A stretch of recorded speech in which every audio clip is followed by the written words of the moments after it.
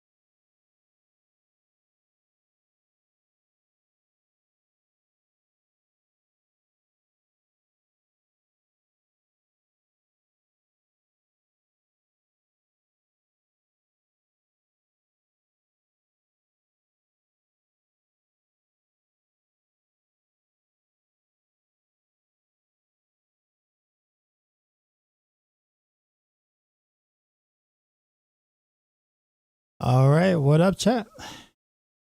Mic check, mic check. Looks like Mike is good. Kim's good. I know I missed a Ray. I heard Dashizi as I was going outside to take out the trash. So I know it was a raid. You said DM raided me. Wow, really? What?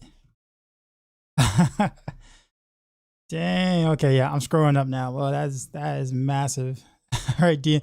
I don't think DM's probably here still, but I, appreciate you, man. There's one person, well, two people I didn't get a chance to meet at BlizzCon because DM couldn't go, and then I think the same thing with Rax. So kind of missed out on meeting him in person. Would have loved to do that. All the follows, appreciate y'all. So for those who, well, I guess I'll start my chat with this here. So my new rapid fire build is actually out now. So the video guide is actually out now, and it's also posted on the Maxwell site under the guide itself. So for those who would rather see a video guide versus a written guide, it is there for you too as well. Loving it. Still gonna do a couple of things and probably experiment a little bit more to kind of custom tailor and things like that. I know lots of people are trying to get ready for Abattoir Azir. Although I think it's a really tough monumental task since, only 3 people know what to prepare for. Right. So, I mean, we'll kind of see how that goes.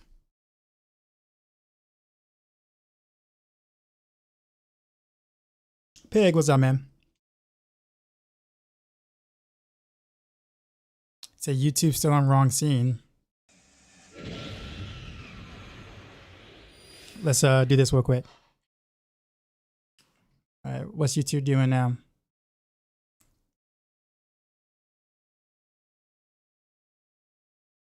No, YouTube caught up. Looks like. There we go. Good evening. What's up, man? Appreciate the follows. All right, let's go ahead and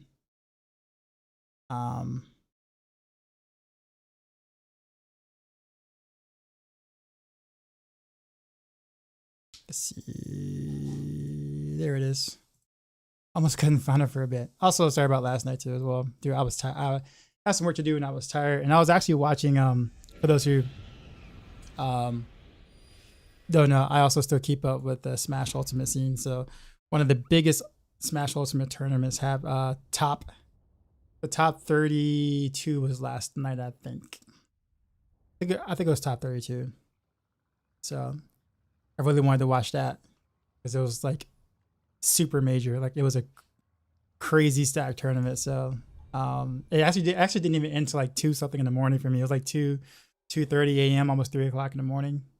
So like not only did I have work to do, and I was like I really wanted to watch it, so I chose not to stream. What do I mean? Generally speaking,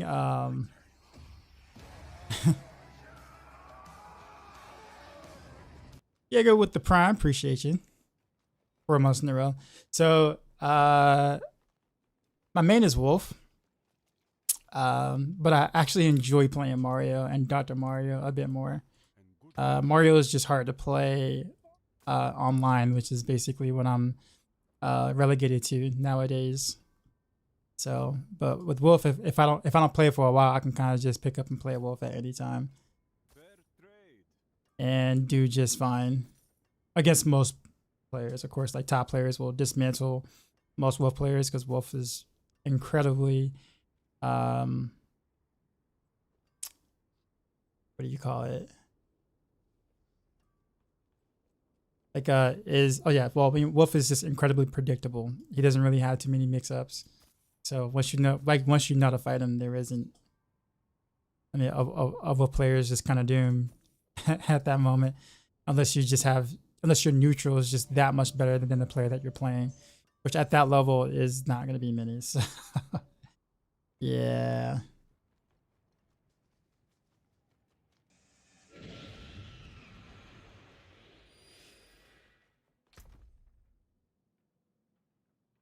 Any use for the Silicons on Sork? Is your first Uber unique?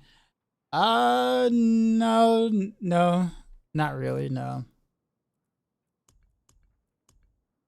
Not that it would be nothing that it would be worth your time. I'll put it that way. It is kind of unfortunate that, like, you know, you find it uber unique and you want to figure out how to use it because it's uber unique and it's rare.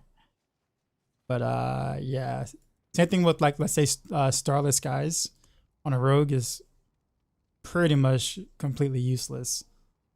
But you know, it drops, so you're just like, man, I wonder if I can find a way to use this. And the answer is no.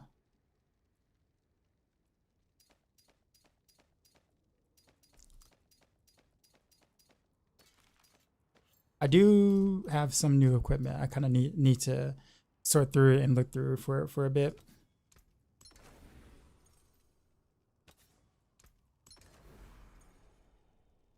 This one especially. Some of these are actually good armor here. I actually really need to clean out my stash too. Again.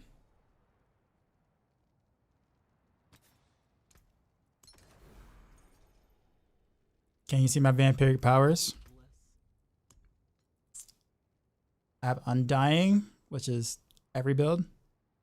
Prey on the Weak for vulnerable. A Cursed Touch to be able to proc vulnerable efficiently with Prey on the Weak. Metamorphosis to proc the Unstoppable for the Tabos Will Pants. And Ravenous, because Ravenous is just a lot of attack speed and it's fun.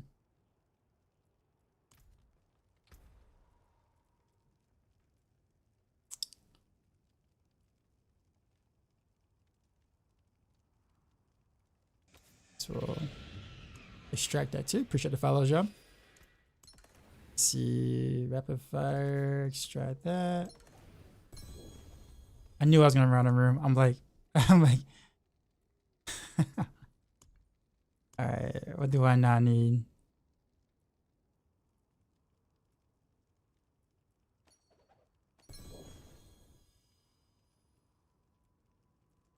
Actual chess. I'm running really low in rooms for my aspects here now. I'm about to go through and like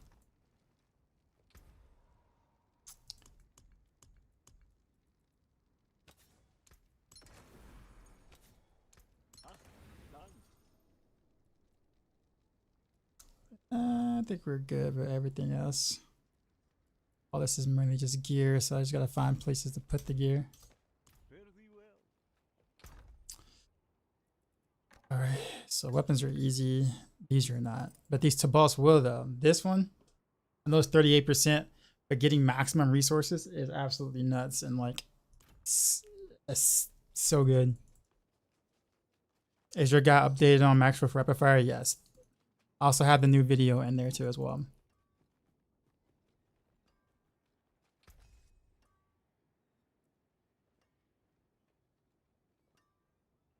Is this better than the pen shot build? I think it's relatively close because it does the same thing.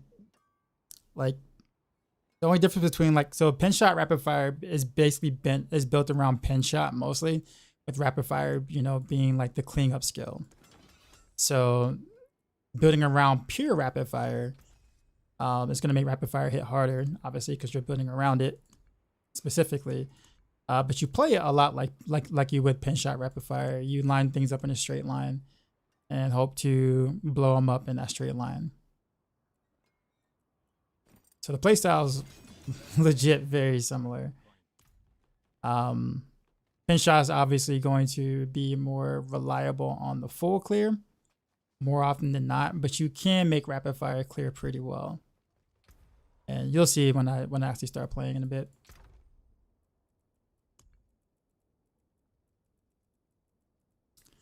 Let's see.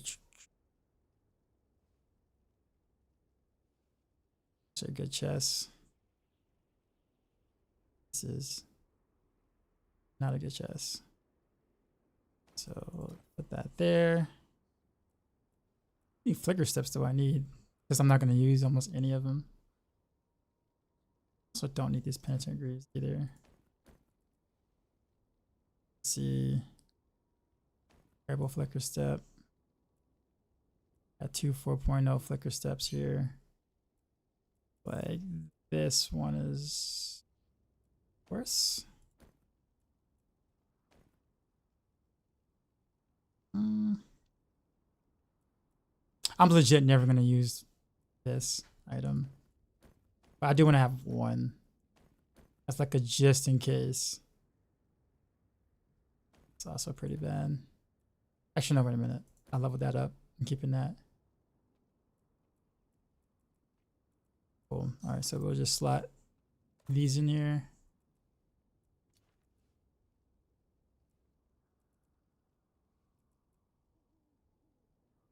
This is good. This is good. And we're gonna wear this. I'm gonna have to slot whatchamacallit on it. I'm gonna have to cleanse this.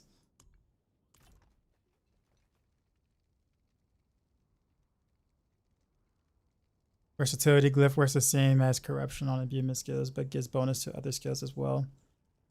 Oh, really? Okay. Interesting. Got a theory crack question for me? Do you think Andoria with X-Fall would both be 100% proc by condemnation with condemnation into boss? Yes. Now I don't know. So X-Fall is a little different because I'm not quite sure exactly where the lucky hit is based off of in terms of like the procs itself, because it's going to continue to keep ticking. Right, so I think it's procced off. I don't know if it's procced off the main skill. Feels like you hit for the main skill for the continuous proc of the X-Fall itself. I know Echo Hack and a few Necros were, and Maxro were trying to figure all that out because it was pretty interesting. But for Andarios, yeah, Andarios, you'll, I think, get that proc every time. How do I feel about Doombringer on the Shadow Pen Shot build? I mean, if you can afford it, like if you can fit it somewhere, you can do it. I mean, the best thing to do would be to drop corruption. If you're gonna do it. I mean, it's a lot of defense, so it's like kind of like, why not? Good old inventory, Texas. Newcastle, what's going on? How good do I think that would be? Well, given what I just said about the X-Fall, I honestly don't know. I mean, it'll be interesting to try. I think, I don't know if does Woody have an Andarios? Because I definitely don't have any uber unique, so I wouldn't be able to try it. But if I found one, I would. I'd mess around with it. Given that now we know that there are some really cool things with Lucky Hit and the Tabalt's Will and Pen Shot, stuff like that. You know, I'm looking forward to see what people come up with. Oops, what did I do that for?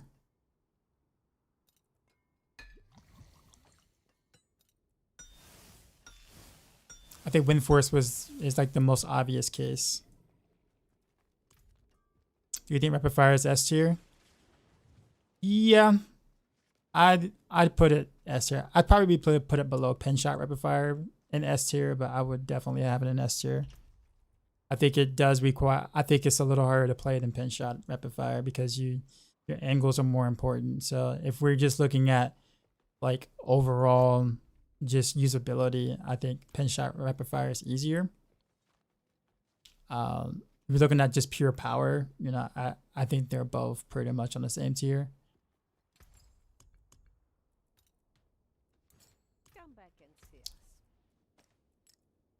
Right now, we just haven't had a meeting or anything since some other bills have came up. So I think people kind of get like when something gets found out or something, you know, one of the first things is asked is like, hey, you know, I saw that or I checked that.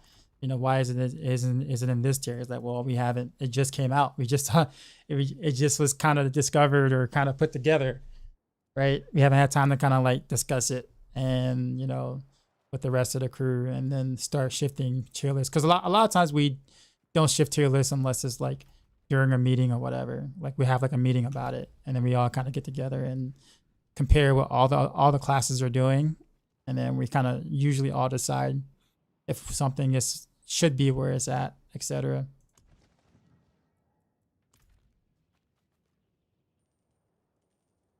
Ryan, what's going on, man? From YouTube. Are the malignant rings going to be permanent? Honestly, I don't see why not. That's a good question. I don't think anyone's ever asked that question in my chat. I would assume so. I assume they're permanent.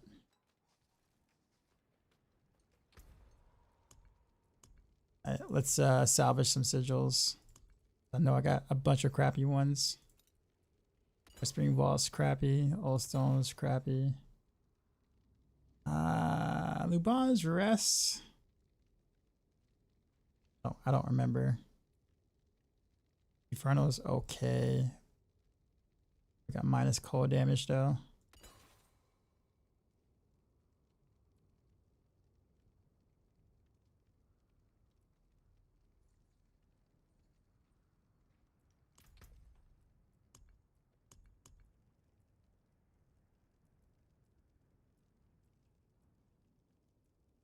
Guess we'll do Infernal Nightmare. It's fine. I didn't even read the fixes for. What's the criteria for what now? Sorry, the chat thing cuts off the word you use after 4.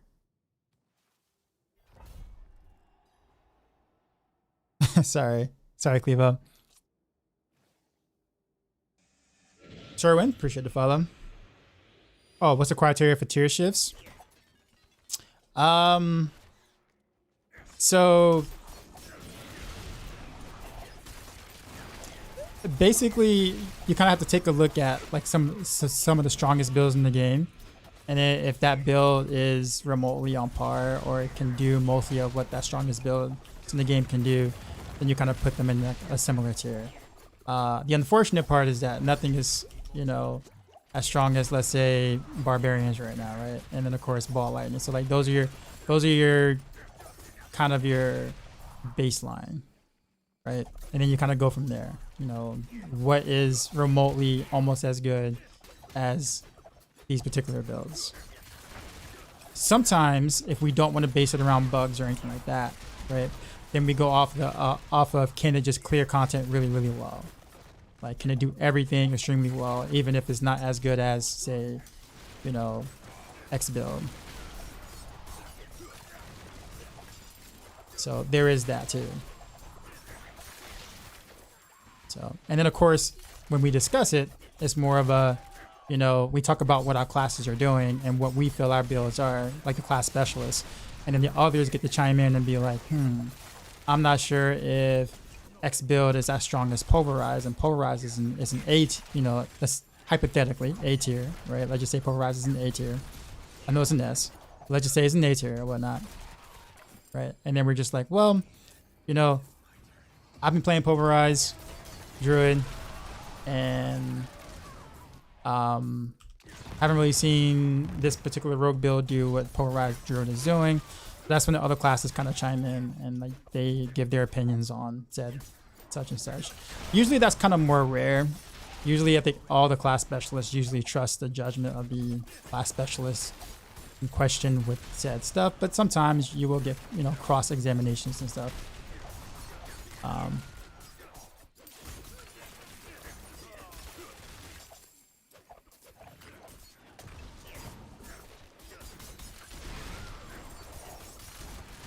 Also appreciate all the follows as well as the sub, right?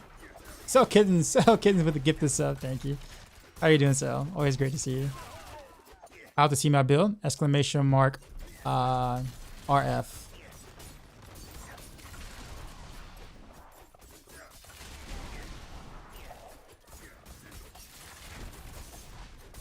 Yeah, he said better than Barrage?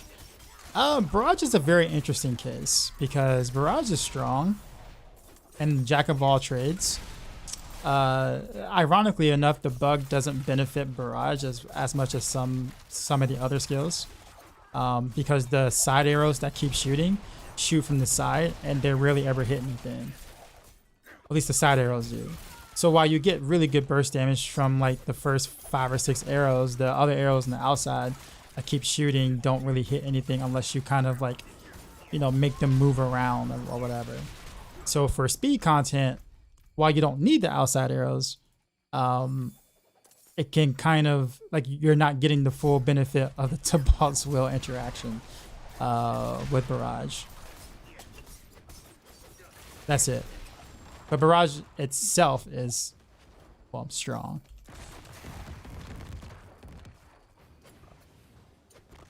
RF equals Russian Federation. Sure.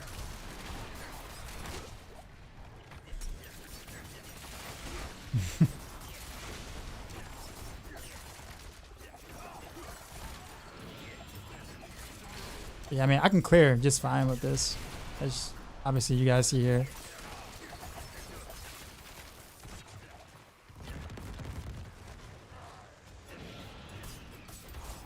How do I feel about Shadow Step? Not with this, no. The idea is to stay far back.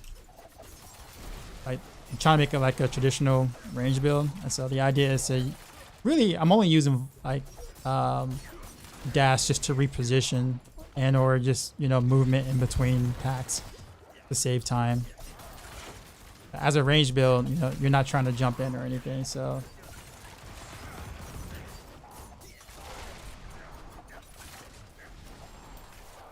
That thing.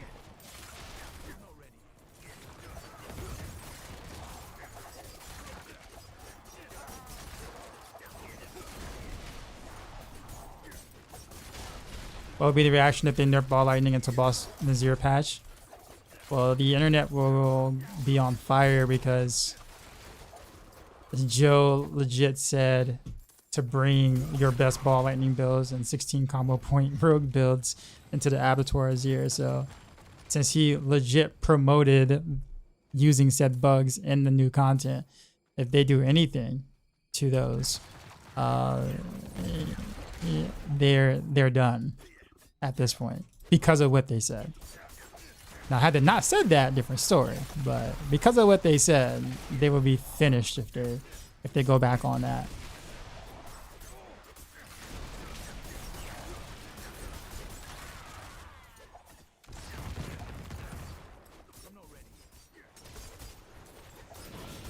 Doing good, so how am I? My ears kind of hurt still. I still have airplane ears, which is interesting. So I still have fluid buildup or whatever that just won't go away. So I actually went to the doctor about it because it's been like over a week since I've, you know, been back. And yeah.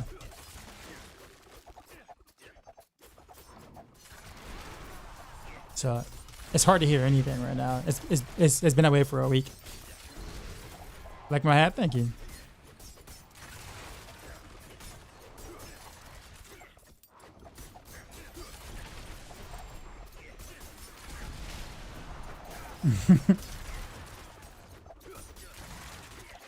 You see, I play mixed range, close, jump in, point blank, dump, rapid fire. Yeah, I know, but this was a build designed specifically for people who don't want to play close. Like almost every build so far is close quarters combat. This close quarters combat is such a good key passive. It's very, very strong. However, there are people who like playing, you know, the more, you know, like the archer range rogue kind of thing. And while I can't do puncture, I can't do the other basic attacks because of, you know, Tabalt's Will. This is about as much of a range rogue you're going to be able to get. That's actually strong.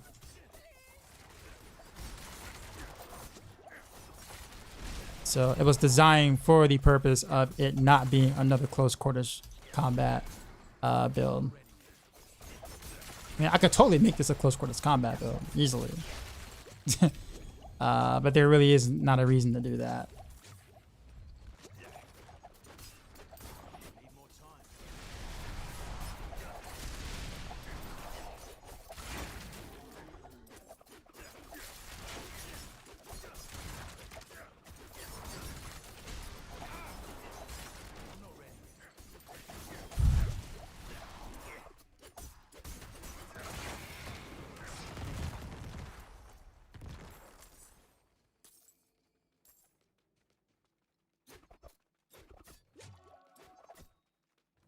They use speakers instead of headphones until you feel good. Well, these are open back headphones, and I have them at low volume, so they're not doing anything to the ears.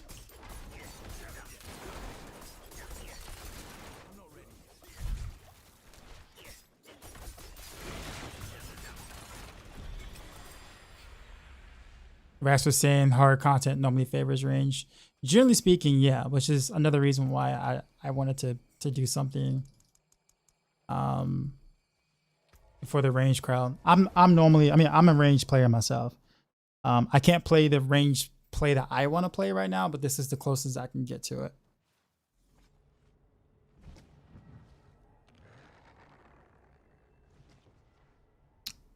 But yeah, in terms of speakers though, Bruno, the thing about it is that like I wouldn't be able to use speakers in stream. Otherwise, the speakers would legit like cause my mic to kind of activate at a certain point. Like it's very difficult to have speakers and then talking and you guys don't hear the speaker sound and kind of like double hear the sound. You see, yeah.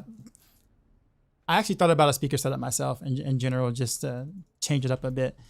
And there was really no way to kind of get around that echo thing. Like it's real hard, real difficult. What about potency? How does that work? Potency. Oh, you mean like the stat itself?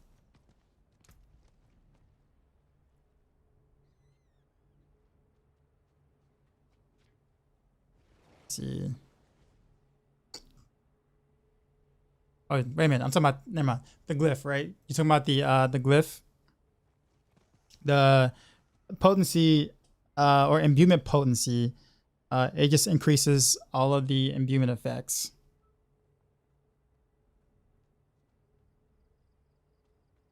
Other than that, it's a stat you don't worry about. Like legit. Do you know why Shackle doesn't give the extra damage reduction 20%? I mean, it should.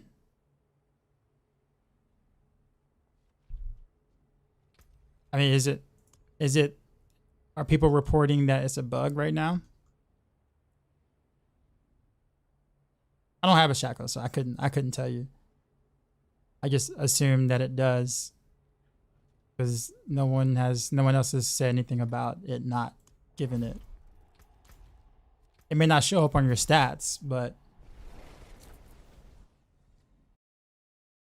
yeah, it's a unique affix though. It's probably not going to show up on your stat sheet.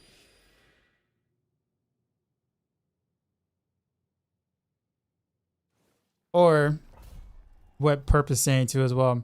If you're looking at it in town, it may not show up in town. You have to actually be out in the real world for some of the stats to show up, which is, you know, kind of weird, but it is what it is.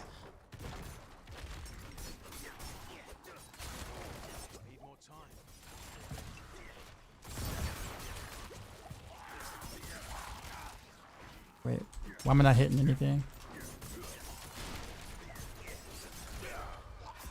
Wait a minute. That's weird. Am I just missing my shots? Or is there like a damage reduction dude that I'm just not hitting? There it is. Yeah, why was I not doing that before? That was odd.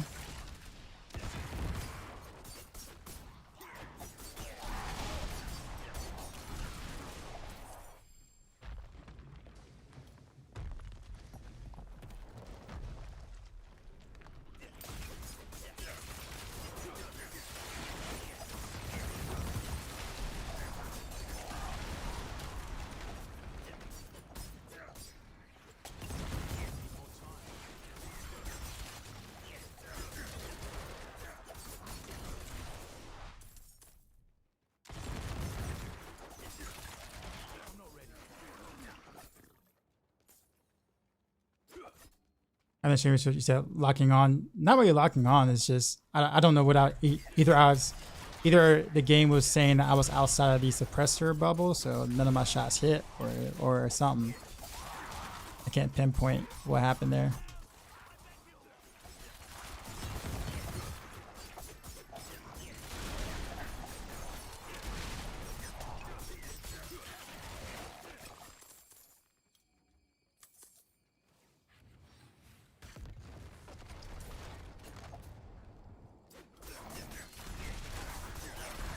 Can I show you my items? I do have a video out right now. If you do !RF, you go to gear and stats. It's literally the exact same items I'm using right now. No changes.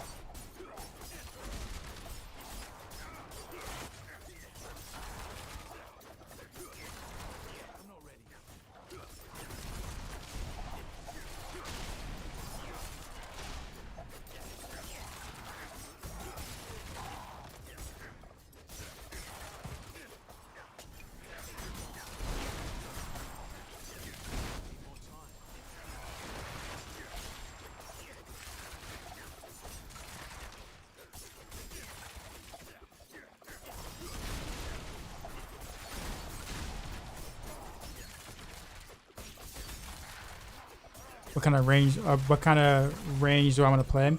I actually want to use a bow with force for arrow, like stutter stepping bow or force for arrow type ordeal, like true range where I can play like long distance. I can't do that this patch, not with the and be as strong as a Tobalt's Will setup kind of thing with puncture. Last season not good. Like my rapid fire build from last season, I definitely was dominating with that. And I was hoping to be able to do something like that this season, but I can't. Well, I can, but it would, I mean, with Tobalt's Will being the way it is, there's no way that it can compete. So there's no reason to do it. Despite it being more fun in my opinion. The song slaps though. You know, this was my brother's favorite MJ song back in the day. Mine was bad.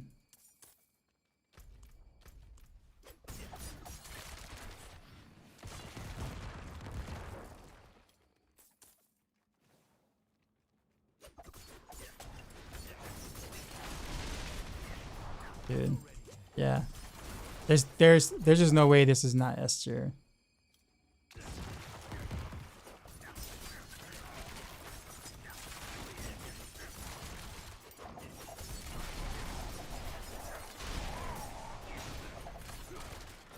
Despite the fact that Victimize isn't really that good of a key passive, and it's got some unfortunate mishaps, as in like it's not scaling some of the damage properly, etc.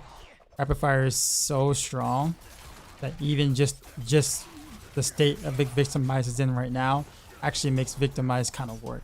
Almost like, think about it like the whole Wind Force thing with pen shot rapid fire. You know, Wind Force is, well, trash, you know, but with Tobalt's Will and pin shot, you know, lucky hit chance and whatnot actually makes that usable. So it's just kind of the same situation that like Victimize is in.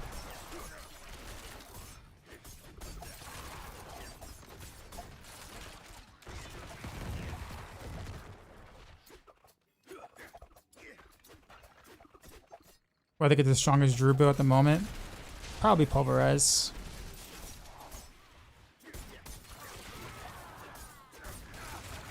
Although, don't quote me on that. But I think Pulverize.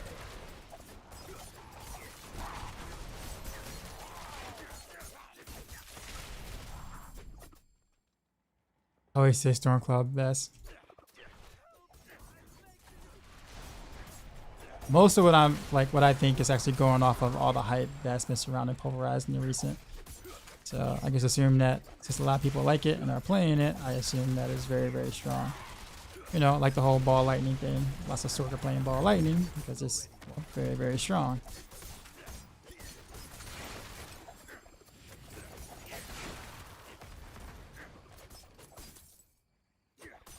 You got a question for me? What's up, Kill Mom?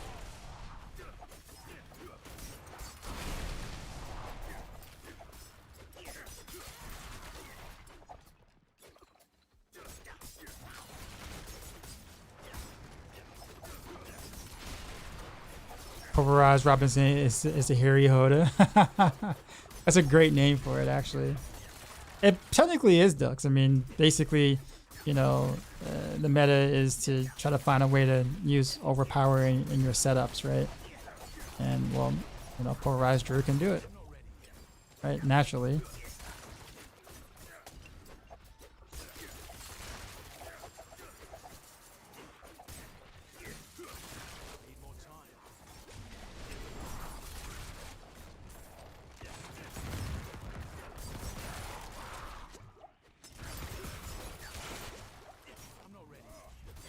Whoa. I thought I killed him. I should have never left the bubble. Right, we get our revenge. But why Doc said you don't use Doombringer? You make it sound like Doombringer is a common drop. You think everybody has Doombringers? I don't have a single uber unique.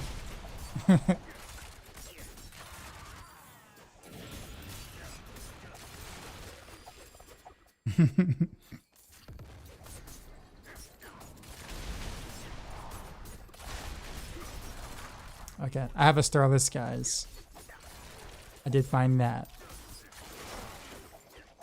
I don't even consider that a uber unique, but technically it is. But yes, that's the only thing.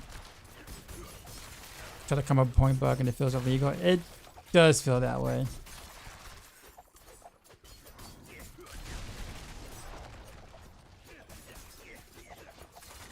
You only have at least you have something that's useful. Like Doombringer is useful. Know what I'm saying?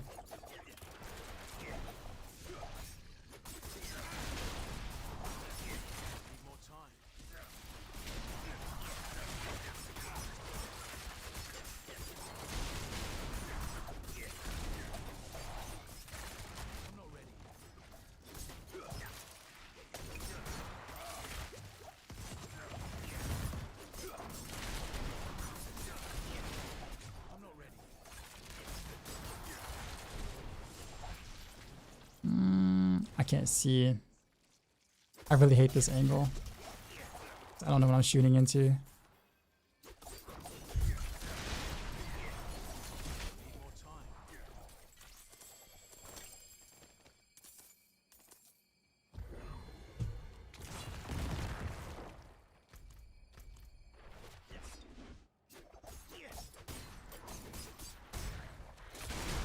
I'm lagging a lot.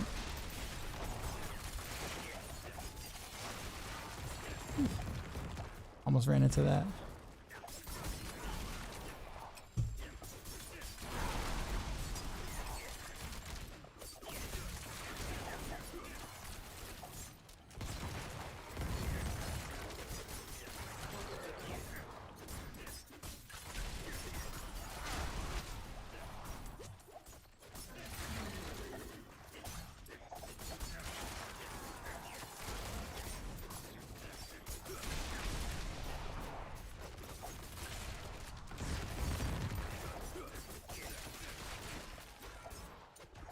I'll kill you. Don't have to, but I will.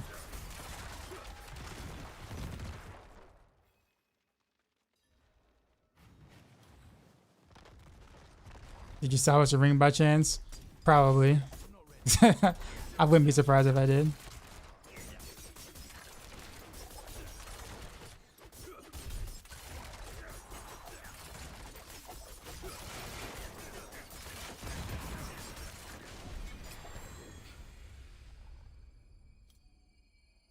Why not use close quarters combat and use dash shadow step to prot the buff? Because every single rogue build is like that. That's why. I mean, I literally have 3 other max roll builds on max roll guys. So I have 3 other guys on max roll that uses close quarters combat. People, you know, wanted to have a mostly ranged build, and so rapid fire kind of can fit the bill for that. Sure, you can go close quarter combat. I mean, you can, but I mean, then it just plays just like Barrage and Pinshot does. Like, exactly, you know? So since rapid fire single target damage is so ridiculous, doing Victimize and being able to play at a distance gives you a different play style and also some okay clearing. That's different from the other builds.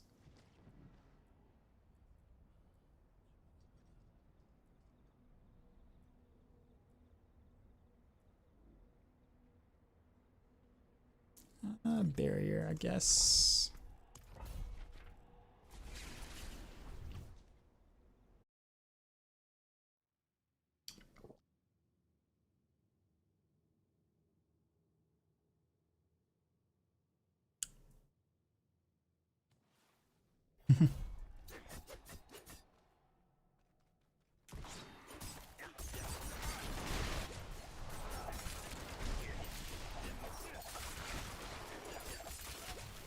Yeah, I mean, close quarters combat isn't really needed for this at all whatsoever.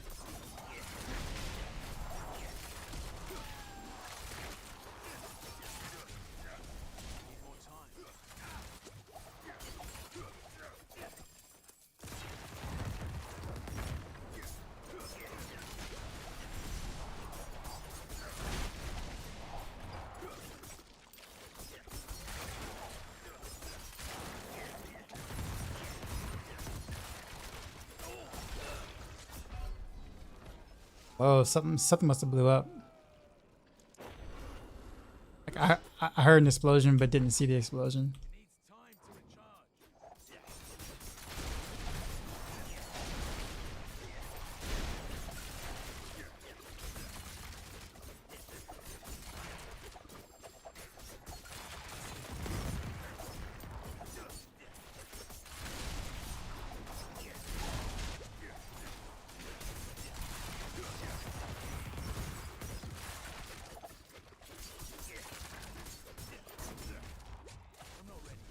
I never see that thing coming.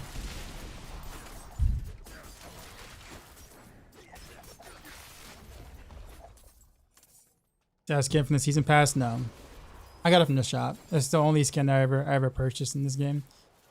I didn't do the battle pass at all this season, so I figured I'd spoil myself with the skin. I really like the skin a lot, so I'm like, you know what? I'll get it.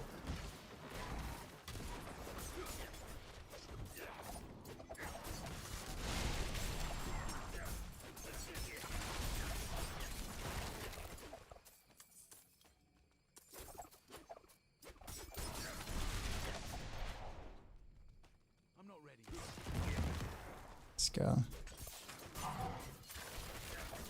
Oh, I totally missed. That was a bad shot.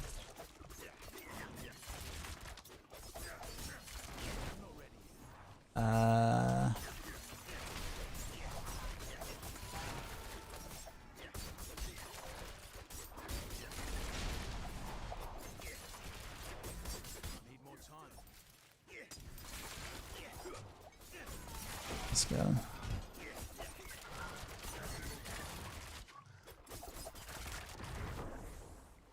What class am I playing? Rogue. Rogue. Almost done with the seasonal journey. I gotta finish that. I gotta finish that. I almost never finish the season journeys ever in any Diablo games. Like I didn't in Diablo 3 for every season basically. I didn't last season.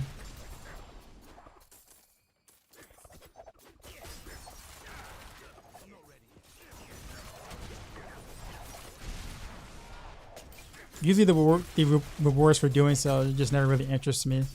So I just don't finish. I see you that time.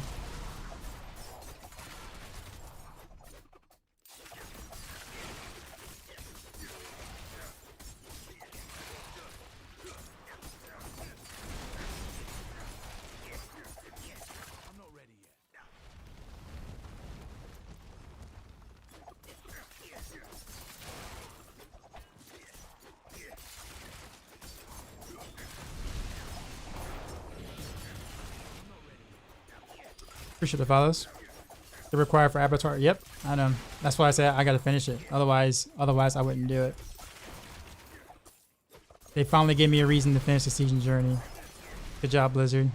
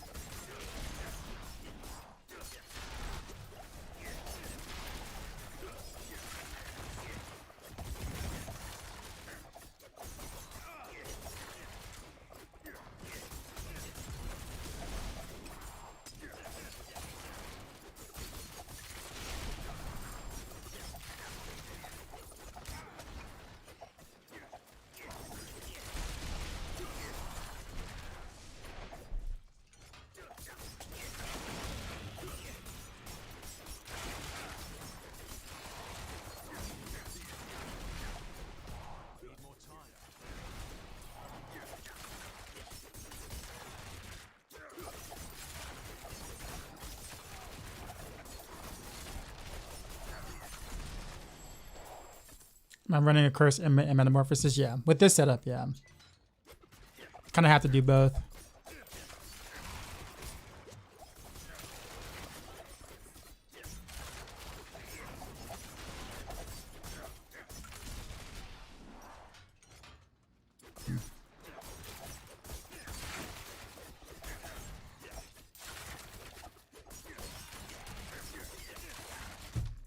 Okay, see if I can.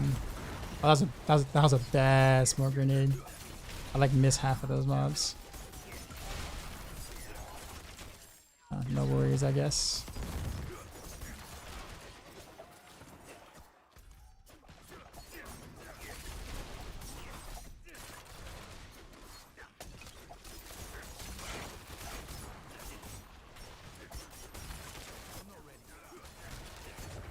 I didn't see the bloodburst through in time. I totally was not paying attention.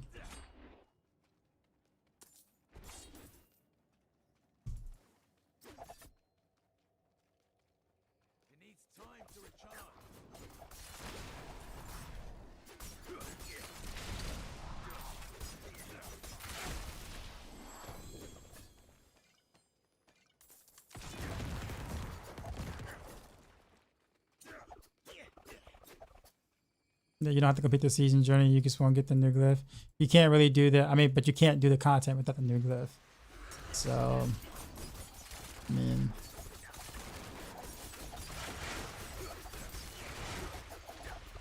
definitely plenty of reason to do it. 05. Clippers 05 are hardened. Are we really surprised? We're not surprised, are we?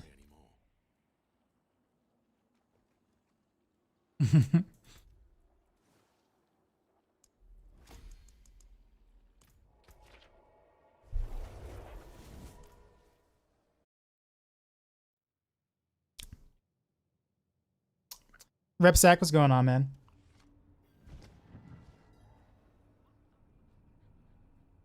He is the system. What are the chances the vampire power infection is good for rapid fire?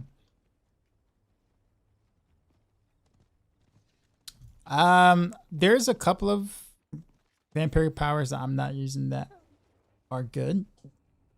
And infection wouldn't even be close to touching any of the 7 that I would use in this build, but I can only choose 5. Rise of shooting by running rapid fire fish. He's actually running the Maxroll build. I was watching him earlier. And I'm like, good on you, Rax.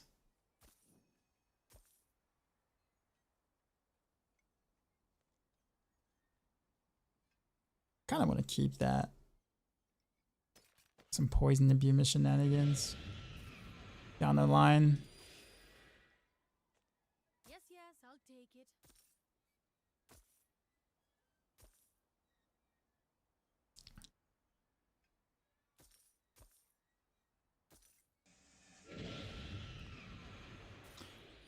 Appreciate the follows. All things have value, I suppose. Smoker grenade. Nah.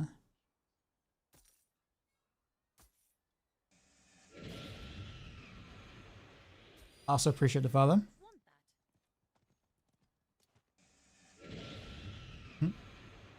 Also appreciate the follow. Nick Turtle. Oh, I got that.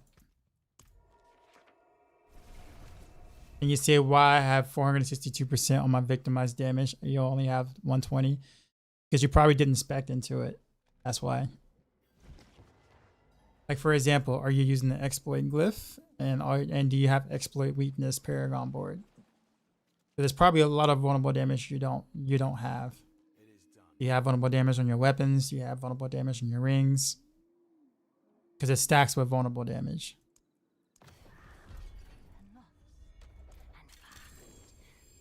So interestingly enough, all these key passives you have to build differently.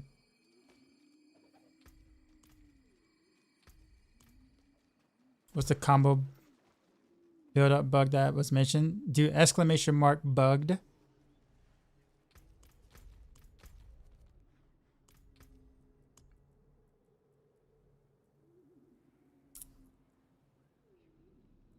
we'll do another, and I think probably Helltide should be up pretty soon.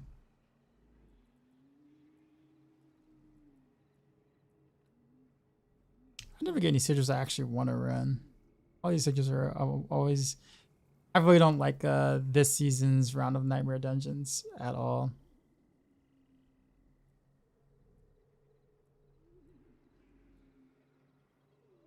Suppressor. I guess fine, we'll do this. Hey, you know what we can do, since I haven't done so in a bit? We craft an elixir.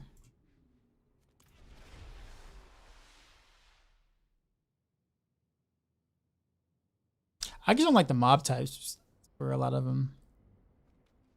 A lot of them have snakes. Snakes are awful.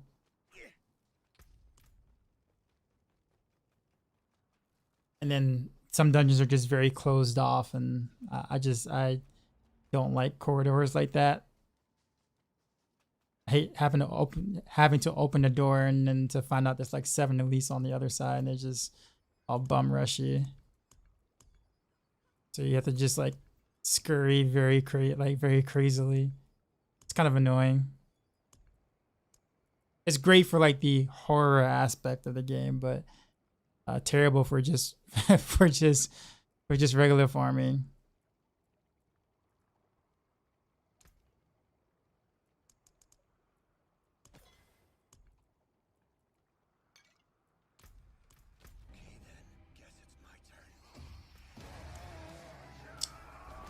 Breaking with the prime, appreciation.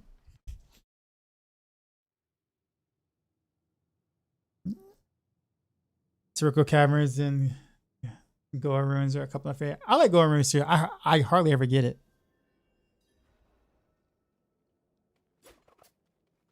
Speaking of Eagle Horn, I felt like I was getting trolled on Reddit earlier today. I did my whole video about, you know, the Wind Force is now good thing with the, you know, pen shot build and that kind of stuff. And it was shared on Reddit, and some dude was, you know, swore by the fact that what I was saying doesn't work. That you can't get over 100% lucky hit chance, despite legit showing it in the video. So I'm like, yeah, man, you obviously didn't watch the video, because I literally showed it in the video. And then he said something about I don't know why you're even showing this. Eagle Horn is way better. And I'm like, no, Eagle Horn is terrible. And he's like, well, just because you don't know how to use it doesn't mean it's not good.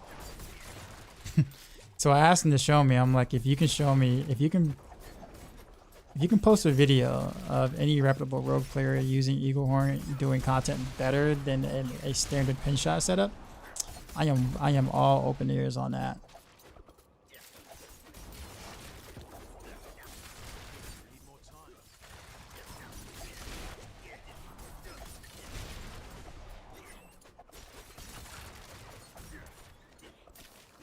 He was legit upset because I posted my video is out there about the Wind Force. I'm like, you're really upset about giving people an opportunity to play with Wind Force?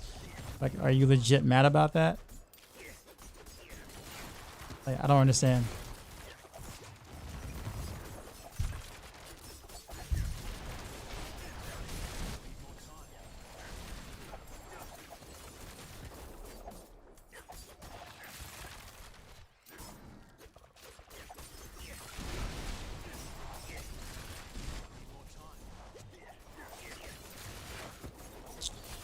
I feel like I'm gonna be waiting a long time for that Eagle Horn video showcase. I told him if he wants, he can just record himself doing it. You know, show us something different that isn't out there. I'm down for all kinds of new stuff if you can show it works well or better than, you know, current setups.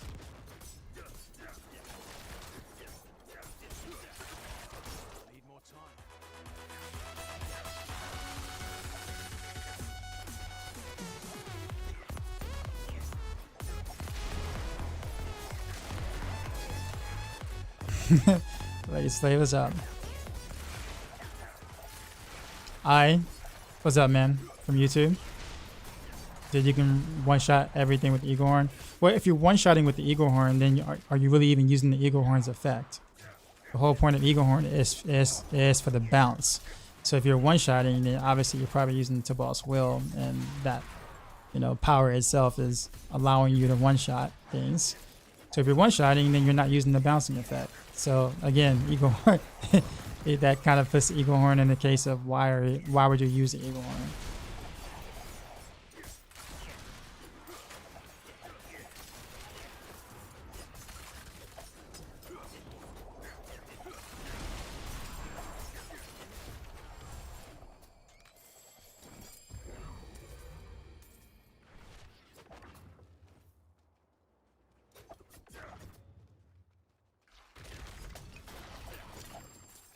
This is a video on Eagle Horn Pen Shop. So I'll repeat what I was saying. If you can find a video or a setup that does better with Eagle Horn than a traditional pen shot build, is what I'm looking for. I mean, Zazarian has a Hemomancy Skyhunter pen shot build as well, right? That was doing pretty well. And like that, or it was doing okay, but versus a traditional setup, you know, it doesn't hold a candle to it. So if someone's gonna say that Eagle Horn is better, for example, then I need to see it do better than current setups, right? I'm not saying it doesn't exist, you know, by any means. I just said I haven't seen it. And if it does exist, and I'm completely wrong because something I just didn't see, or, you know, or whatnot, then I will absolutely observe it and maybe change the build to Eagle Horn because I was wrong.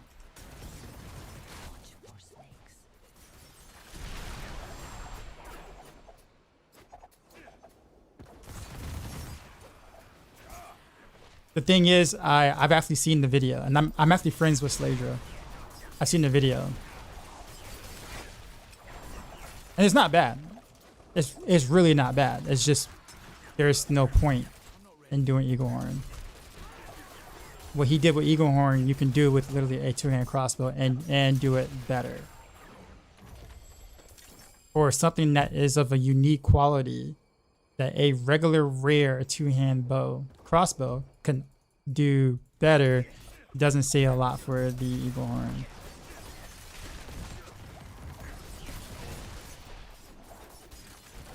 That's all. With Tibalt's Will and combo points, I mean, you can pretty much do anything. You have the power to do anything.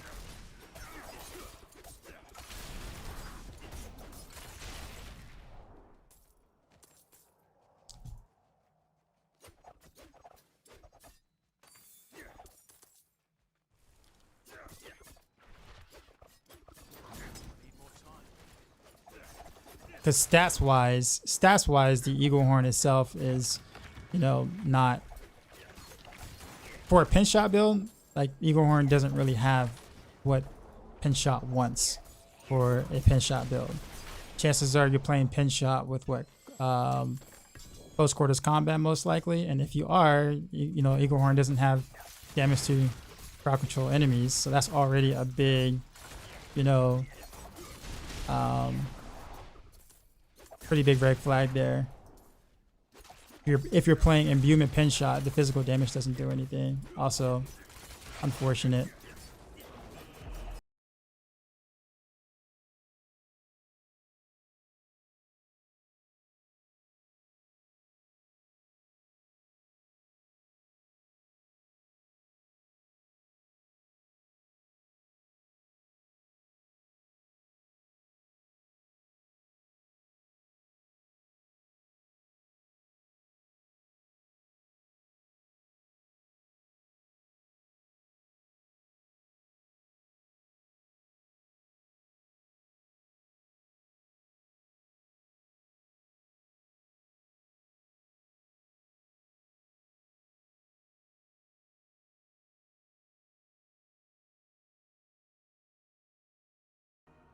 Elena raided Elena, my what's up? stream with Appreciate the raid. 411 views. How are you doing? Sorry for the mid dance. The snakes did not did not want me to do the thing. Yeah, I feel that I took out the imbuements to add more damage. It's really not worth to do that though. Math suggests that it's you know, the imbuement setups are generally going to be a little stronger. But however, you can do pure physical. I mean, Woody does pure physical. I just don't think he likes giving up the mobility for more damage, which is primarily the reason why. He's hardcore, so that makes sense.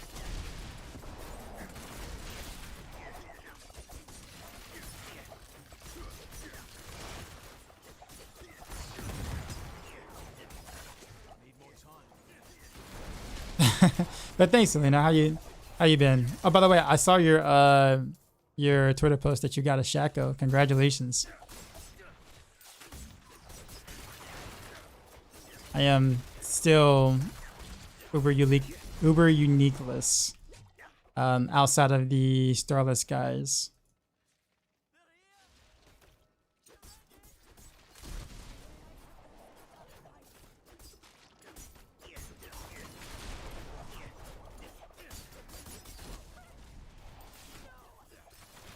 Haven't been here, and I say hi since preseason 1. What's going on? So I know the Grasp of Shadow is considered bad, but with Eagle Horn to boss combo, you proc a lot of the extra pin shots that ricochet everywhere. You don't. How do you do it? Eagle Horn is not. It's not lucky hit chance. So how do you proc more lucky, or how do you proc more Eagle Horn ricochets? This already has a high chance anyways, right? 80% chance. So it's not like it's a low chance to ricochet. And of course the clone doesn't do anything. The clone is terrible. So the clone doesn't give you the ricochet either. Like it doesn't take any form of pin shot at all whatsoever. It doesn't even use the pin shot aspect. So yeah, Grasp of Shadows, the clone itself is absolutely useless. I think I made an example in chat. Someone was saying, you know, hey, you know, well, at least it's something. He's doing something right. I'm like, if you want to consider you shooting a rocket launcher and your clone shooting a water gun something, then sure. You know, I'm sure the mobs are kind of pissed off that you drenched them with the super soaker, right?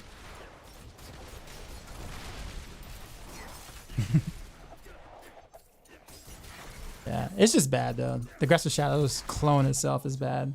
The +6 ranks is good, but like the stats is good. It's a great stat stick, but see, Shaco was a win. We're gonna get mine soon. We'll see. Elena, I kid you not, I have streamer debuff.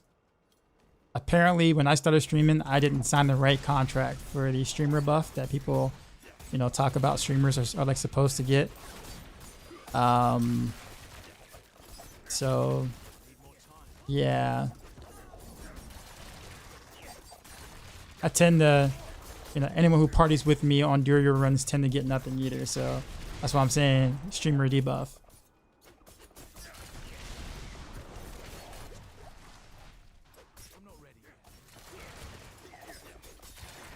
What I think is the strongest rogue range build right now depends on what you kind of consider range.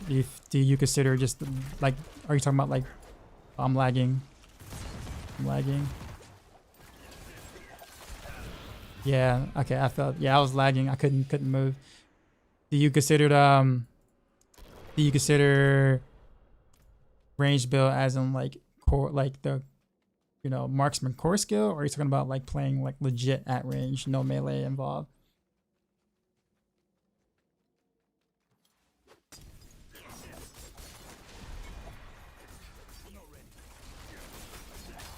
Yeah, dude, I was lagging. I couldn't, like, the mob stopped moving. I couldn't move.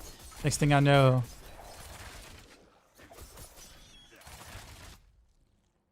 I don't mind flooded deaths.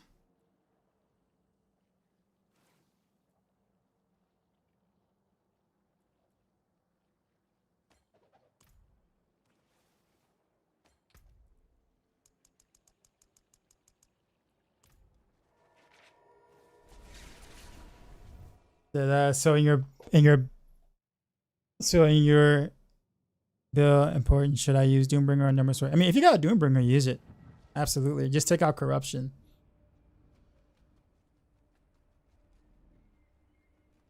I can't believe I watched that Moz do, I think, over 450 runs before one drop for him, then another one like 2 runs after that.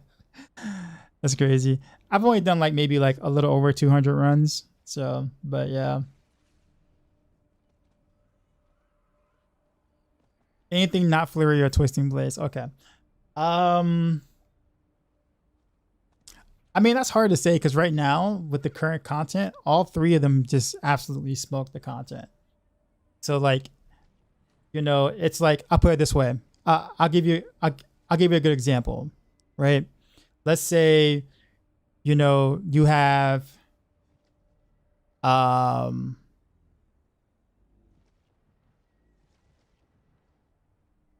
this way, you have a tennis shoe, then you have a worker's boot, and then you have raid spray, and your content is kill the roach, right? And then you may ask me which one of these options is the better of the 3. Well, all of them are going to get the job done really well. Stepping them with my tennis shoes is going to one-shot the roach. Stepping on them with the worker's boot is also going to one-shot the roach, probably overkill. And then the raid spray is going to do the same thing. So like, I mean, which is better? Well, the raid spray is formulated to be better, but if all 3 can get the job done the exact same way, it's kind of hard to say which one's better. Because like there isn't like a certain content right now where it's just like where any of them hit a wall. It's just like they all just stomp the content. You see what I'm saying? So it's not until Abattoir Zero can we kind of like have a better idea of like what could perform better than what, simply because it's hard enough content to challenge you enough to be like, oh, well, this build's obvious weakness is this because this is happening with this. Right now, there is no such thing as that right now in this content. Like, does that make sense? So you basically just, if you're looking for a range build, you just pick whichever one you find the most fun, or you think is the most fun. But which kills the 1,000 roaches faster? I don't know. The raid can might run out of spray before you kill 1,000 roaches. So it could just be the size of the raid can. 1,000 roaches might take some endurance too. So I would say a tennis shoe would be more efficient because a worker's boot would be heavier. So like 1,000 stomps might be difficult to do in some worker boots, but easier to do on tennis shoes. Even though the worker boot is, would confirm the one shot, the one step, right? So I mean, I guess there's advantages and disadvantages to each option, right? When you throw in 1,000 roaches. But they all do the same thing on one roach, right? I like how we're analyzing this.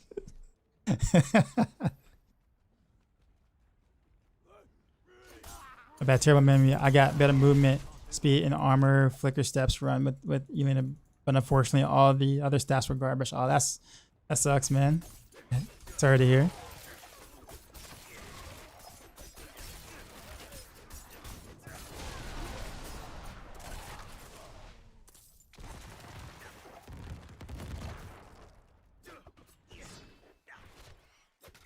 I should start streaming on YouTube as well. You get twice the amount of the docs.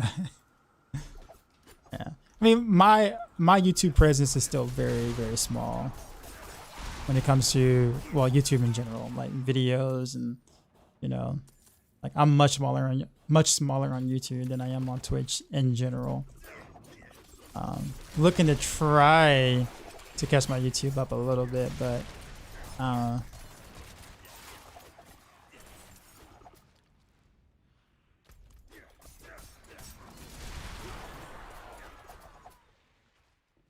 now, what if you want to style on the roaches?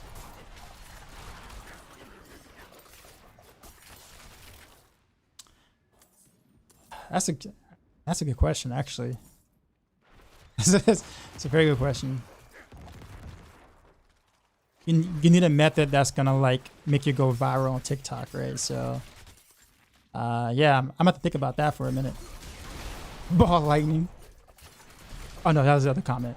Sorry, I thought you said ball lightning on the roaches.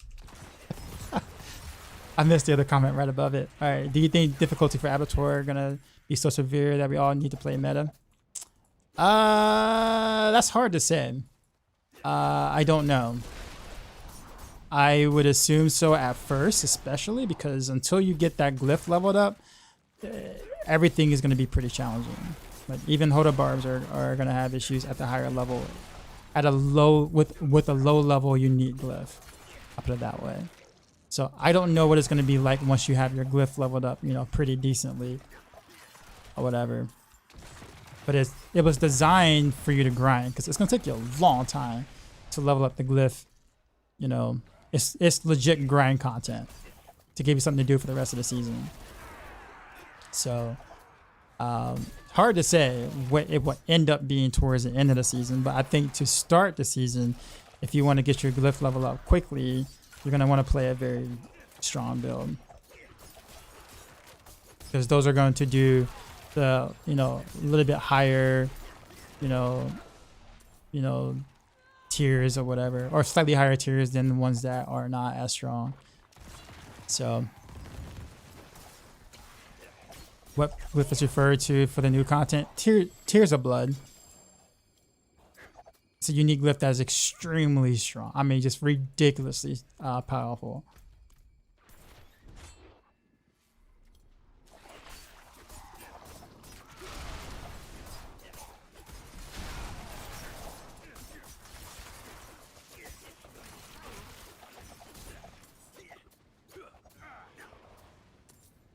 Okay, so I have a chance to get 4 chests in this one. Well, concentrate somewhat. Have I seen the Paragon board for it? I mean, there is no new Paragon board. It's just a glyph.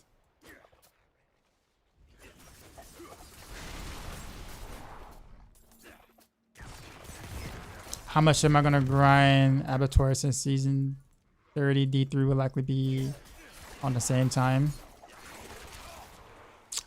I think it'll be like a little bit after that, probably.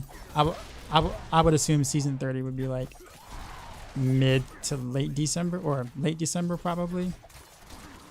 I would guess. But that's a good question though. Actually, that's a very good question, because if the new Abattoir Azir is going to be like really grind content, that means I'm gonna have to play a lot. That's actually a good question. I didn't really think about that. I don't think they're gonna conflict, given how Blizzard was saying themselves. They kind of want to put D3 seasons in between D4 stuff. So I guess we'll see what happens there.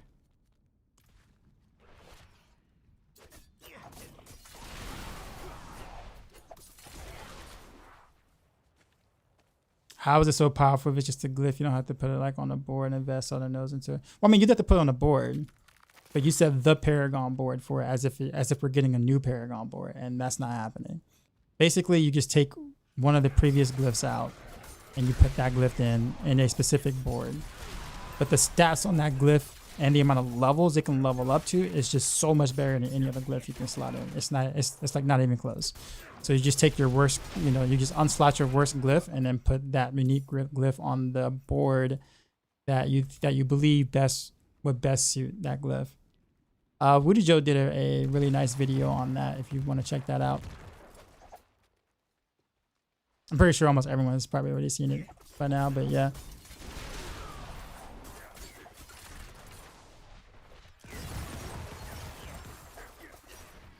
Does my rapid fire look like that because it's a boss? Yeah.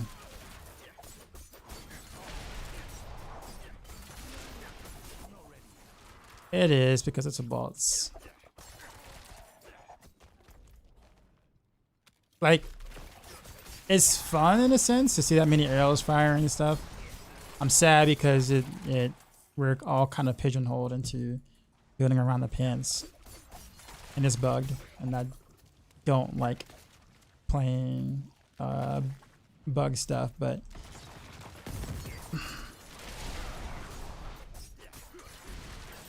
like I have to play puncture. I don't have a choice. I'd rather play force or arrow with a bow, but you just can't. It's not even like it's a little, a little weaker. It's a lot weaker because of the interaction with combination dagger and the pants. So now, our jobs on Maxwell is now to build around the pants because, well, the devs told us to use said bug stuff for the new content. So now I have to build around it, which is why I did the updates on Maxwell, and now I'm promoting said thing.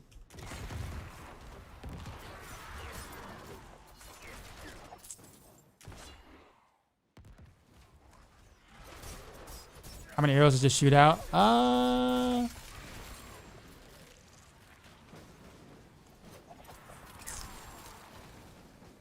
So I have 22 now. So 25? No, more than that. More than that. So I shoot 8 arrows with 3. So was it 28?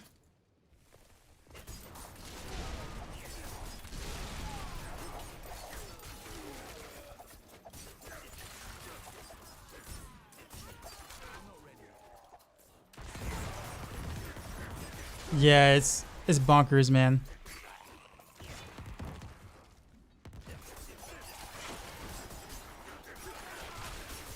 Does a crit stack apply all the way up? No, it doesn't. I'm pretty sure it doesn't.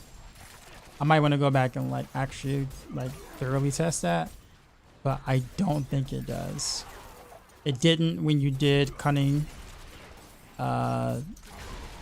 stratagem board, which gave you initially 2 extra arrows without the bolts or whatever, and it didn't do it then. But it could be different with the bolts. Well, I'm not quite sure, but I don't think so.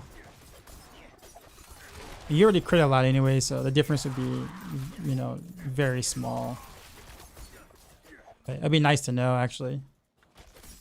Does this work with Twisting Blades? It works with every core skill that can use combo points. So whatever the benefits that you get for combo points on Twisting Blades, it works for. It's not as... It's not as strong on Twisting Blades as it is on, let's say, Rapid Fire or Pin Shot. It's lucky hit chance type ordeal. But it's still it's still good. It's not bad. Because that its secondary is just more movement speed, and you don't really need more movement speed.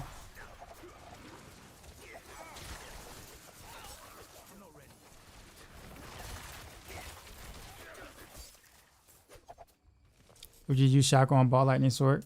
Honestly, I don't know. To be honest, I would never play ball lightning sword, so I would be the wrong person to ask for that. Okay, if I play Sork, I'd play maybe Blizzard, most likely Frozen Orb, just because I like the aesthetics of Frozen Orb, the way it plays.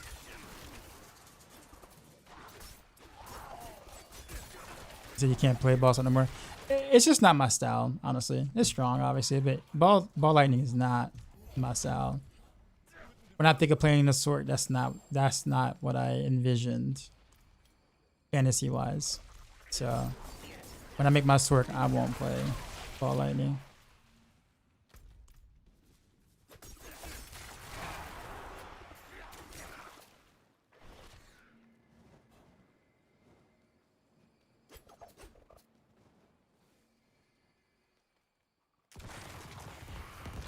Come at the TV is just so strong. I think with the Tabal's will, combo point bug, I think that it definitely favors rapid fire and pin shot. It's okay on flurry, and it's okay on like twisting blaze, but twisting blaze already has its own set of bugs that has been that way since launch, and I wonder if they're gonna ever really fix it, to be honest with you, with the way that it's been going. We've been reporting it for a while, Blade Dancer, but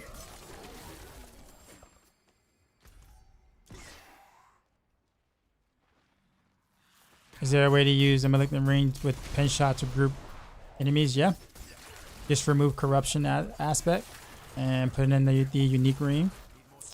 Probably use poison trap as a way to lure them into the trap and then knock them down, and then you get a straight line shot at all the elites that you just dragged in. So yeah, you can do that.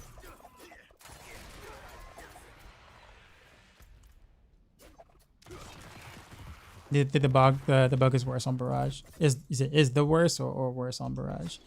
I know it's pretty bad on barrage too. I think with the new content, I think that actually might be okay.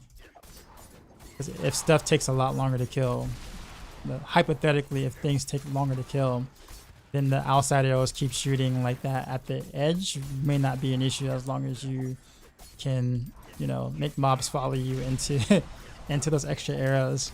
It's bad right now because it's like not even necessary. By the time the outer arrows do anything, or you know, continue to fire, everything's already dead. So it's just a waste. You don't really get the burst that you would like to get. And then of course on bosses too. Unless the boss is pretty fat, you're missing quite a few arrows.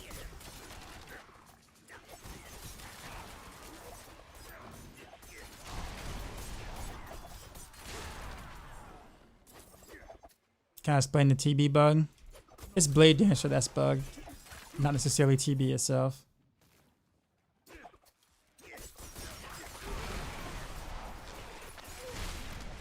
But twisting blades. Oh, sorry. Blade Dancer takes, or Blade Dancer. It's more so with the poison imbuement that's really kind of over the top. I mean, even without it, it hits an additional time than it's supposed to. It's supposed to only hit twice. It hits 3 times. That's one. It may not sound like a big deal, but when you combo it with poison imbuement, and the fact that Blade Dancer takes the original value of the twisting blaze portion for poison imbuement, makes poison imbuement scale a bit higher than it's supposed to. So with Blade Dancer hitting an additional time as well, getting the full twisting blaze value instead of the Blade Dancer's portion value, which is a lot lower than twisting blaze value, it scales poison up really high. A lot higher than it's supposed to be. And it's been that way since launch. So all these, you know, all the videos that you've seen of twisting blaze, you know, killing Uber Lilith and all that poison damage stacking, yeah, that's what's happening. And it's a bug.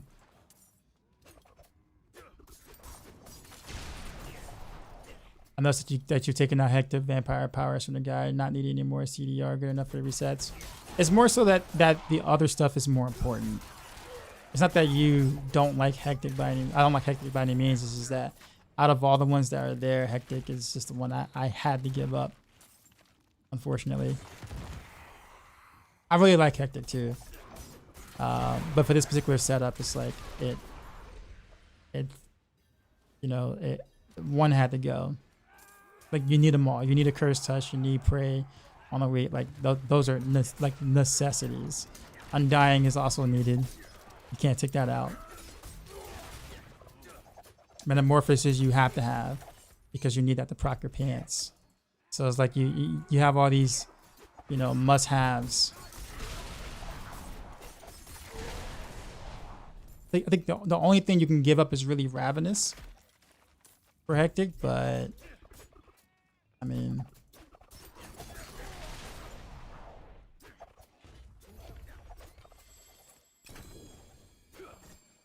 or I mean, well, yeah, I mean that's pretty much it. Everything else you pretty much have to have.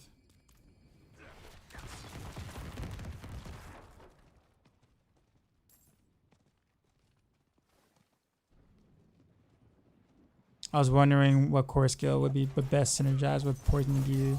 Andar's Twisting Blades. Anything poison imbue related, Twisting Blades. I think Pen Shot is probably the second best. But that's because of the lucky hit chance, and you can do some crazy bursting venom stuff with that. With Andarios and whatnot. But definitely Twisting Blades because of what I mentioned earlier. Why aren't people as outraged about Twisting Blades Poison Bug if that's been there since launch? Because a lot of people don't know about it, that's why.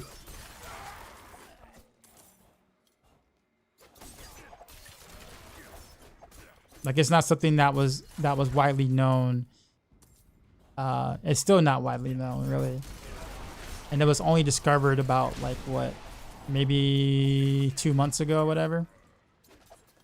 So, 2.5 months ago.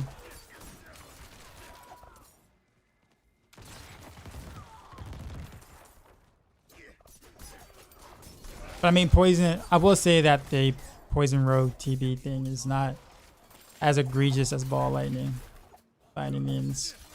But it is still a bug, and I report it every season or every time. You know, it's like, hey, just letting you guys know this is still bugged.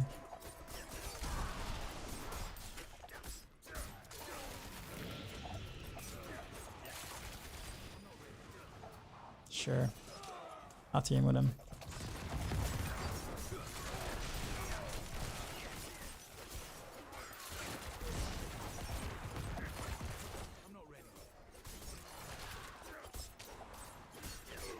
What skill would you replace for trap though?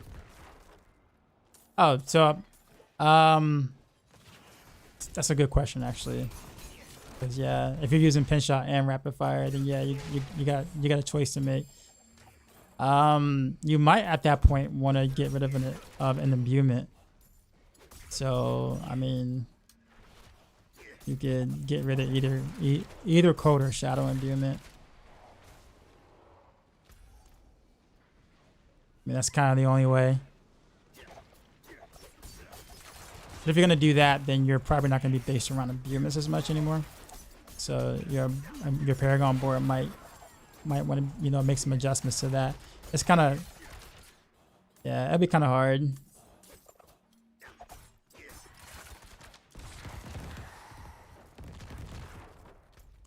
I have no idea where I'm going. I'm just like killing stuff.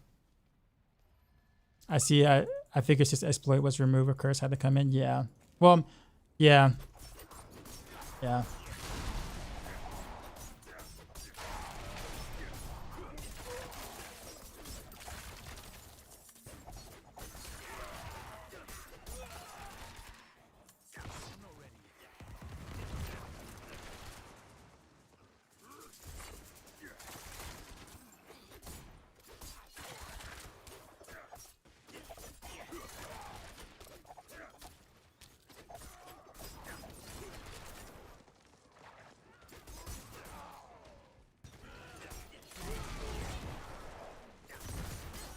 So wait, what poison build?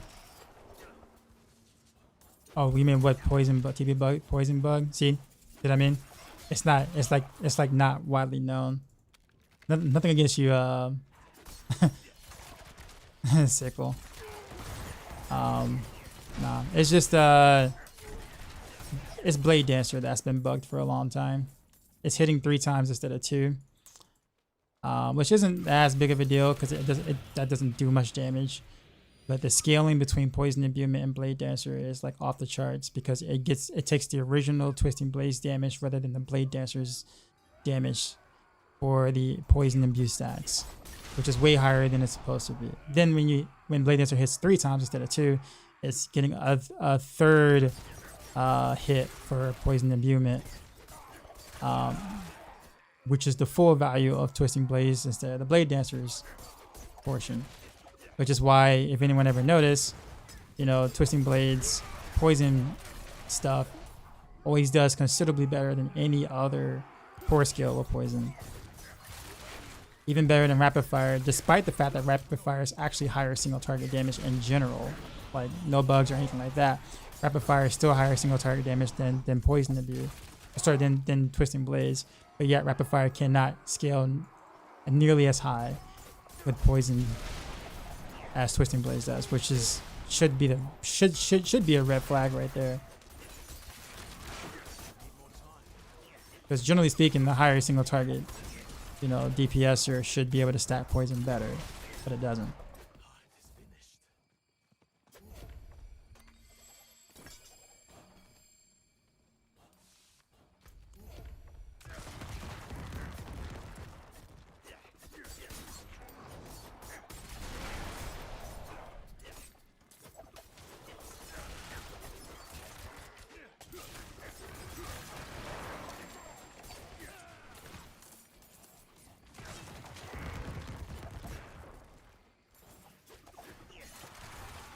Raven, are you surprised? I mean, barbs are undisputedly the best class in the game.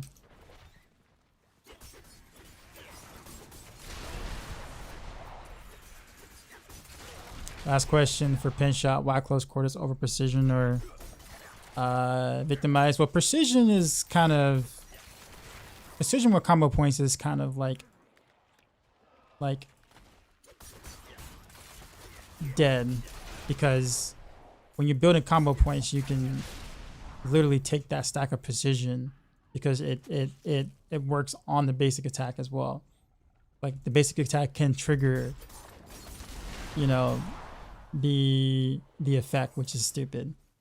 So you will almost never get that when running precision with combo points. So you never really do precision with combo points unless you just have no other options. Victimize. I mean, you can do it with Victimize, I guess. You just don't really need the additional AoE. And close quarters combat is, well, the obvious is it's extremely strong. Like, it's so good. Like, on paper, you know,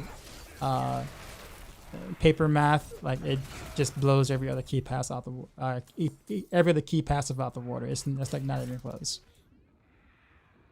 But it does require you to play very in and out play style, which I know not a lot of people like, but it's really the only way to really play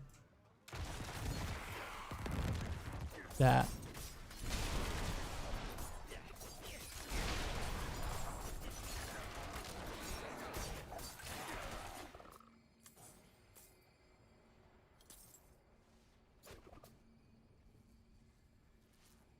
You think the Zero patch will have any buffs for any classes? I will hope so. I will hope to take a look at some stuff and be like, well, I guess that's kind of the hard thing, because I mean, without any bug fixes, it's kind of hard to buff things to be worth it or usable versus the things that are bugged. Like, you're not gonna buff anything without considerably making something completely imbalanced to be on the same level as, like, let's say ball lightning, for example. Same thing with Tobalt's Will, right? Like, there's nothing you can buff on Rogue that is, you know, for inner sight or, you know, preparation that's going to even be remotely on the same line as combo points with the bug. So, like, I think it would be kind of hard they have to be very careful what they buff, because eventually you're going to have to nerf that once the bugs are fixed too. So therefore everything is, you know, and at the proper power.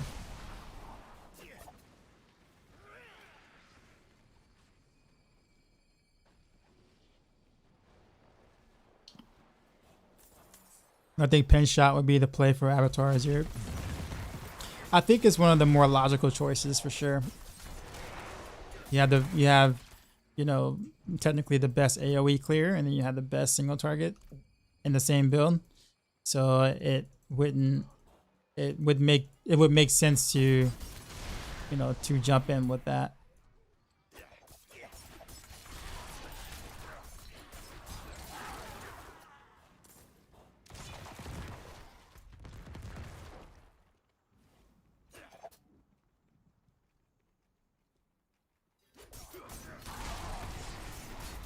There was one comment on it, so I didn't put any stock into it. Okay, got you.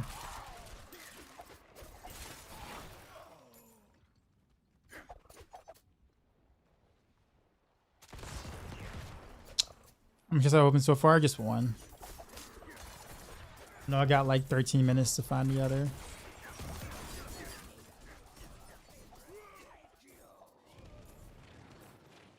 before they rotate.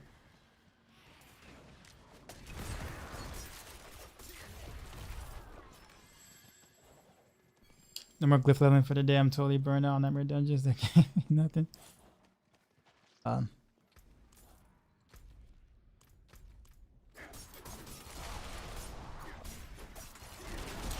Ironically enough, Nightmare Dungeons is really the, at least the high level Nightmare Dungeons are the only thing that actually gives,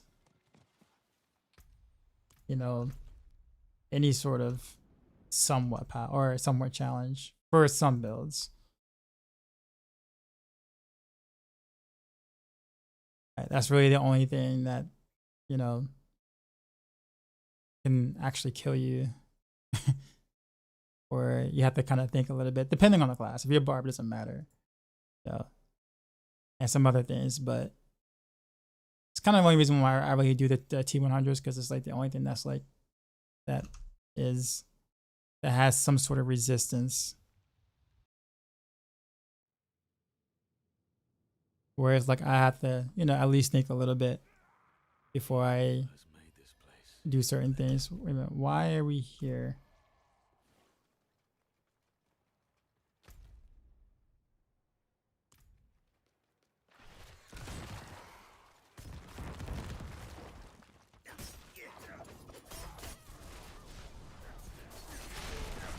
Now, why am I here? What is he doing?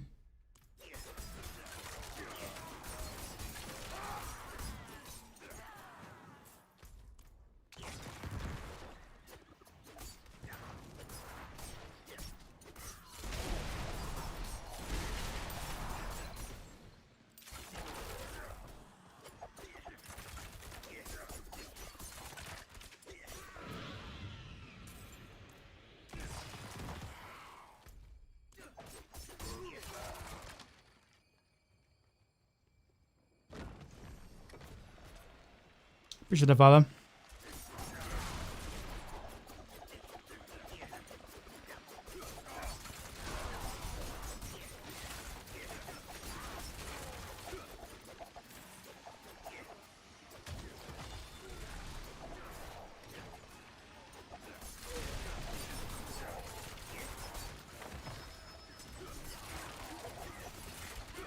Running with the sub, appreciate you.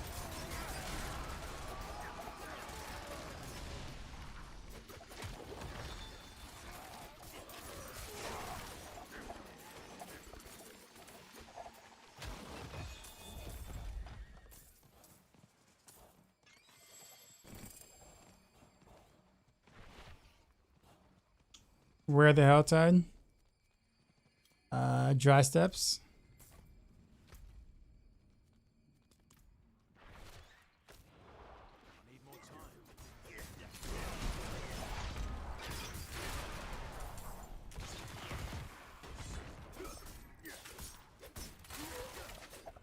I believe they said they weren't fixing those interaction this season, but not 100%.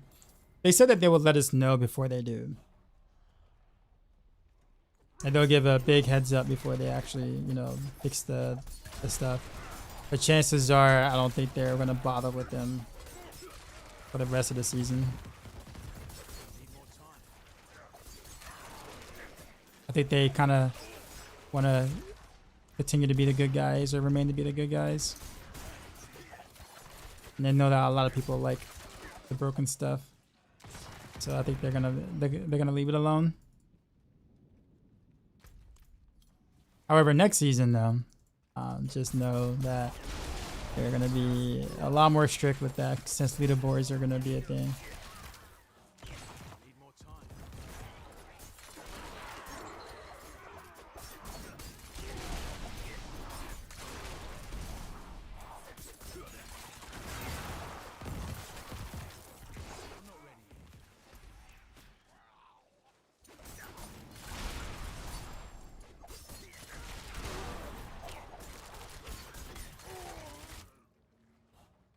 Gotta go get that last chest wherever it is.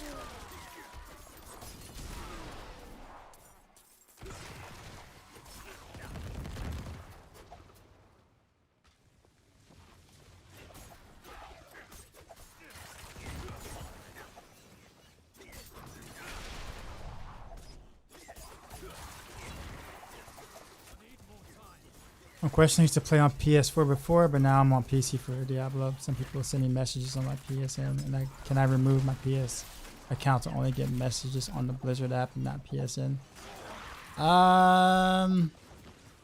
You can.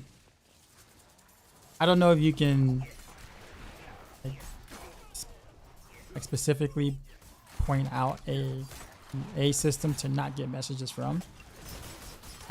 You can, however, lock out the region if you want. Like, let's say you only want to see and or be paired with people who are on PC. You can do that. You can only see messages from PC players. But I don't know if you can block out a specific like platform by itself.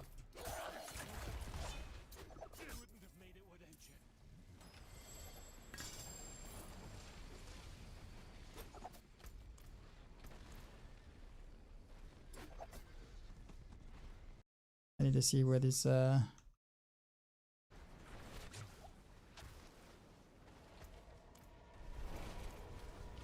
not gonna stand right there because I know what happened last time.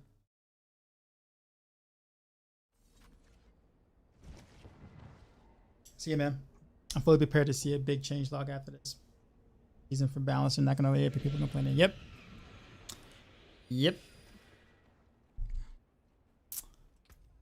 I feel the same way. I can't agree more.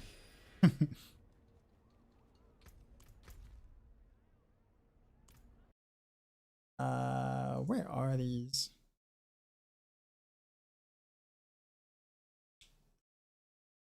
Pull up my map.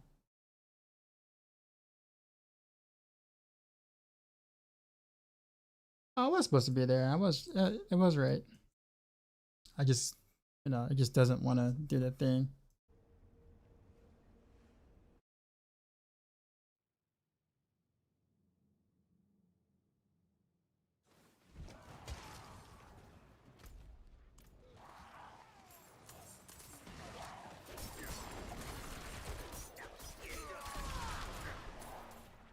I need more time.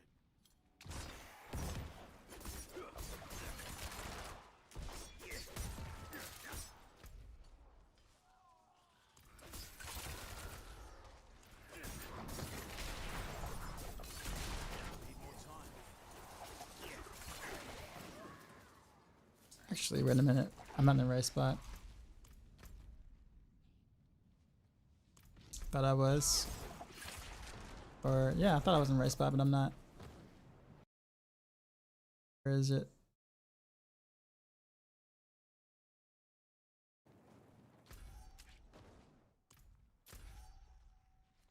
I was up here.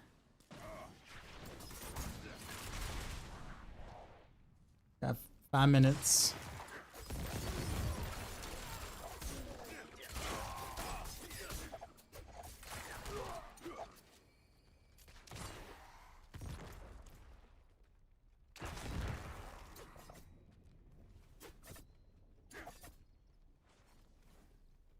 You found the boss garden at 300 chests?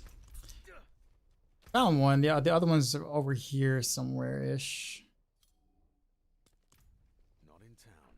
I'll get this waypoint because I've got to get the waypoint. I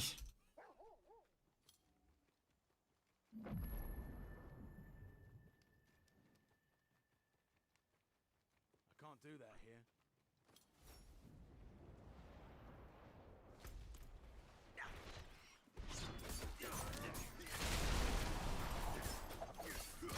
Rex, what's up, man? Yeah, I mean the only way you're really going to like struggle is if like, I mean, if you came into playing, like if you've came into playing Diablo 4 with like, let's say, a completely busted build, then yeah. When things start to normalize, then yeah, you might have some issues. Because stuff isn't dying as fast, so you have to kind of figure out your positioning, what the mobs actually, what the mobs attacks are, etc. Like, just imagine like if Uber Lilith was actually still challenging, or they left her health the way it was, before, and then like no broken builds were there. Like, how many people would actually be able to still do Lilith if they have to fight the mechanics, right? Whereas right now you don't have to fight her mechanics at all. Basically skip them all.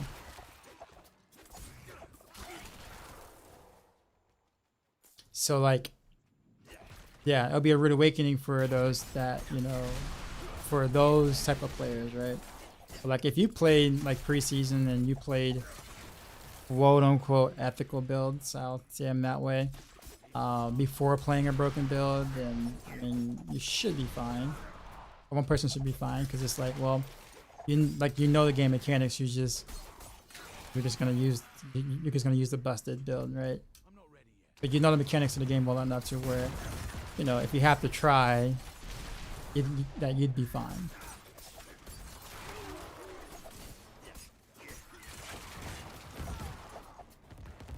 A question for beginning your barrage build: why is a crossbow better than a bow? Because your basic attacks is being used by your dagger / sword from puncture. So the advantage that bows generally have is that they attack a little faster, right? But they're a little less damaged than crossbows. Like that's the trade-off. But since you're not using, you know, a bow basic attack, then attacking faster is no longer an advantage anymore because you're not using a basic attack skill, which makes crossbows basically inherently better without any of the flaws or any, like, you know, actual flaws. Yeah, the barrage itself might shoot a little slower, but you can evade out of it. So like there is no inherent advantages for I got a mother's embrace.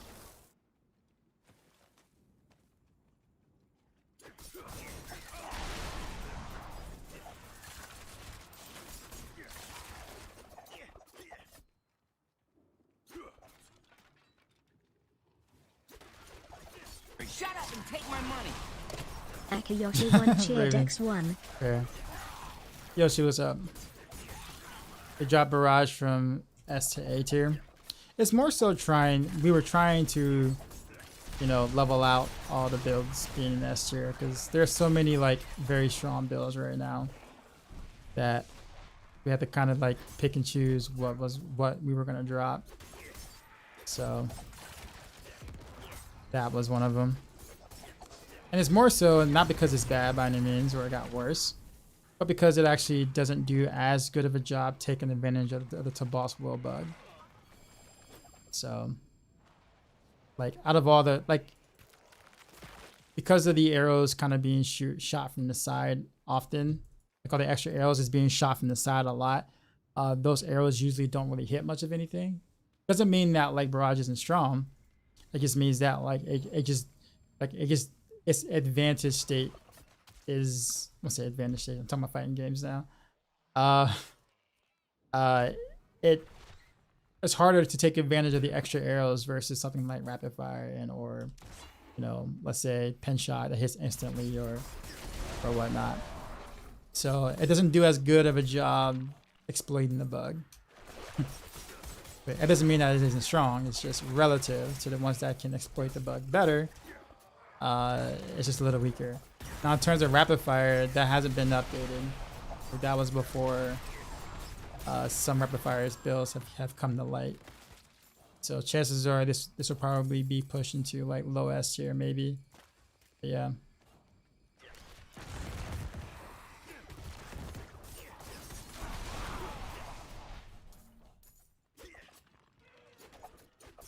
How is the build called you play on your road? Are you asking how is the build in general?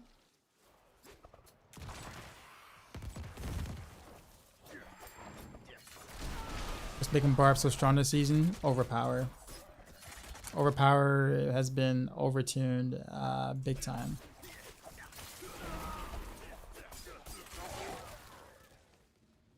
That's really it. Using barrage now, planning to switch to pin or rapid fire. What would you recommend? At this point, it's playstyle. Because with the pin shot build, which has both pin shot and rapid fire, you're going to be using close quarters combat, which means that there's a lot of in and out play style. Right? Rapid fire, you legit play it at a distance. You don't even have to get close at all because of the key passive is different. So at that point, it's just a stylistic choice.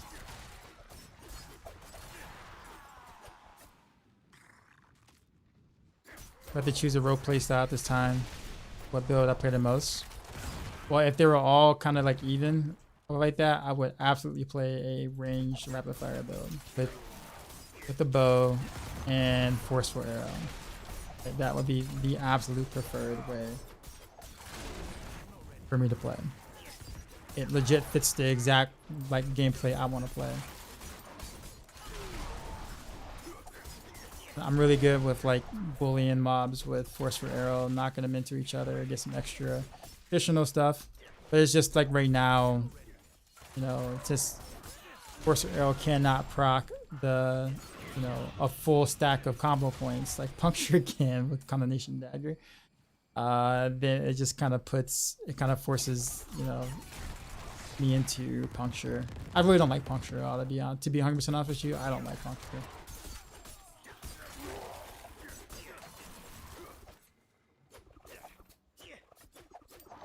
I told Blizzard about said, yeah. They know. I did a whole write-up on it twice, actually. Why does it keep doing that?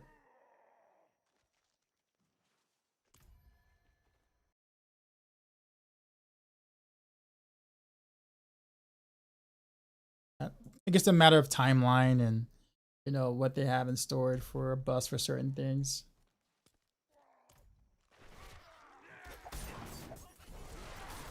But yeah. And hopefully after the third time me writing about it that they, you know, they kind of get it. So I truly feel like the first couple of times I spoke about it, they may not have like truly understood, you know, the issues that I presented. I don't really think a lot of them really play range rogue on a controller, and it's kind of hard to really understand, you know, the issues that both rogue tends to, you know, or is going through at the moment, unless you kind of have that experience. But it doesn't make you feel good when like the lead devs are playing on the controller on console. So I'm just like, well, okay, well that doesn't really help me. That doesn't help the situation. Right. Now maybe the rest of the team might try some mouse and keyboard, but it's like if your lead dev, you know, ain't spending ample time, you know, playing the issues that you know we presented or I presented or whatever, and it's hard to kind of have faith that they'll do anything with it.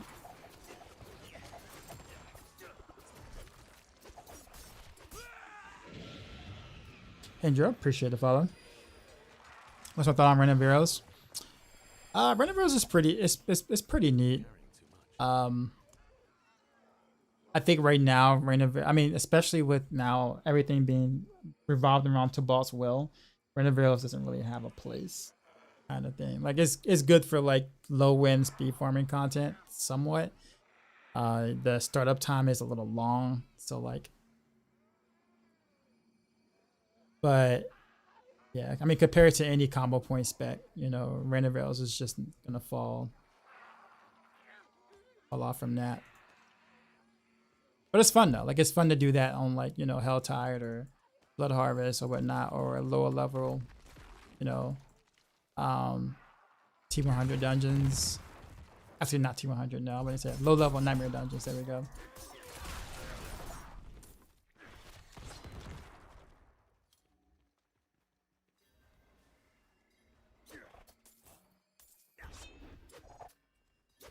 I want to play a rogue build that when I hit an enemy, I get energy back. I mean, technically speaking, rapid fire can do that.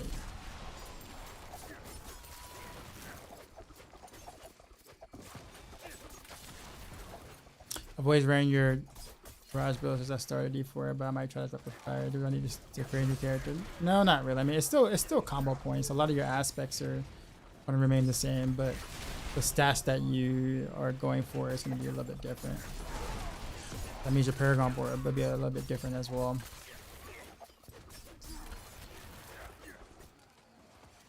But if you want to try it with all the stuff you already currently have, and you don't want to make too big changes like a, a Paragon board change or anything, you can play this build with close quarters combat. You just swap out barrage to rapid fire and then kind of see how you feel, and of course put repeating on a weapon. If you like it from there, then you can kind of make the switch over.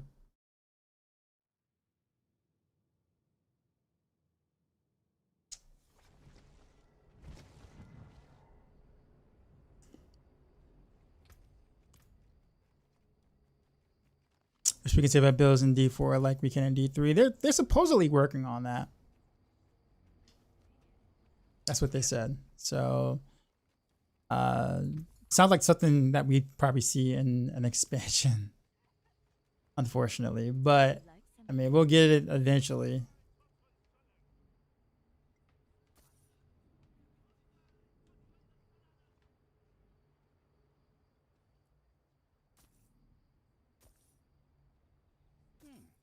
Decent value.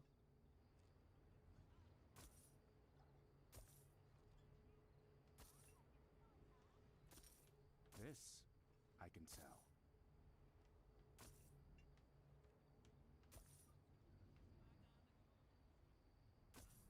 Is it bad?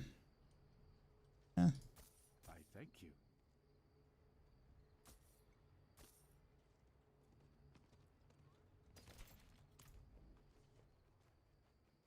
I have to gamble. Do I want to do rings or?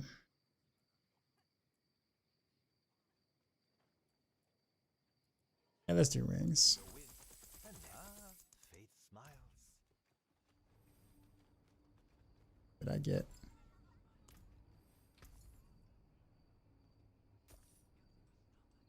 I thank you.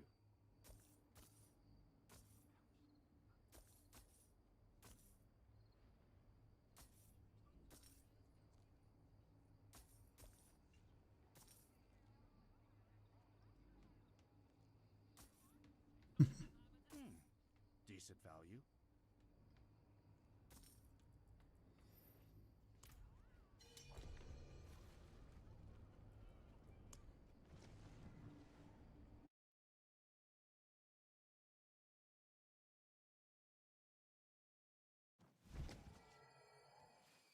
Why are everyone's living still votes on Helltide's website wrong?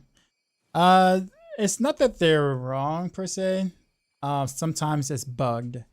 So like the chest may not show up in your instance. So like in order for it, so like if you're at a spot where it's supposed to be, then TP, like if you don't see it, TP out and then go back in and it should kind of reset per se. Loosely. I say reset loosely and then try to go back in and it should appear. Sometimes it may take you 2 or 3 times or 5, 6 times for that to happen. It's just weird that it's that way. I'm surprised that bug has been going on for as long as it has been. I'm wondering what's holding them up for a fix for that, because that's so important. Would rapid fire on pin do the same damage output as rapid fire solo? I mean, it's kind of hard to say. I would say the rapid fire solo would hit harder than the rapid fire that's attached to pin shot on the build because you're building around it. But I mean, the pin shot just does really well with, clearing. So like that's its job, its primary job. So it's kind of hard for rapid fire to beat pin shot and this on pin shot's primary job. But you can make it happen though, especially with this many arrows now, shooting 28 arrows. You can clear in the semi-straight line with rapid fire and do well. So I feel like rapid fire can do some of the things pin shot can do, but pin shot can't do what rapid fire can do, in a sense.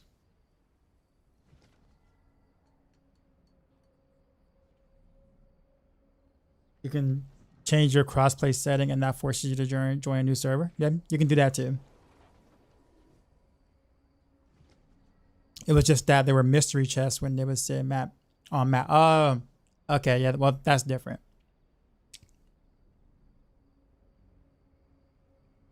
It was bug. There you go, man.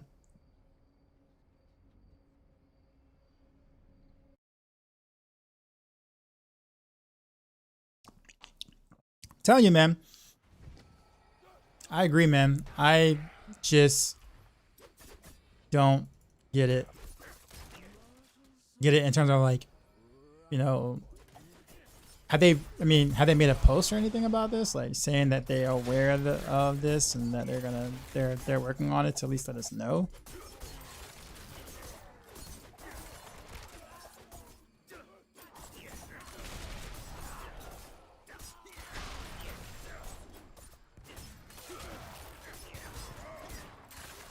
Need more time.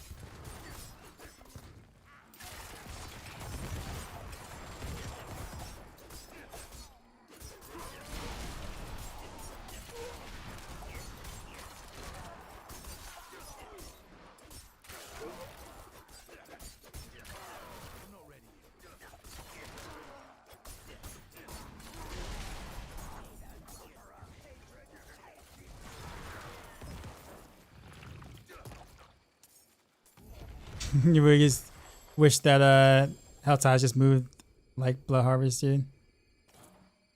I definitely don't disagree there. All right, we're gonna switch things up a little bit.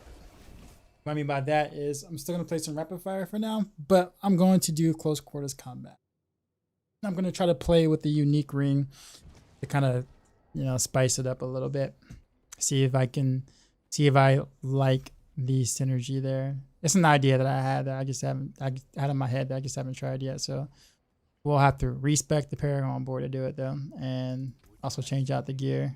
This I can sell. So everything I have right now is vulnerable damage, and I need, you know, crowd control for the whatchamacallit.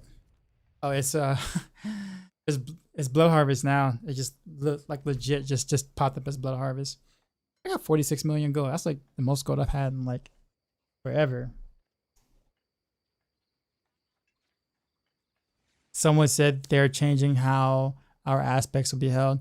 Yeah, apparently they're going to move them into the Codex of Power, so they won't be clogging up our inventory. That is what they said. How they're gonna do that, I don't know, but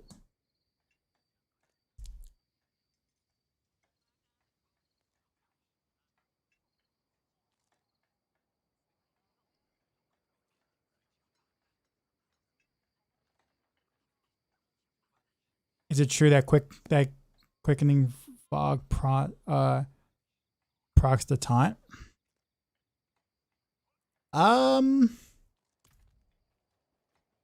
It might.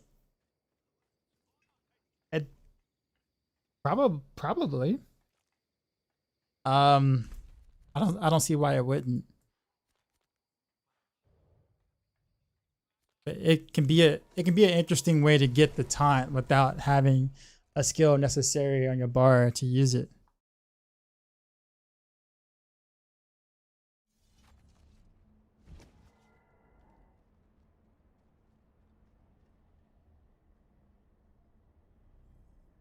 Dreadside, what's going on?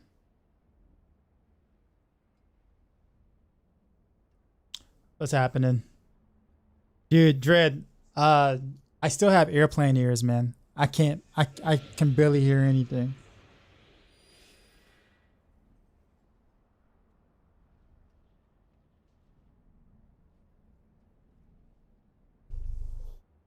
Yeah. Um yeah. It's been like a week. I went to the doctor today about it, and they couldn't really give me any like anything good besides like Sudafed. Yeah, that was kind of really it.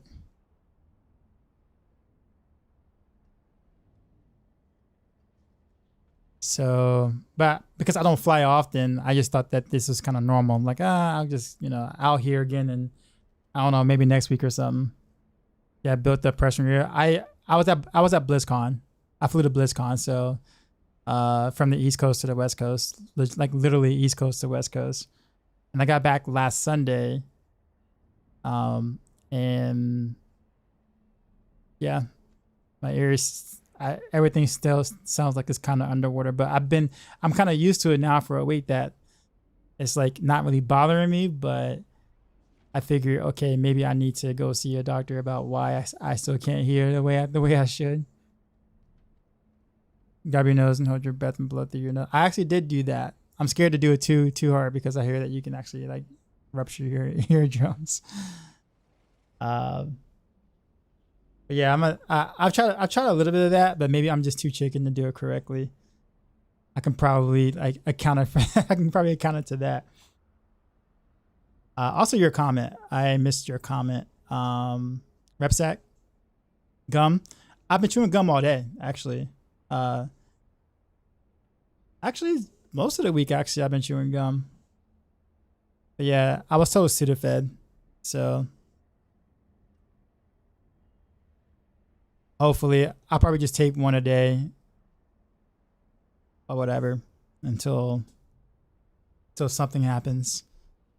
Said, hey, bro, try not to be a troll, but why do you not play other classes and try to help with all guys? You're a super smart dude. I'm sure you can be capable of making any class good. So,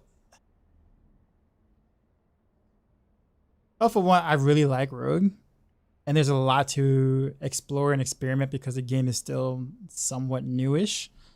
So, like, I play a lot of Rogue to still try to figure out interactions, just like the whole Windforce thing that popped up in a recent. That was because I kept playing Rogue to find out these interesting interactions and stuff. I do like the Sork and I do like Druid, so I will end up playing both of those classes pretty soon. Now, in terms of writing, guys, or helping with writing guys from Maxtro, they don't need me for that. I mean, there's nothing that I can ever do or come up with on Sork that Northward hasn't already discovered, or tried or attempt or whatnot. And Druid already has like 5 class specialists, right? So like there's like with my Druid experience versus theirs, there's nothing I'm gonna ever like come across that they probably haven't seen in at any point. So I mean, it's not like they need that kind of help. But also too, the other thing too is that the workload already for all the class specialists is already a lot. Like there's a reason why we don't really do cross class guide writing. It's because it's a lot of work. I mean, a ton of work. I mean, it's already a lot of work to do the 4 endgame guys I have now and the 2 leveling guys that I have. Like that's a lot considering that I also work full time. So if I was a full-time content creator, maybe a different story, right? I could have more time to do other things, but especially as a someone that is only pseudo full-time or mostly like super part-time or part-time super, I guess, for content creation, I just wouldn't have the time, honestly. You know what I mean? Like, because of course I can't live off of content creation by itself. Not that I would do it, but yeah, I'm just totally not there yet for it. I can do 150 milligrams of Adderall and combine it with Red Bull and little cocaine. But Sudafed makes me super anxious and overstimulated. That's crazy. Rip, what's going on, man? So unfortunately, my nose is running like a faucet all the time.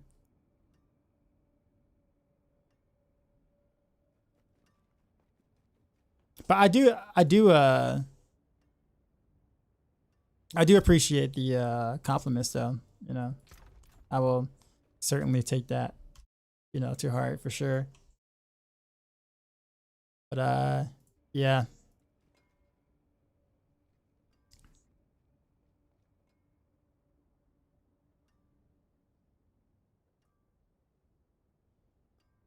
Yeah, tinnitus for 20 years. Don't mess around with ear health. Yeah, I'm. Thunder Eagle said, man, you can build a house by yourself on that combo. Chat, is there a resource for D4 like D3's Kadala's site that has showed all what all can roll on the item when enchanting? Do we Dread? I don't know if Dread site's still here. Don't we have that on Max Roll or no? What do I do for a living, and do people on your personal life know you stream? So for a living, I'm a teacher. I teach music at a high school, and people know that I stream. My students know that I stream, not because I told them, but they found me. So it was like, oh well, there you have it. It's really not a big deal though, because I don't do anything on my stream that I don't do in person. So it's like I'm not a different character or a different or a stream persona. So I mean, there's literally nothing. Have any students ever stopped by? Oh yeah. I don't always call them by name though. Like sometimes they don't want to know that they don't want to know that other people know that they're watching. I'll put it that way. But yeah, usually one or two every stream. Usually like we'll stop by. My former students definitely stop by. They're in quite a bit. Or some of them are, I'll put it that way. Just trying to get rid of a helm. Probably this one. So I'm gonna put this one there. All right, we're gonna redo the Paragon board.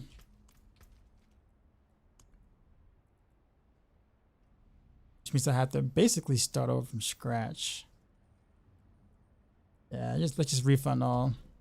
It's gonna be the easiest way to do it. Don't start it all. Oh yeah, I heard about that. I heard about that.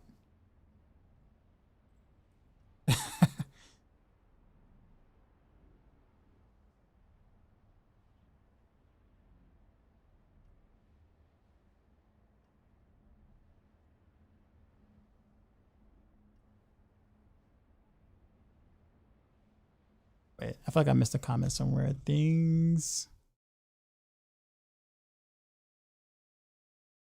Someone responded to something I didn't see, but I want to see.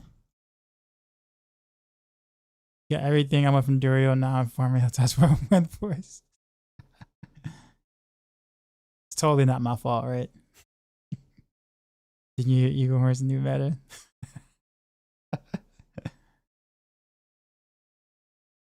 So that's awesome, man. You're in the music industry yourself. In Toronto, nice. Songwriter, producer.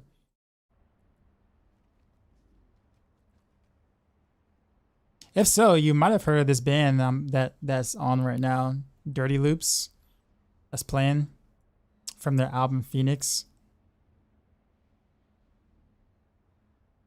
They were like a Swedish trio band that like got really famous for doing covers. Their very first famous one was like Baby by Justin Bieber, the cover. And they did that song way better than the original. It was nuts. That's how I discovered Dirty Loops back in the day.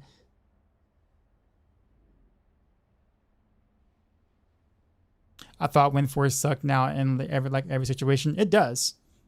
Except for one situation, and that is pin shot with a lot of lucky hit chance. Wanna know why you get a lot of lucky hit chance? Because Tabalt's will. This. And the fact that every point scales lucky hit chance with pin shot, you can get so much lucky hit chance that it makes Windforce viable, which is comical actually. You gonna start a real build? What would you recommend? You didn't like Twisting Blades. Do you like being melee or ranged? That's an important question. Can I help you? Tahit, what's going on? Just like you said, we don't have that currently. Not yet. All right. It is true though. That stuff has to be data mined, so I can totally understand that. All right, I need to actually look at my own guide real quick for something. So now I'm going on max roll, so I can just quickly fill in these Paragon points. Let's see, build guides in rogue. Basically, I'm gonna do some close quarters combat with the unique ring. But I'm gonna use the barrage rogue Paragon board because that's basically the close quarters combat Paragon board. So that's what we're gonna do.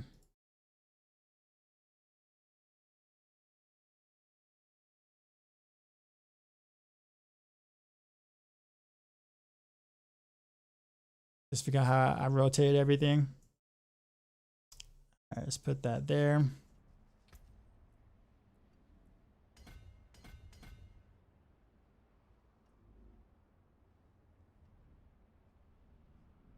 I don't like playing ridiculously OP things anyway, but the point is pen shot is not fun for, it's not fun to you. Okay, I got you. You might like rapid fire then.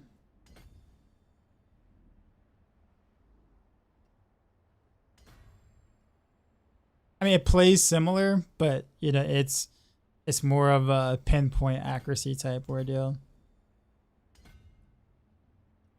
It's funny because like out of anyone, I think out of any content creator starting off when the game first came out, I think I played more pin shot than practically almost anyone.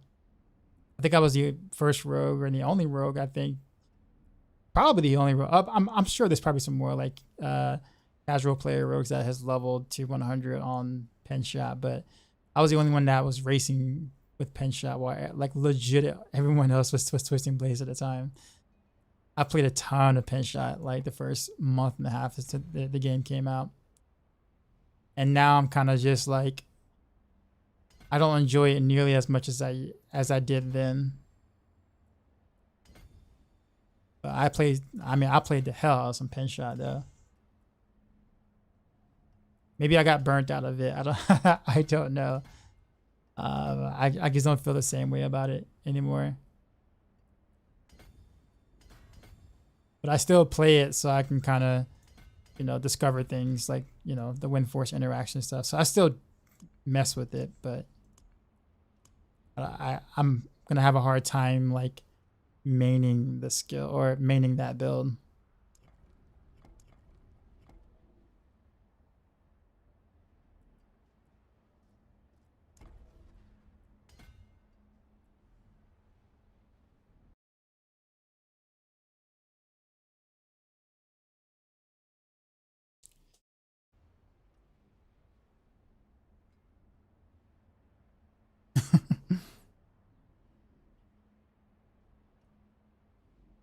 Don't give Rogue another chance. It's fun. Pen shot. And give Rogue another chance. You did 3 rogues. You didn't finish any of them. Oh man. Appreciate the follows, y'all. Pen shot is crazy on mob clear. That's the thing. Like, I think. I mean, that's the thing though. Like, so here's the thing for me with pen shot, and like this is just out of the hundreds of hours I played on pen shot.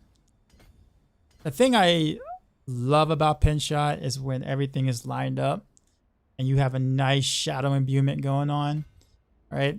Like you have a nice, you know, shadow imbuement prepped, and like you line everything up, and like you get your combo points going, and then you just literally unleash like the nicest, sickest pen shot into like 30 mobs and a semi-straight line. It is like the best feeling in the game when that happens. Like you feel like an absolute boss when that happens, right? Or at least I did. I felt like a boss when that happened. I'm just like, yeah, straight. And then you get to a situation shortly afterwards where there's only like maybe 4 or 5 mobs and they're all spread out. And then you're shooting like 6 or 7 pin shots to kill 5 mobs because you can't get them in a straight line. And they're really, really annoying. And then so this feeling like a god starts to feel like, you know, pretty peasantry at that point. So it is the extremes that really irk me about pen shot, and the fact that Eagle Horn didn't, you know, like attempt to address the extremes of pen shot to make it feel more consistent. And the Rogue Arsenal really kind of like bothers me a bit, because it's instead they decide to make Eagle Horn, you know, make pen shot even more inconsistent with the way that the whatchamacallit works. So a little annoyed by that. Well, I'm gonna say a little annoyed. I'm definitely annoyed by that. But now that like playing rapid fire more as a solo skill, I realized that I can kind of clear, you know, not as well as pen shot, but pretty close, as long as I shoot in a straight line and I line things up. I kind of get a similar feeling that I did with pen shot somewhat. But I can also handle single target situations where there's only 4 or 5 mobs just kind of just chilling.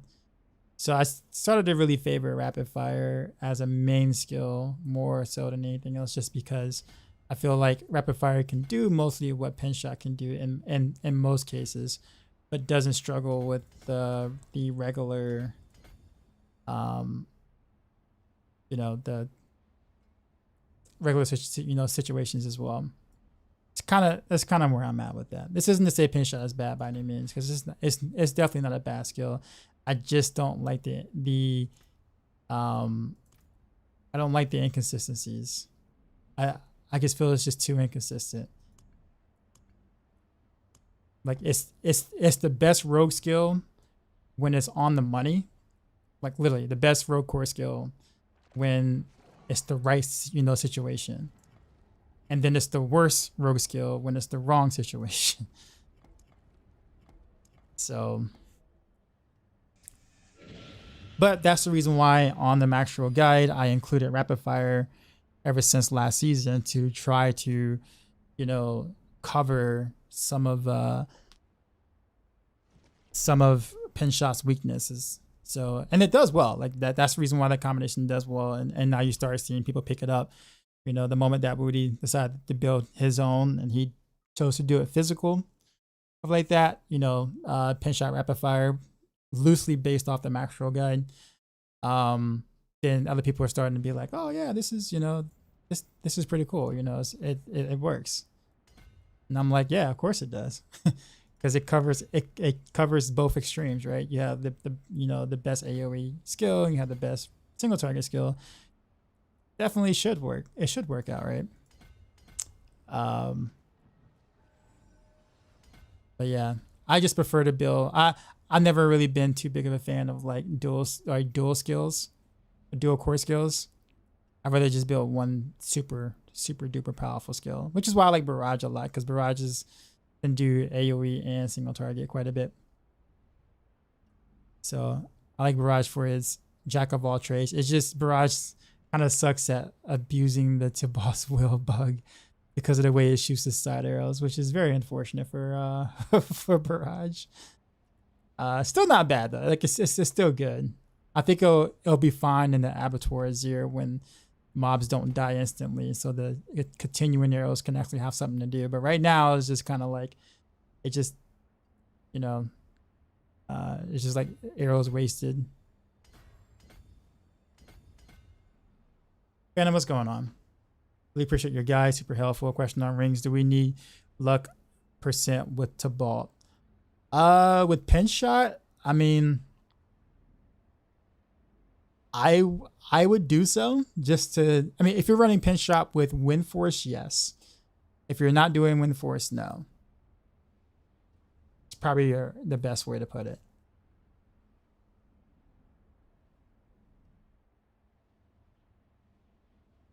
So you have wonderful moments, but sometimes it makes you sad. Yeah, that's been my experience.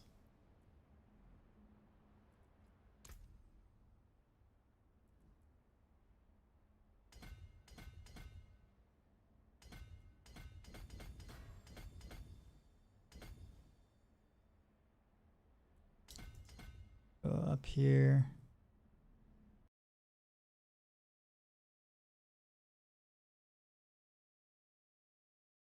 Zarya made me swap Rapid Fire originally. Loving these builds and your content. Makes it fun.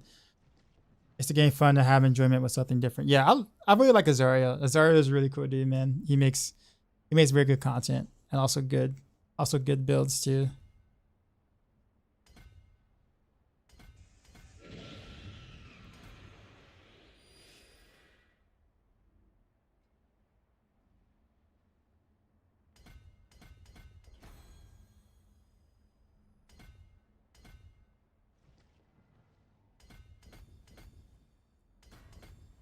Also appreciate all the follows.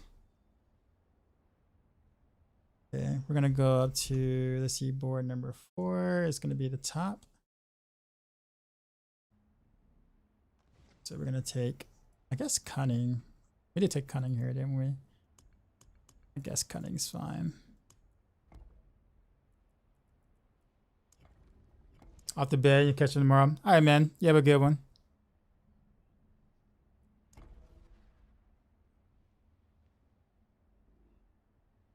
So you figure out your problem, kill them all, what happened?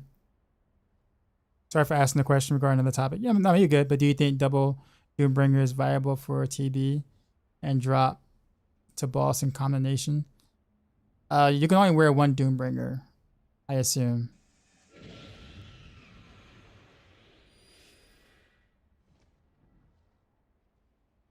Yeah, you can only wear one Doombringer. Imagine. Imagine. I guess even then though, like I even if you could wear two Doombringers, I wouldn't do it. I think you'll lose too much raw damage for doing so.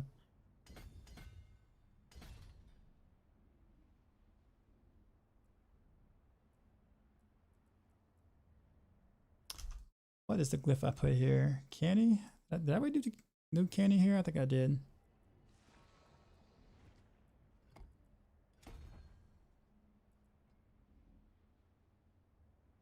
I'm gonna try your barrage build before I get on my Rain of Arrows gear. Even though I built for TV. Yeah. Like I said, barrage is definitely a jack of all trades. I think I played barrage at this point. I think I played barrage more than any other rogue skill total since the endgame beta, so since last year. Pin shot is probably the second most I've played. Yeah, but there's a reason why I always kind of tend to go back to barrage. Usually.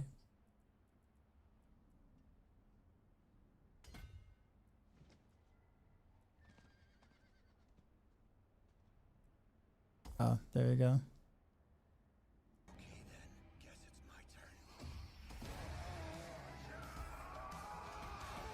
That's what it is. Okay, I got it there. Kill them all with a gift us up. Appreciate it. Any Uber uniques? Nah. Nope. You love watching 2 streams at once. You wasn't critting. Well, that's awful. Do you do any of the leveling builds? Yes. I do pin shot. So initially I only had pin shot leveling build. I took over the barrage leveling build this season because the old barrage leveling build, the one that Rudy originally did, was quite a bit outdated. I mean, it was like done like pre-launch. So like there was no changes really made since then. And of course, because I played a ton of barrage and I leveled up with barrage in season 1 and in season 2, it just made sense that because I really understand what to do with the leveling part of it, for me to just take it over. So I took over the leveling barrage guide for season 2.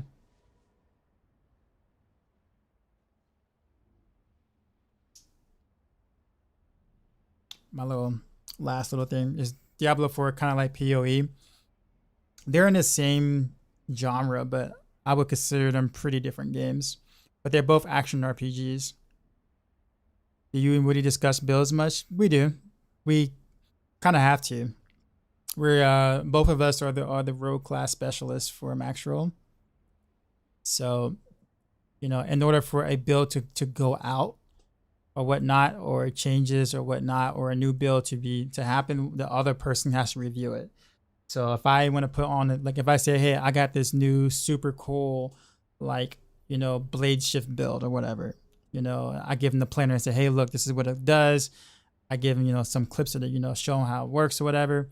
You know, he has to kind of like be like, okay, you know, sure, we'll push it through, or no, I just don't think it's whatever. Usually, so yeah, we kind of check each other usually on those kind of things. And so the other person reviews it. So like, that's why like on the Maxwell guides, you'll see like at the very bottom, reviewed by the other person. So like on Woody's guides, you will see review by Dioxide. On my guides, you will see review by Woody. So we kind of like make sure that everything is kind of kosher on both ends of the spectrum. So we do.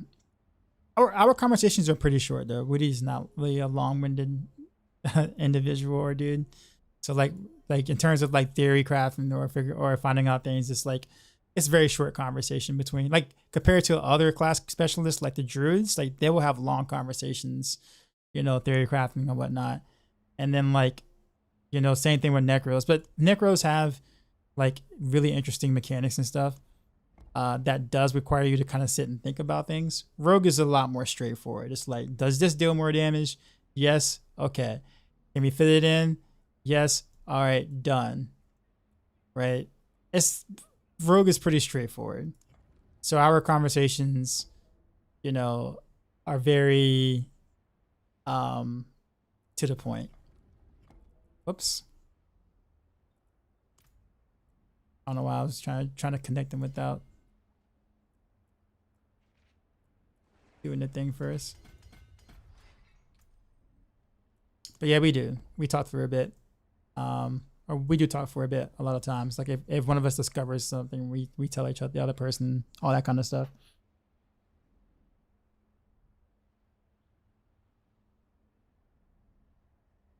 It just seems the same with skills and stuff. It's an action RPG, so like the genres are gonna have a lot of like overlap. Like for barbarian or like, you know, barbaric type classes, you're gonna always have a spin the win somewhere, where someone is spinning around and with, you know, some blades or whatever to kill things. Like that's such a staple in the genre that you're gonna see that in every action RPG.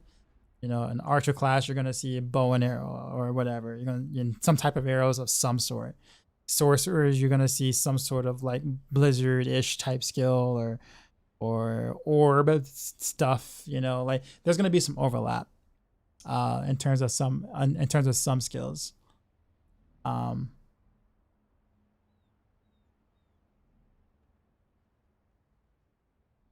Wait, is this in the right board? No, it's not. Supposed to be no witness.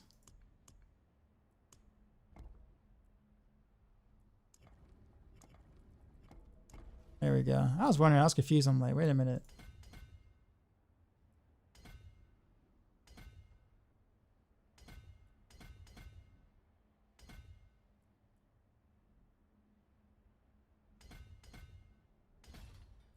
It's my last glyph combat.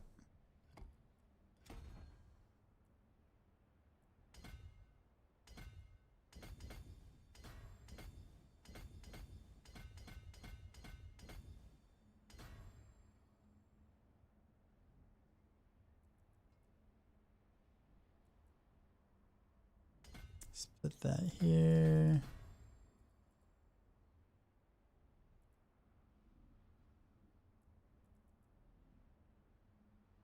Missing an intel somewhere.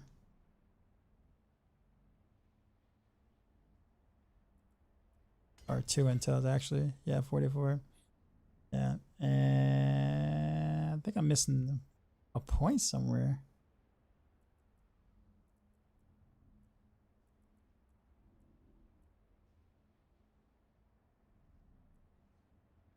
Or did I save a point? I might have actually saved a point. Let's put on armor. Sure, why not?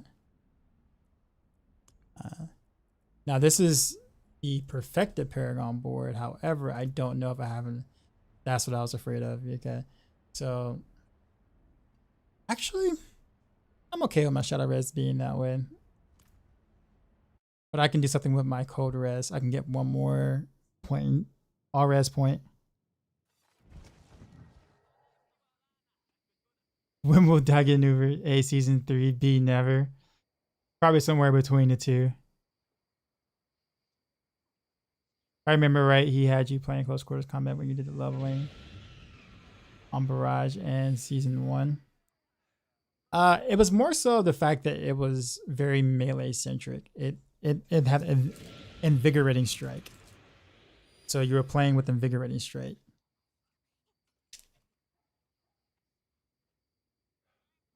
And you wasn't doing combo points either. It was more of like inner sight. So it was like completely different.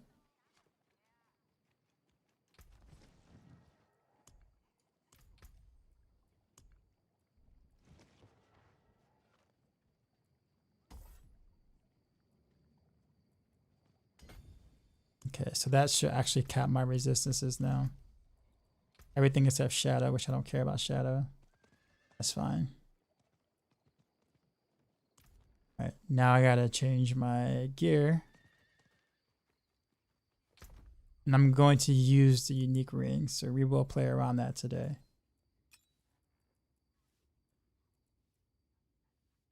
Guess we'll keep that there. Need to change out weapon though.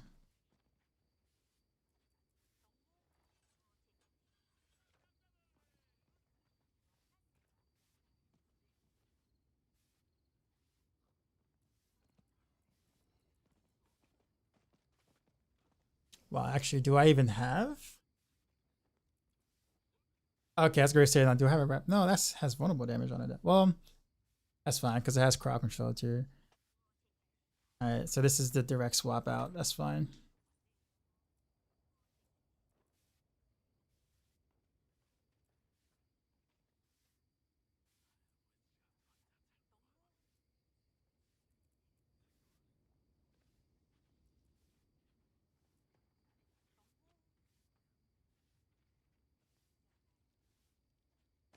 This is good. So put that there.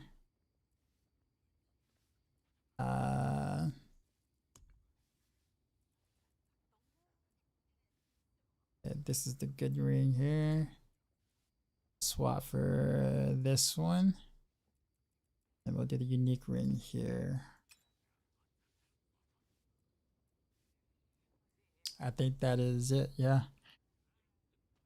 Wasn't too much swapping around, I guess. Crowd control, crowd control, crowd control, and crowd control.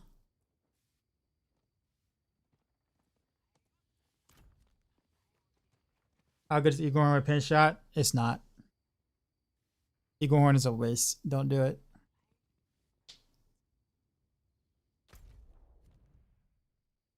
I'll kind of help you with this. So you see where we are right now? I'm about to walk into the blood marsh, right?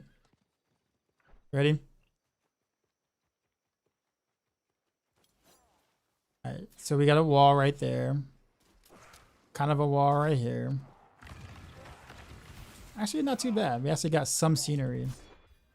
We're in an open area. There's no walls. Oh, there's a small wall here. Might can bounce something off of here. Could maybe do something there.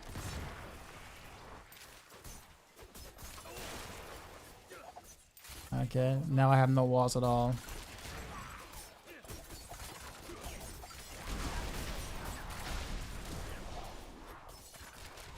Point I'm trying to make is when you're farming, which a lot of times you're spending your time either in a blood harvest early on or you're spending your time in Helltide a lot of time, there really isn't enough scenery for you to attempt to bounce your pin shot off of. And then it's only up to, you have an 80% chance to do it, so you might not even get it to proc even if you have a good one. It's just not worth the hassle of trying to make pin shot bounce back and do anything remotely good. Also world bosses, and what else is there? The Uber Uber bosses or whatever you want to call them, like they don't really have any like walls. So it's like dungeons you can kind of, I guess. You just gotta hope it bounces in your favor. It's just a lot of RNG. That's kind of the problem. The Eagle Horn has just a lot of RNG that just makes it really difficult to use and difficult to warrant giving up your two-handed slot. Your two-handed slot is like one of your most important slots for like your DPS aspects. So if you're gonna lose a big DPS slot of an aspect and it's gonna be a bow instead of a crossbow, then that unique effect needs to be really freaking good. And unfortunately, it's just not. Is this build using the to boss bug? Basically all of them are going to be doing that nowadays. You can't at this point. I'm kind of like don't really have an option but to do that, because if I'm going to be updating Mashroom guys or doing variations or whatever like that for the upcoming content, then it's going to have to be to boss world based.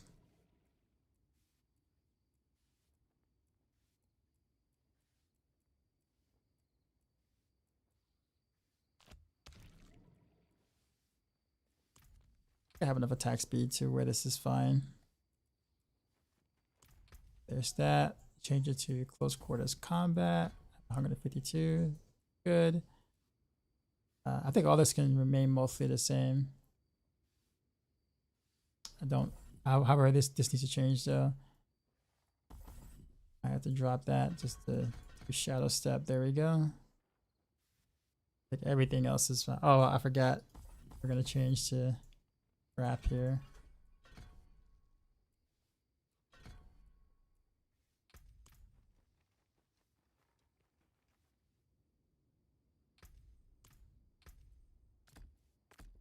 Now I was just getting used to the muscle memory of these two skills being here and the trap being here. I like trap being 4. I don't know what it is, but I kind of can't play trap at any other position besides 4. I know it's weird, but I can't do it. It just feels so good to me at 4.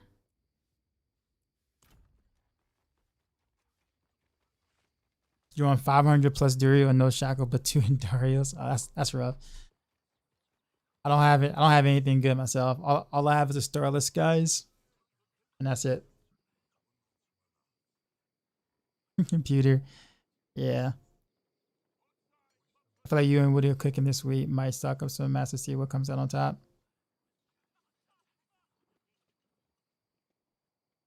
The dev attitude towards it is a feature, is not not a bug.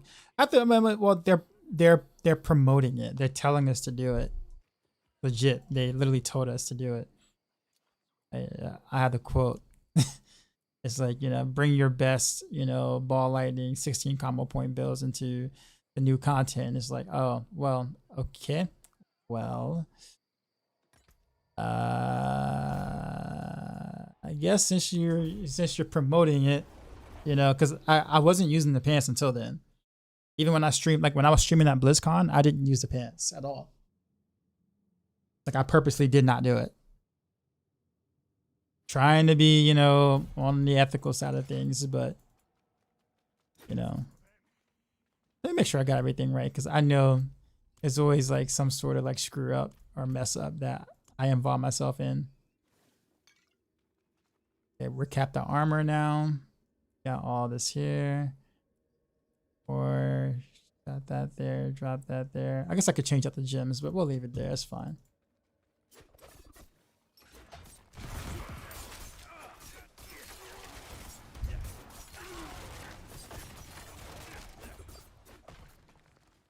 It's also different not having metamorphosis, but I kind of like not having metamorphosis.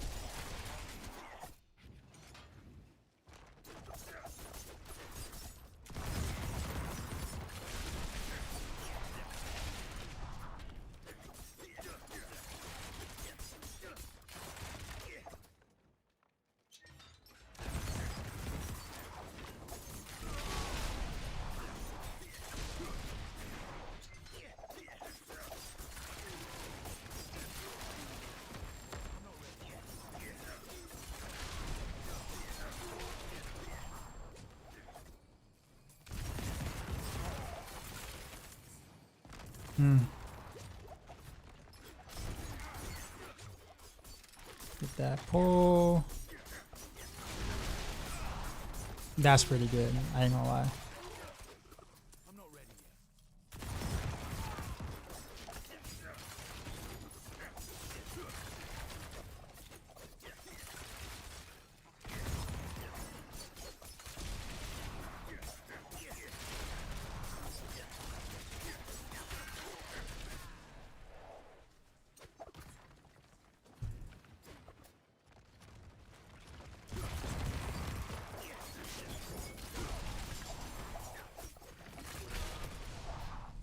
Like the combo makes a lot of sense. Like theoretically, it makes a lot of sense.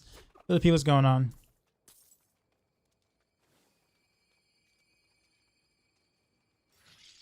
For the bills on Maxwell that say buy Maxwell because Whirlwind Bar. Bill says that.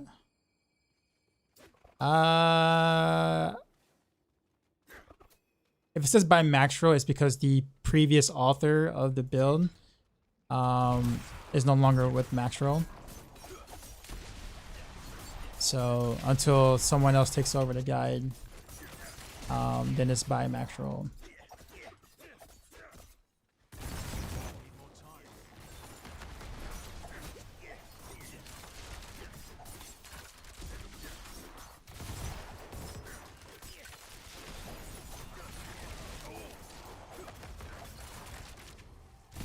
Okay, there's a...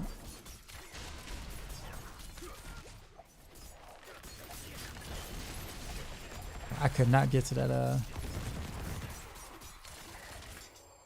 I gotta fire more punctures. I'm not attacking as fast because I don't have whatchamacallit. I chose not to do Ravenous.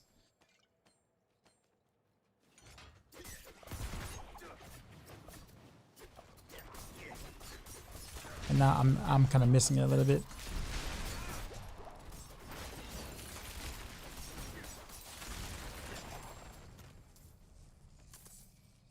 Let me see if I can get away with Moonrise. Let me see if Moonrise is enough.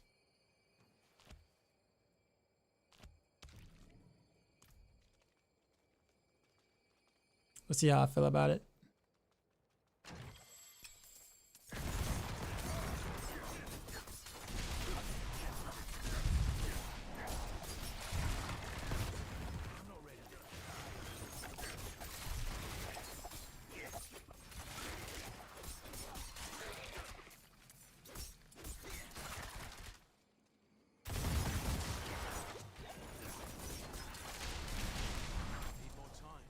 Ah.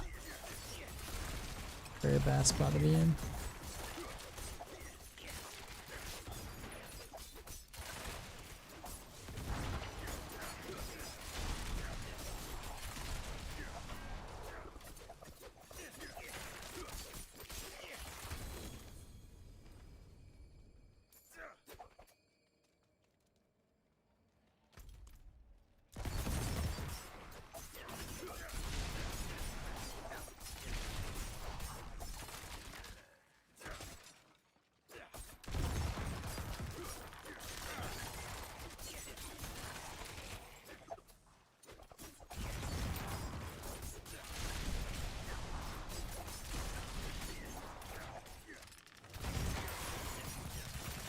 That is so good though, doing that.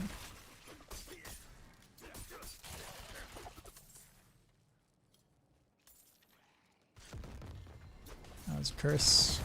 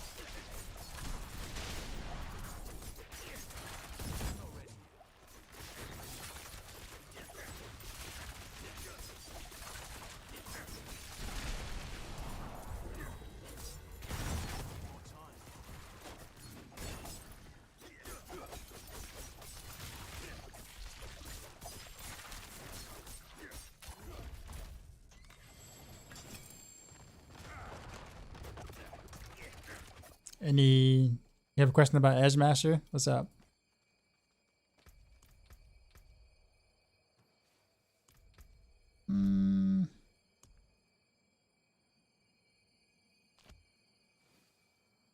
Let's do.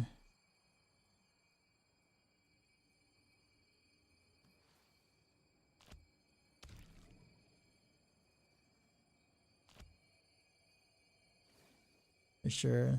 Can I actually get away without resilience being playing this close up? So you can do the capstone to get into World Tier 3 at 44. Yeah. Yeah, you absolutely can.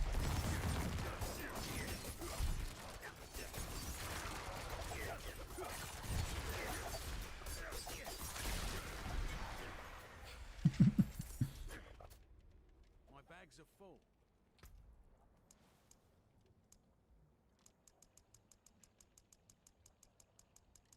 Give me a sec. Bro, you're good. Yeah, Nat, okay.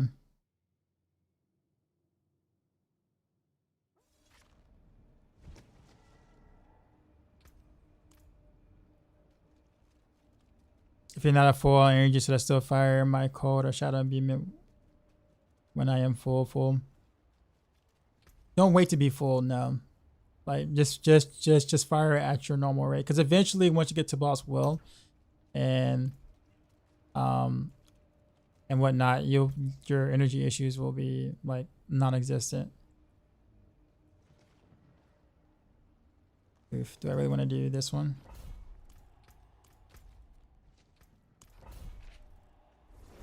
You're back. Yes, you can do you can do World Tier 3 capstone at level 4, yes. Level 44, not level 4.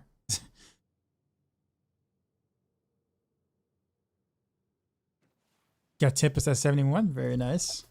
Are they fixing to boss before abattoir? Nope. They actually told us to do it. They told us to use the bugs for abattoir. That's the only reason why you see me using the pants now. Because remember, I didn't use the pants for a while. I was doing like, you know, temerity stuff, remember?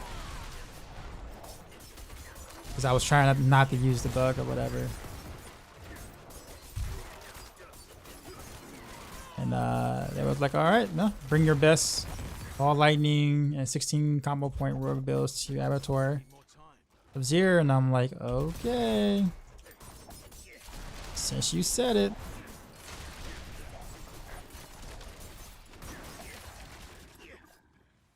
I think it's weird that you said it, but you said it.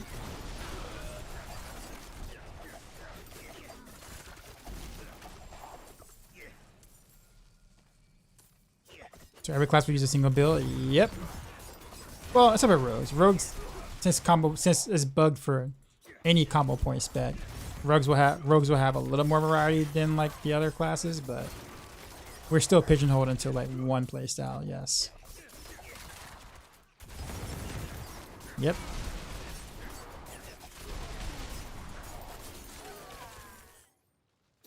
That is the state that we're in.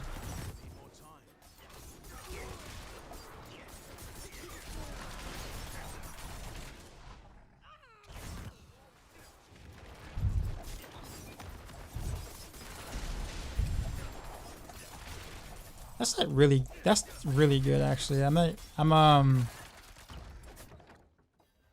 trying to become a slow believer of this ring, but only for like certain setups. How do you farm for a combination dagger? There's a boss that drops it. And one of the 5 bosses drop it on their loot table. So you can just farm a boss for it.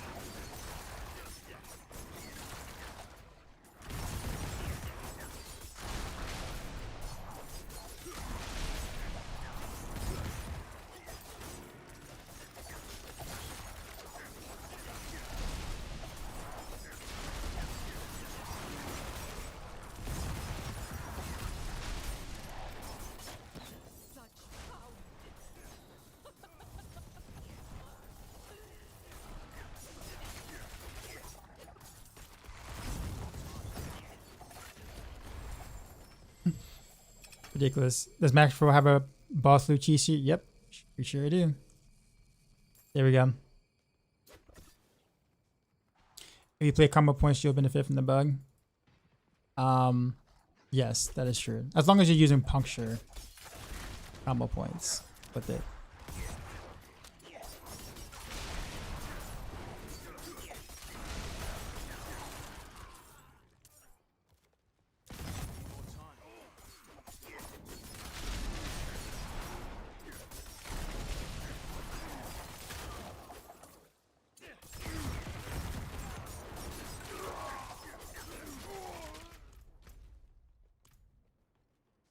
I need more time.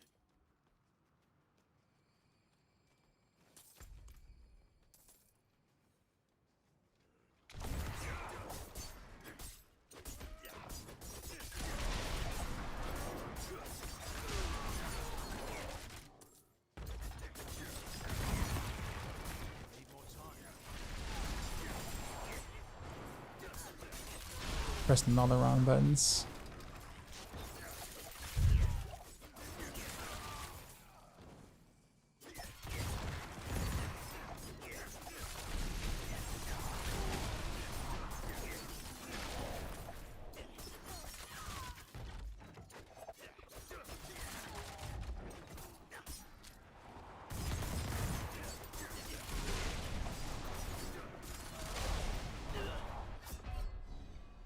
Whoa, what killed me?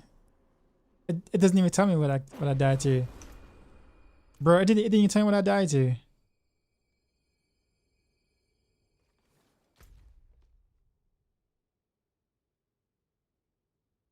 What? Bruh, it didn't even tell me what I died to.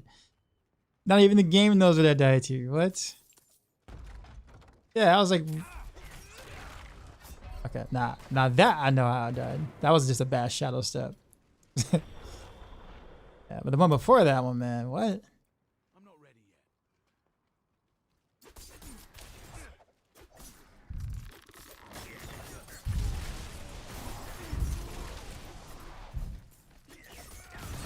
Oh, he didn't get taunted. Not good. I need more time.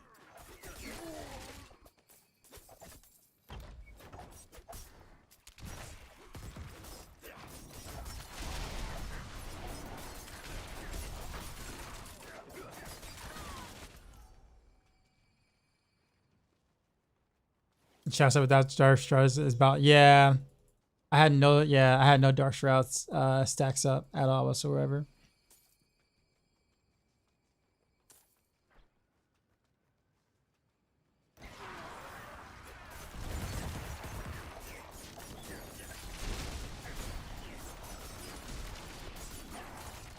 I do kind of like this whole taunt thing though, with this setup or this variation. Especially since like I want to get things in a straight line. Like that. So I can just Need more time. kind of burst down.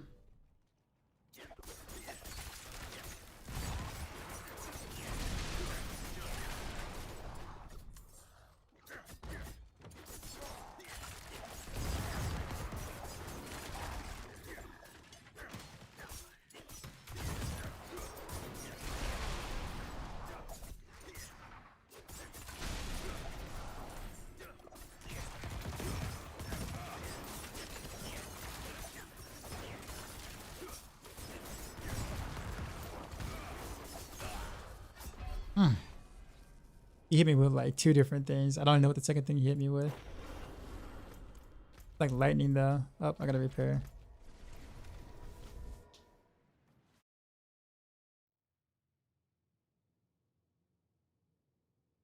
There's a mob that threw a napalm on the ground and exploded at me. Ah, okay. I must have not seen the napalm.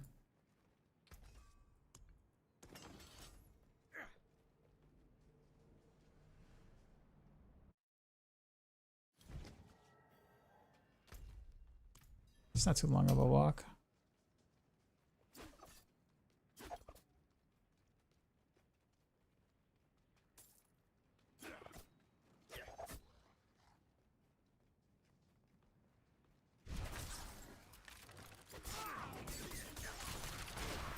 Dude actually totally ignored my whatchamacallit.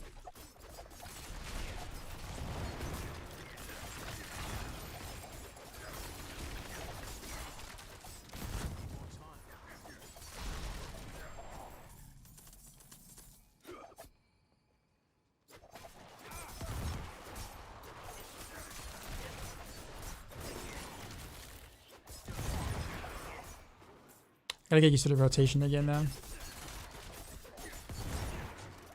This playstyle's a little bit more active.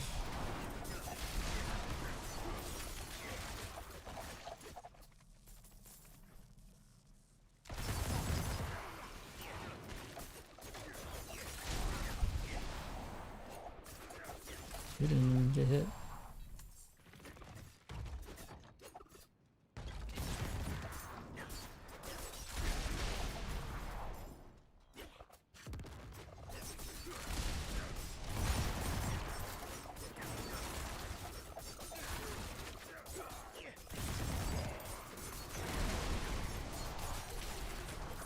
I'm not ready.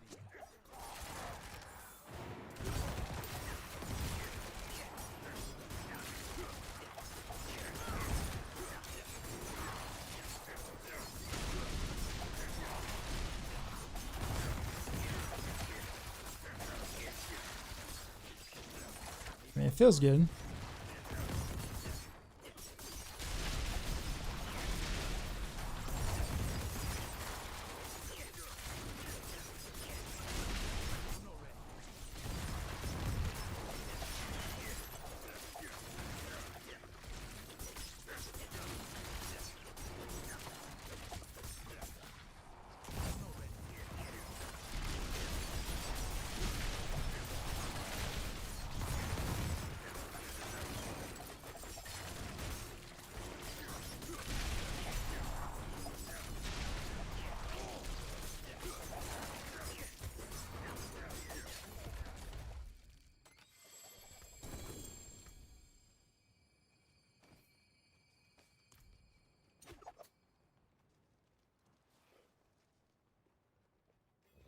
See how fast this dude goes down.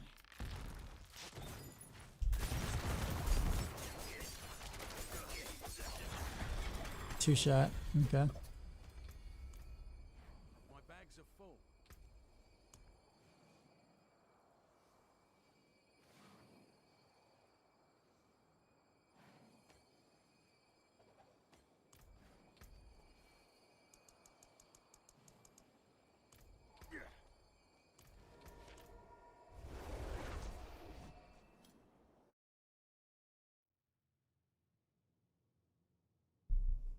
Yeah.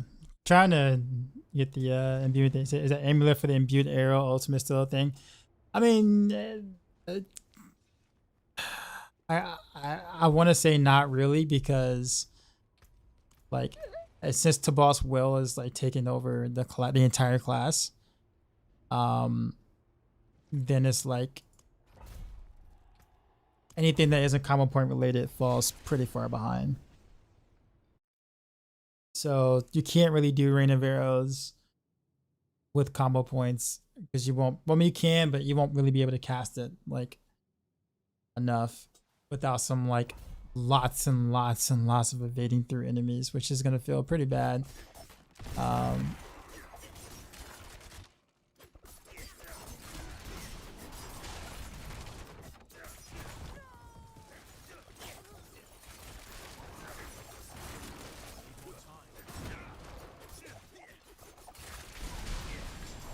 Dang. Dang.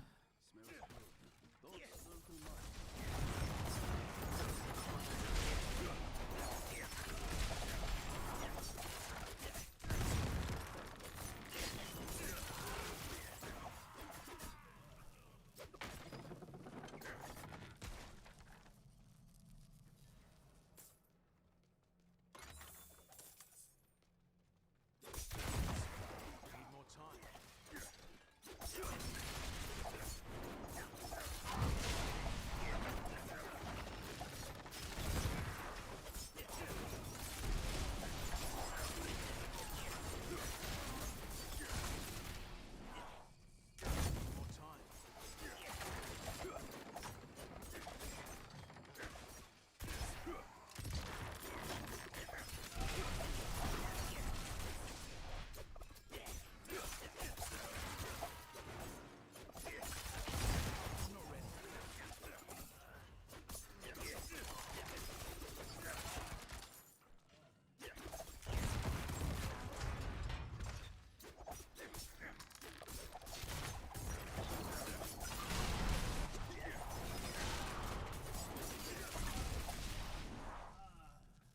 Let's go.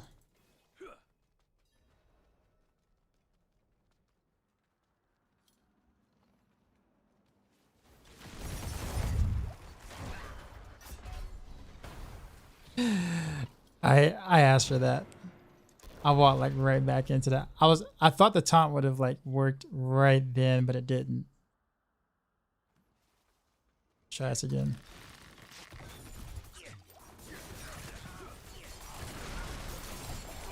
There we go. That's what should have happened the first time.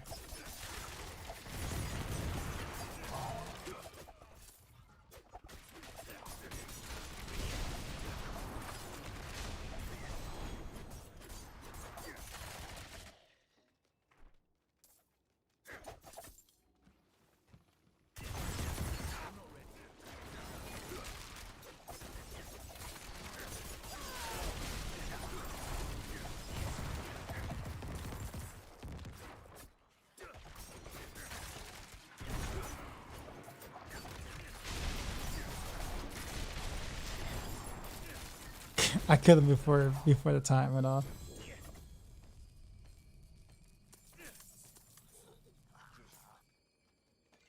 I'll take the blood.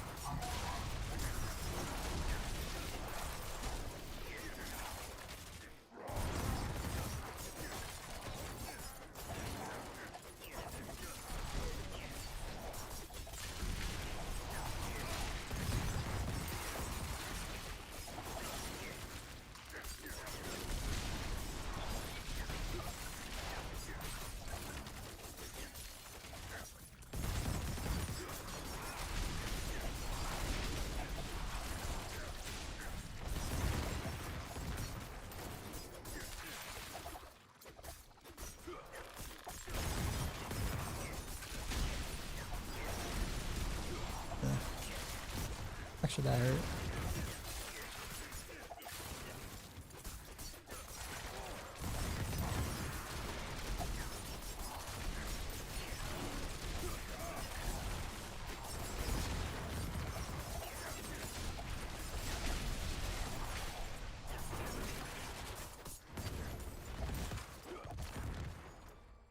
Carry on fields. I like carry on fields. When I don't like carry dolls. Why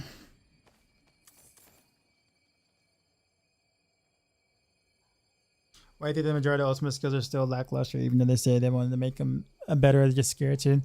I think they don't. They could ultimate skills or have a tendency or can have the tendency to be, you know, a must need skill. Adam Jackson actually talked about that a little bit on the dev stream, where like, you know, people were actually asking, you know, why don't we just have like an ultimate skill slot, you know, where we can just pick an ultimate or whatnot. And I think his answer was more so like not wanting to, I guess, put so much power into putting an ultimate, and also I guess give you choice, make you have to choose. But the ultimate thing, I guess, what I'm trying to say about that part is, he didn't want it to get to a point where like it becomes to a point where everyone has to wear an ultimate, or the ultimate skill just overrides anything else you can possibly do or use. Which I can somewhat see that, but I mean, you using the ultimate skill means you have to give up something else in your build, and we only have 6 slots as it is. So I mean, I honestly don't really see an issue with that, but considering that they're, you know, long cooldown skills anyway, so you would want to use them situationally anyway. But I digress.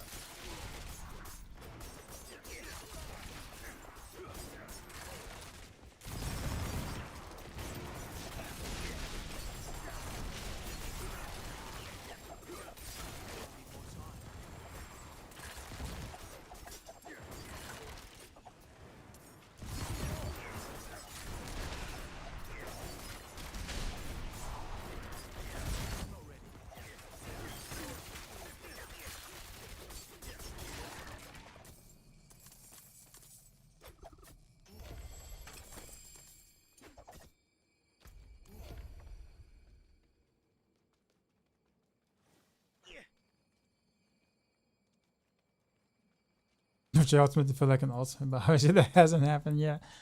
I agree. Yeah, that's true.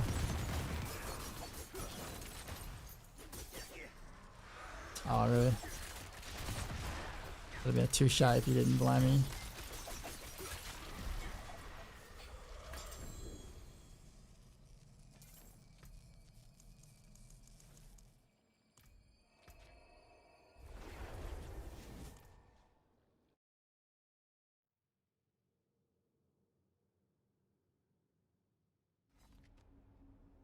Hilarious that somehow the coding made it read combo points as a resource. I know, right? I thought that was kind of funny too when I found that out. Yes, yes. Appreciate the Prime. Flick, see what's going on. This is actually a really interesting dagger that I think I'll hold on to. You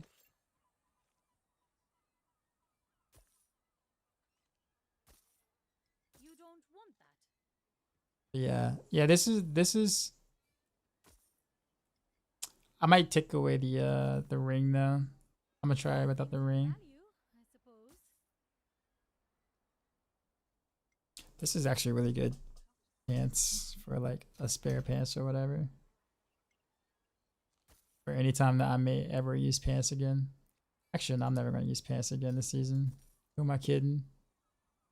Even if like Tabos gets nerfed, I'll just wear whatchamacallit. Wear temerity. You don't want that.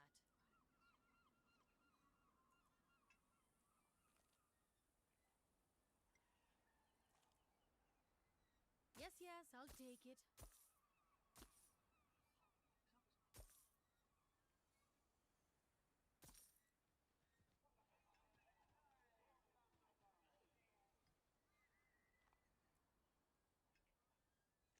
I could use some better boots though. Even if it's just for the slightly more shadow resistance or whatever.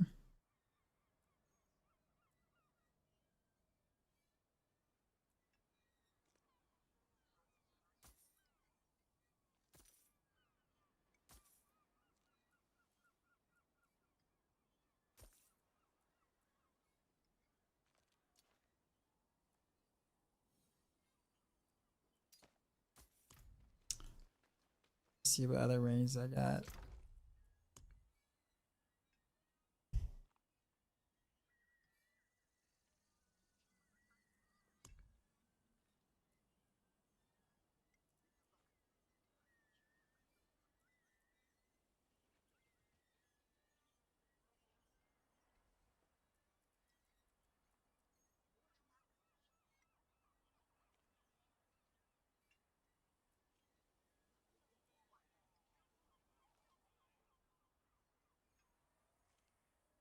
That's poison res.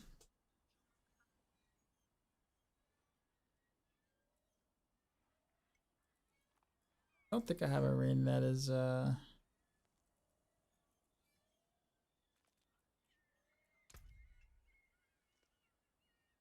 actually. Wait, how did I go backwards? What? Okay, so maybe this doesn't matter then.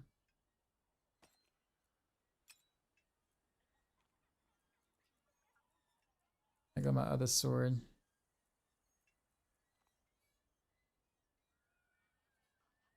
Vulnerable damage on this one.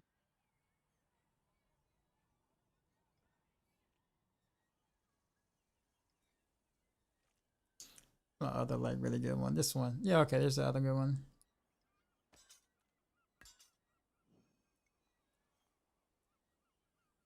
This works. Huh, okay, I'm basically capped out still here too. I don't know how that capped me. I mean, I'm not complaining, but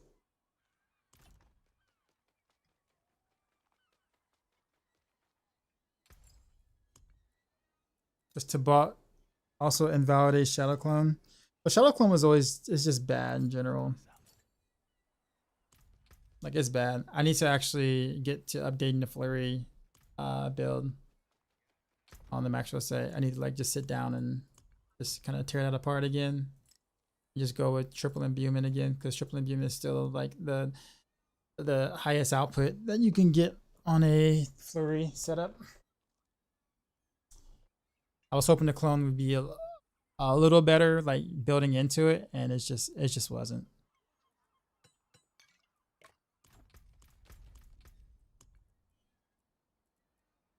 Oh yeah, I said I was gonna get away from this, right?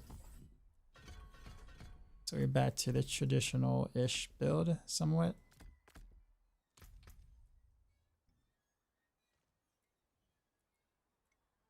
Let's get rid of Impetus, because unfortunately Shadow Step actually eats that. Let's go back to Precision Imbuement.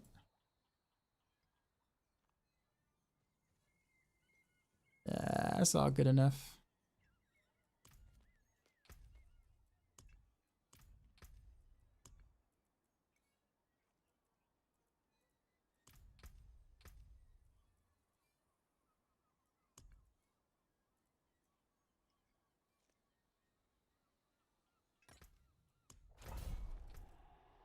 Oh, there's a Helltide. Just started. On the hour? No, it's not. All right, so this is, yeah, I can get whatchamacallit. All right, we're just not going to worry about that dungeon for now then. Wasn't it? It was dry steps last time, wasn't it? It was dry steps last time. Come on, they could have rotated it. I don't know if I'm doing dry steps again. But that's what bugs me about builds with Awesomes right now. I kind of force you into very specific builds. If they think that they should just change them to normal skills. Yeah, Thomas, I don't really disagree with you there. I mean, I'm kind of in the. I agree that they're really afraid to make them like to make ultimates like really good.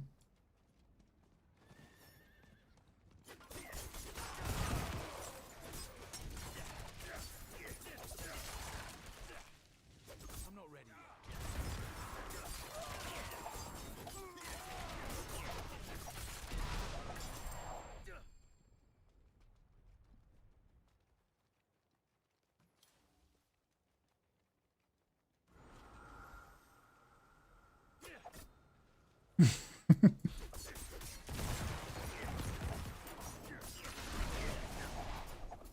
Stack Overflow was down that day when when they were programmed to boss world. I'm pretty sure there's probably some other bugs associated with that on other classes that we just probably don't know. There's no way that like that bug, given what it does, it can be exclusive to Rogue. It's just that with Rogues it was the most obvious because we can see it with the combo points.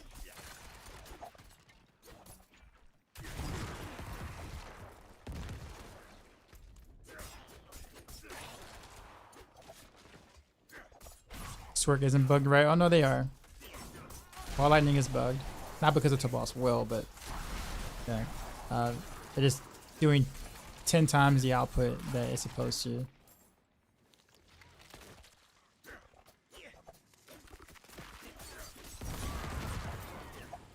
Yep.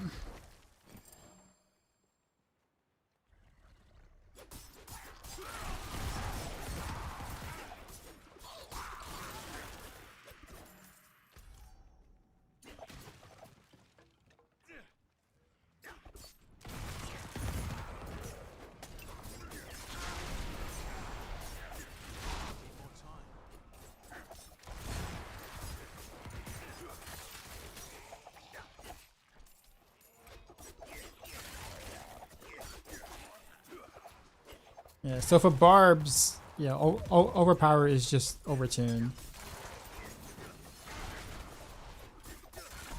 But nothing they're doing at the moment that we know of is considered bugged. Just very strong.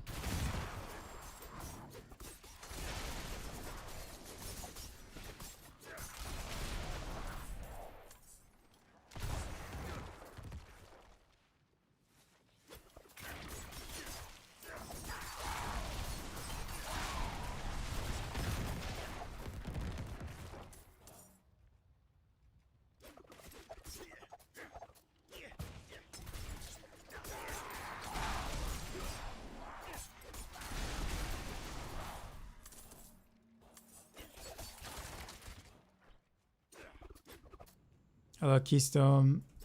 Passive is victimized. Right now, I'm actually using close quarters combat. I switched out of that about 30 minutes ago, roughly. 30 minutes, almost an hour ago. Just to kind of change things up. But yeah, the original build that I have on Macro and also on my video is victimized. Doesn't really matter which route you go. I think the victimizes makes more sense for most. Because you also get some AoE, and you don't really need that much extra damage that you kind of get from close quarters combat. And it's also a bit easier to play.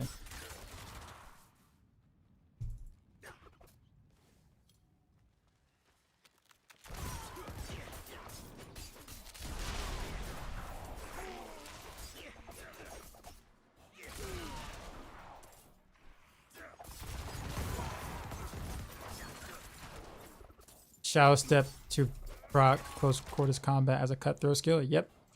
That's why you see me aggressively shadow stepping and then like dashing back.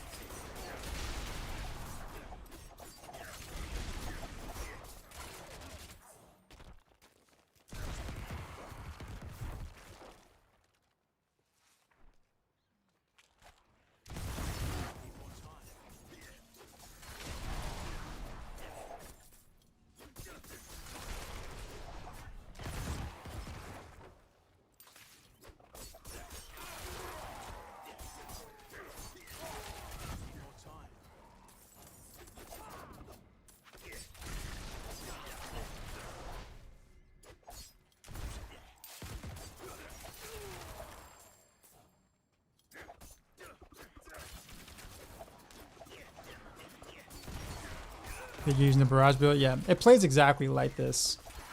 Like the rotation that I'm doing right now is legit exactly the same. Do you have all the gear for it and everything discount?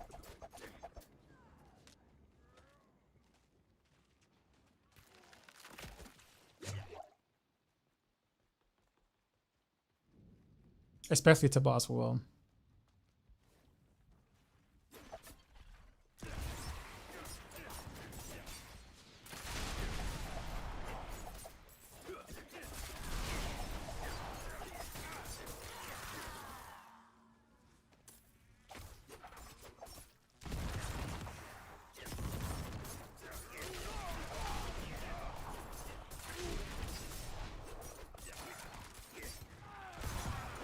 They use a little bit different gear. What you're wearing. As long as you have to boss will, I mean, you'll do fine. The boss will with combination and puncture.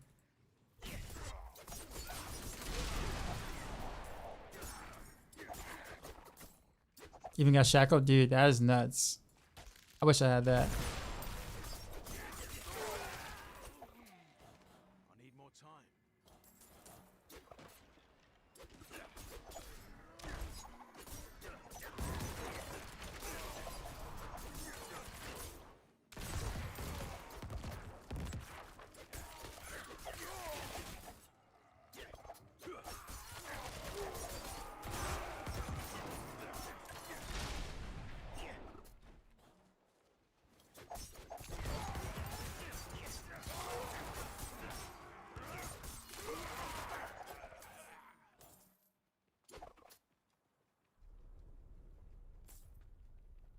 Ten degrees to boss, grass of shadow kind of dude.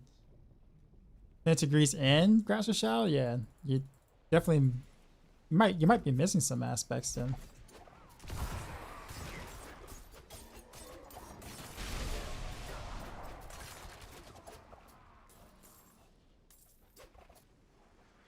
You got a expectant and all that. You got expectant. Or I guess which one? This is my special. Okay. All right. I mean, yeah. I mean, you pretty much got mostly what you need.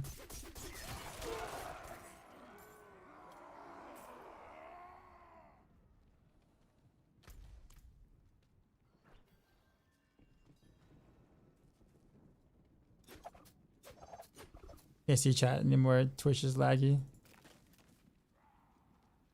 That was such a fun ass.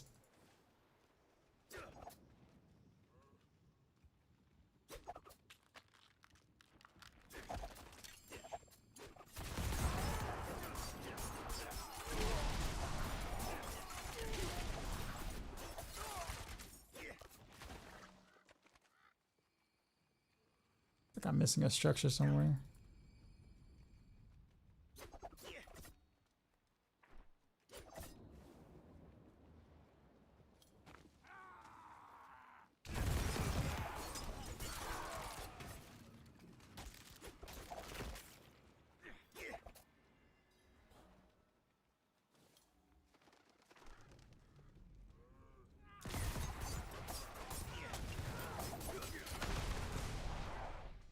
Really?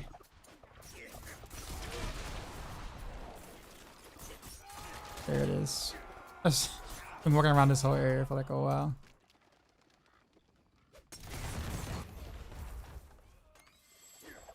I guess that works. Is there any downside of joining a party for a Legion event? Nope.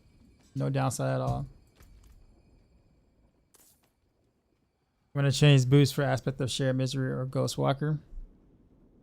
Ghost Walker actually would be pretty nice to have, because since you're shadow stepping and aggressively, you know, having the Ghost Walker to kind of get away pretty safely, or, you know, be able to walk through things is kind of nice. It's a tough time to pick between that and like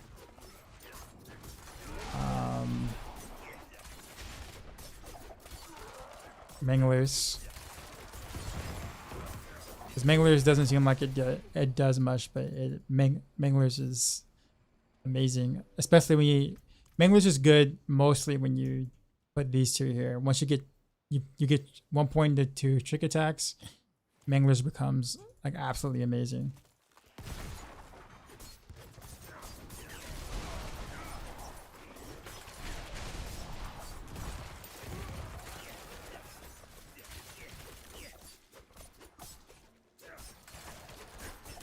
I'm just totally missing targets.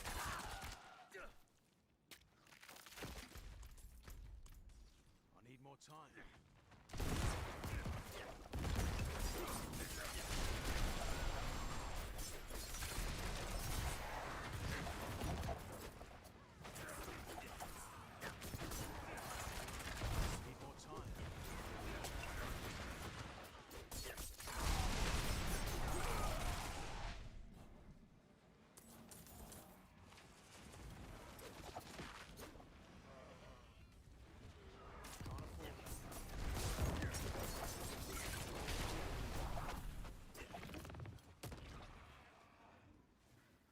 You are PvP? Nah.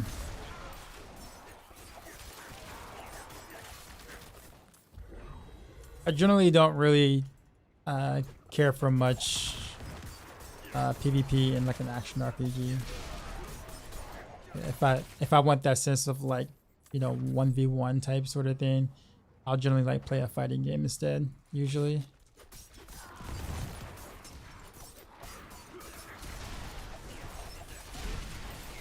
So I kind of play a different game for like that kind of feel. What's the best key passive for a range rogue? I mean, victimize, I guess. It just depends. Like, what do you mean? So when you say range rogue, you mean just like the skill, like the core skill, like barrage, rapid fire, pen shot, or do you mean like playing at like a distance where you never jump in or anything? It's like two different answers, I guess. You tell me why I see only puncture used on rogue. Because puncture is the only way to fill up your combo point gauge to 22, or however many combo points you have based on your maximum resources that the boss will. So this little 30% chance to proc 3 or to generate 3 combo points actually generates the entire thing. So nothing comes close to puncture because of that. It is the only generator or basic attack you're gonna see on Rogue for the entire season. As long as this bug is still in. Nice sickle, nice amulet. I'm struggling in tier 15 dungeons and need tests. I feel like my build sucks. I don't know how to make good builds. I want to figure out on my own, not look up builds though. That almost kind of contradicts what you're saying, right? So I get the idea of wanting to do it on your own, right?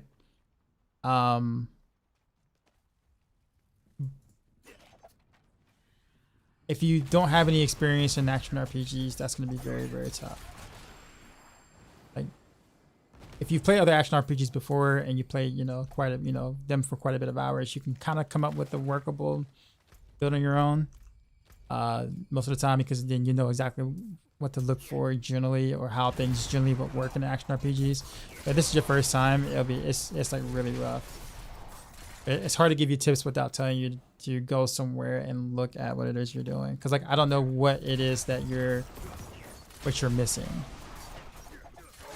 Like, what class are you playing? What build are you playing?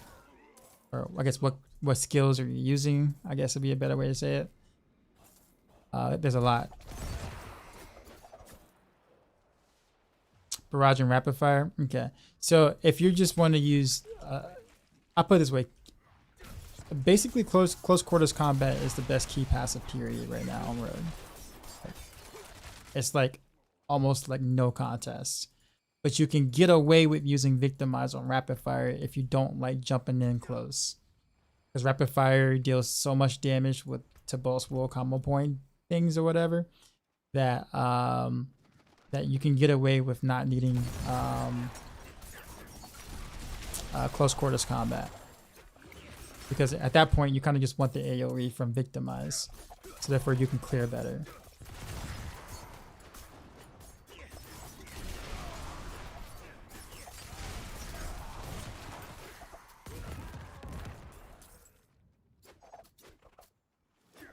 You season your sword, use a lot of electricity. Yeah. Yeah. It is very, very... So I guess to give you general holistic advice, you probably just got to world tier 3 and you're probably don't have the right gear yet, or you don't have like the sacred versions of your gear yet, or you might be missing some aspects for your build to really make you feel like powerful enough.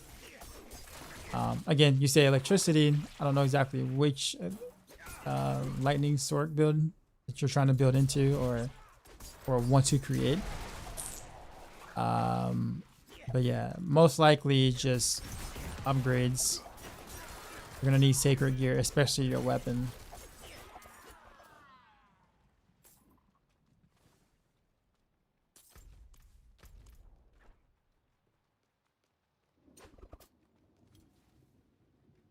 $11 minutes to...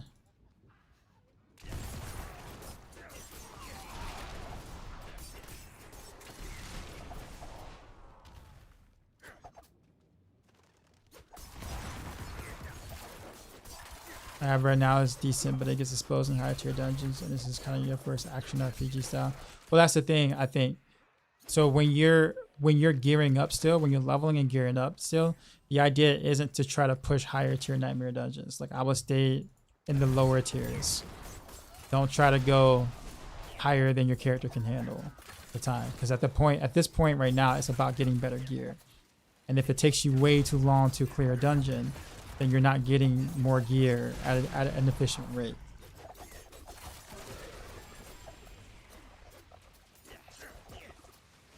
So that's the thing you kind of want to think about.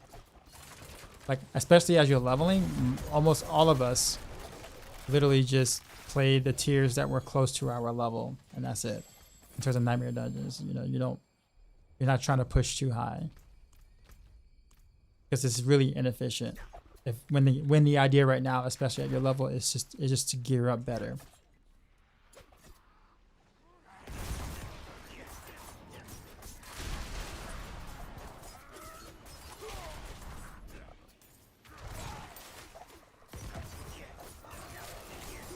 Does that make sense?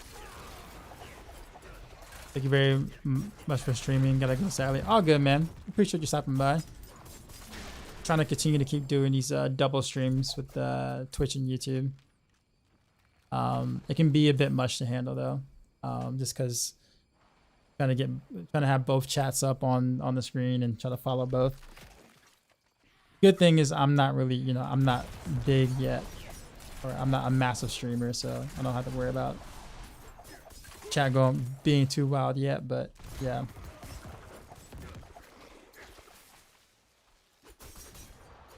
How to trigger both bonuses of close quarters combat with puncture and barrage though? Same thing you do with here. You use shadow step for the cutthroat. You see how I'm like jumping in with shadow step like this? That shadow step is cutthroat. Puncture is marksman. So when I shadow step, I'm already pretty close. Then the first puncture after it is gonna proc the bonus, and I have 8 seconds to kind of do whatever I feel like doing.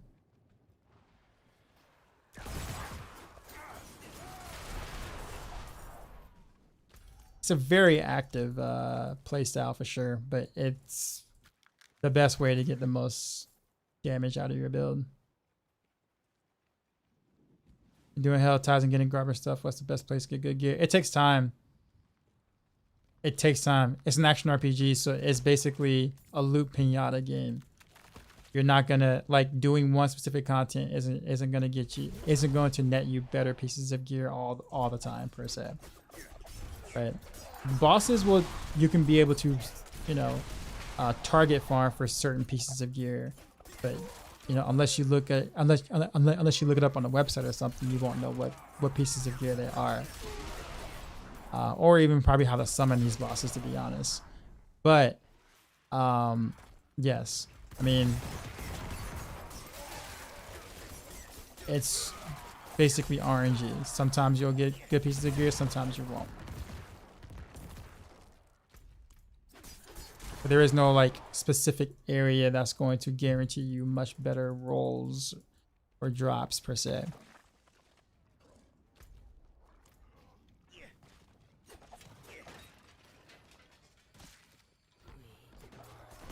And it's part of the action RPG loop. That's kind of what keeps you playing, because you can be so close to an upgrade, or all you need is this one place that, you know, one piece of upgrade, and it might take a while for you to get it.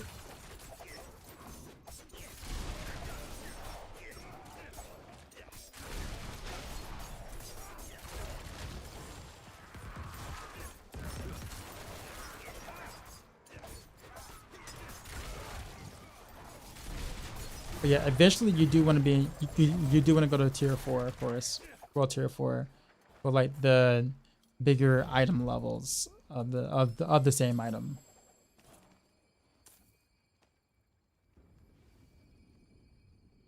Good stuff, kill 'em all.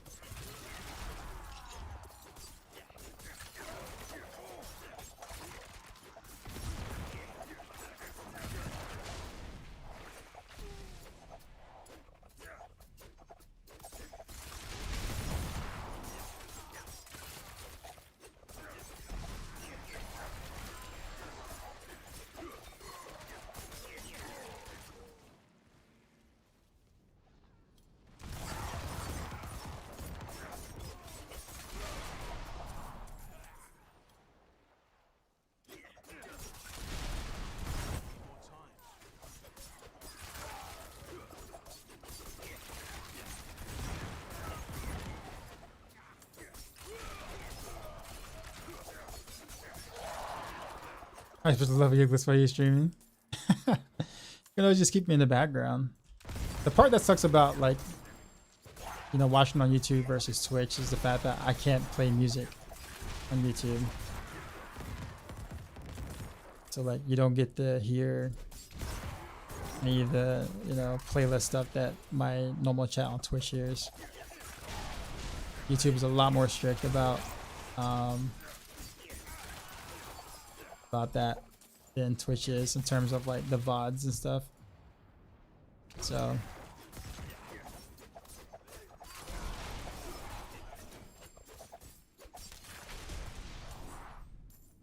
but you know, that means you can also throw in your own playlist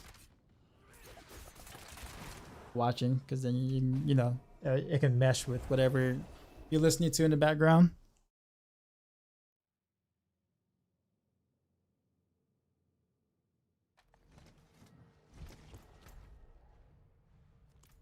So I'm missing my whatchamacallit.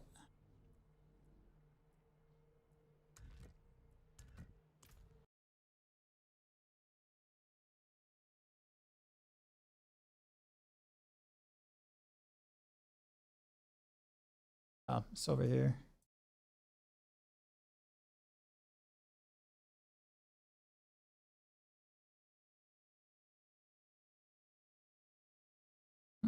Top left.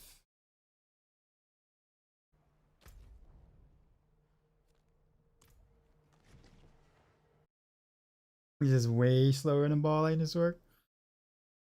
Yeah, I get about what 1600 cinders in the time frame that I do so, but I'm really not, when it comes to hell ties, I'm really not that proficient, and I don't really try to be,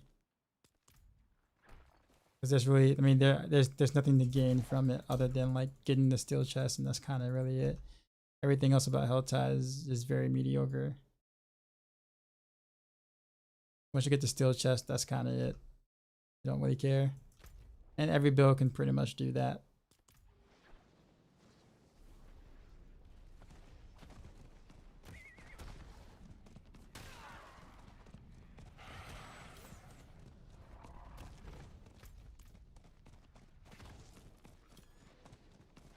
Yeah, I can totally ignore chat and do this more efficiently and just jump straight from event to event.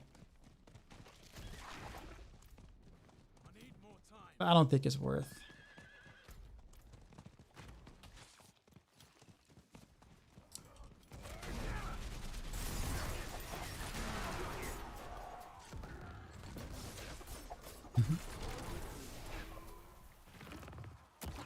But what up, man?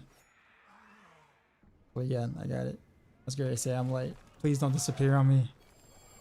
Don't disappear.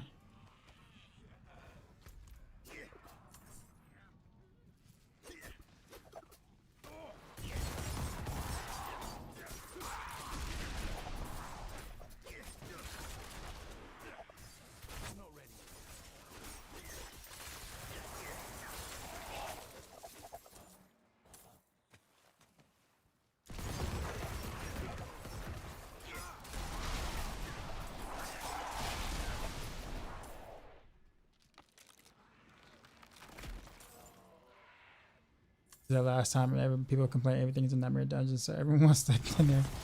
Very true. I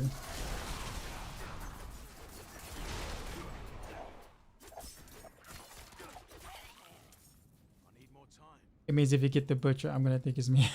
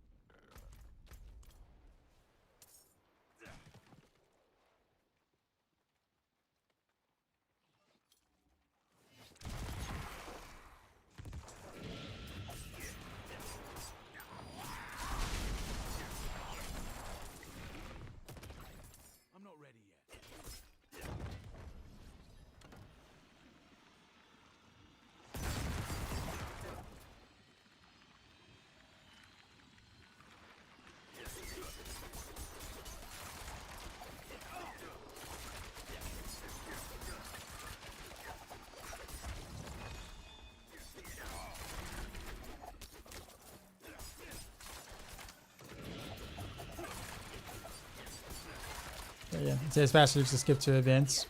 Yeah, it is. I just think that that's less fun. I like moving and killing things along the way.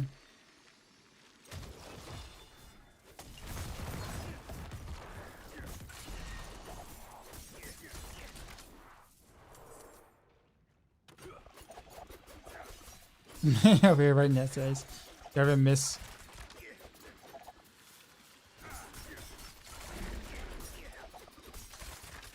When you say, do I ever miss the what, a pin shot?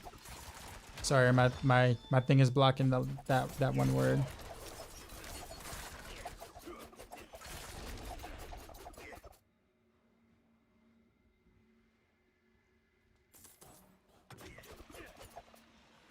Area effect. Okay, got you. I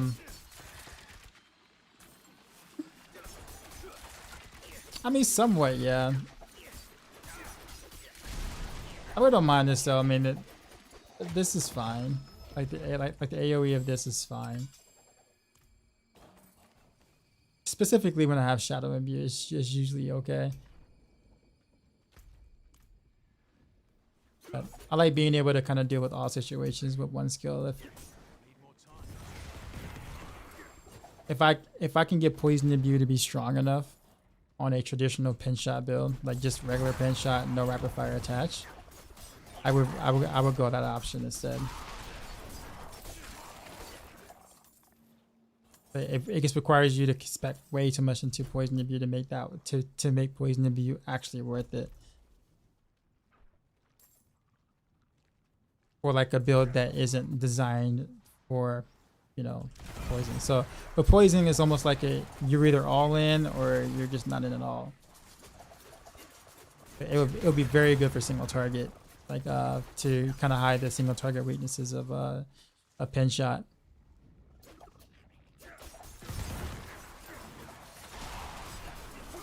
Okay, what's going on, man? Sorry, I haven't been able to respond to you in like the very recent. I've been super busy this weekend. I didn't even stream last night like I was supposed to. I still got airplane ears too, so I can barely hear anything.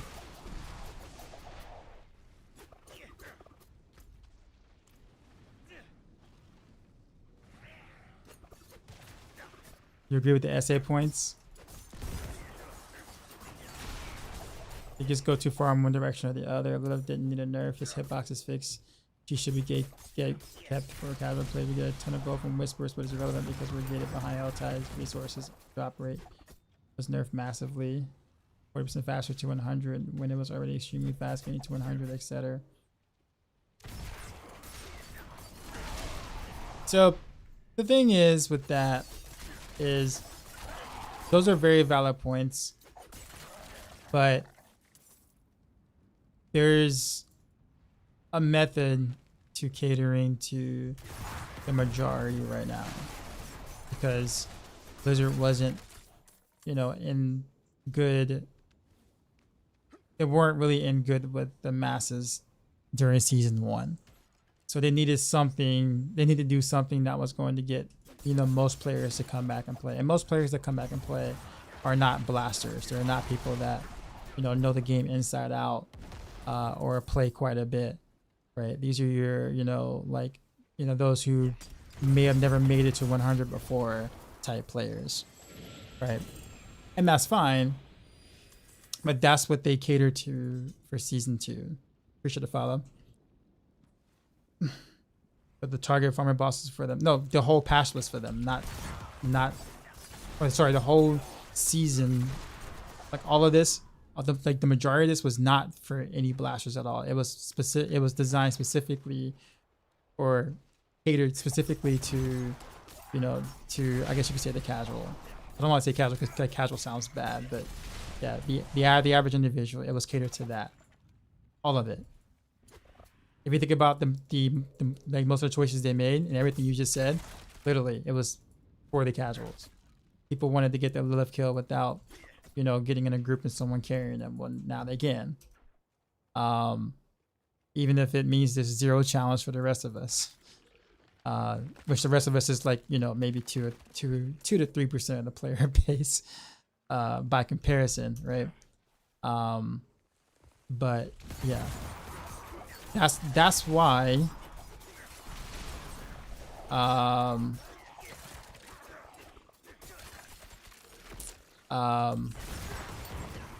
that's why they're introducing the abattoir of Zir, because that's specifically for endgame. That's specifically for, like, you know, the grinders. That's not a casual player's content, right?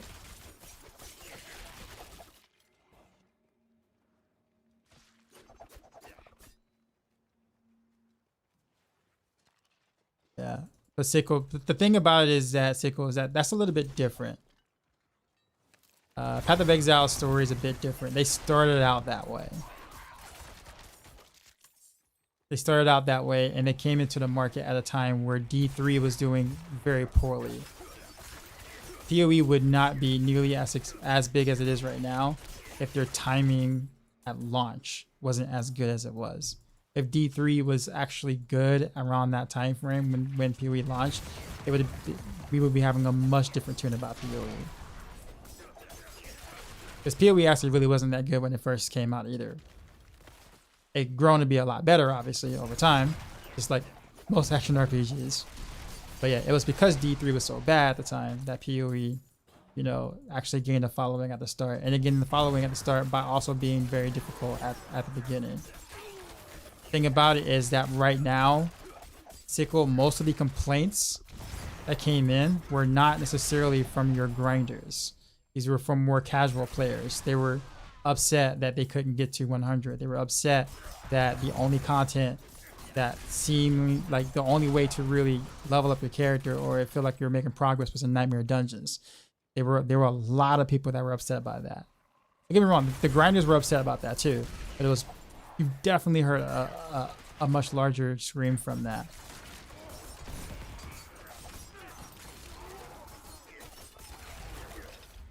So if the loudest people who are complaining are the casuals, then guess what you kind of have to do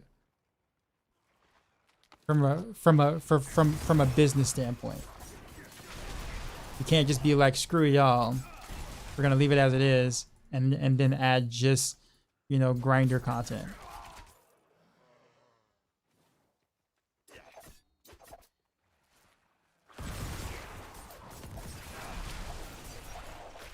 So Sickle, I don't disagree with what you're saying, where you're coming from. I know what you're saying. I'm in the same category that you're in, the exact same category as you're in, right?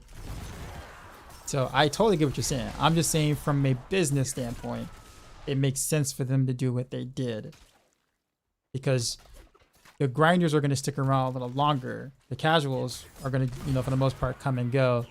And if you're trying to build more trust with the entire community, then you have to cater to the majority of the community. But what I'm saying is that's the reason why we have Abattoir Azir coming up, right? That is our content. That's not the casuals content, that's our content, right?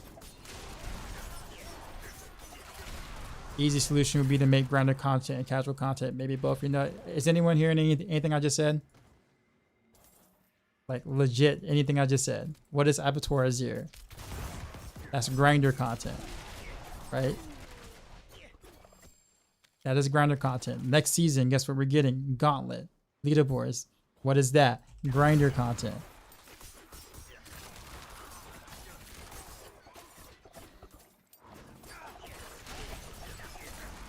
The only thing about it is where the grinder content is coming later than the casual content did, but that's fine.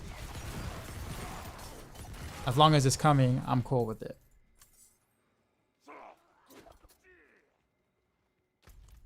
So yeah, they are doing both. It just didn't happen at the same time. So they had to focus on one or the other, and development takes time. Right? I mean, they added a lot of stuff into season 2, right? Did they not?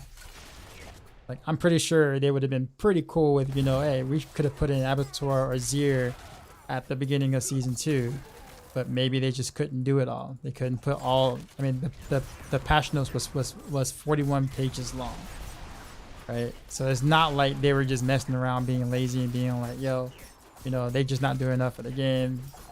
You know, that's definitely ain't the case right now. But again, if you had to, you know, what they added was what they needed to add towards the beginning, and a lot of people liked the season because of it. So what they did was successful, even if the grinders isn't really benefiting from this outside of Durio, I guess, for lack of a better word.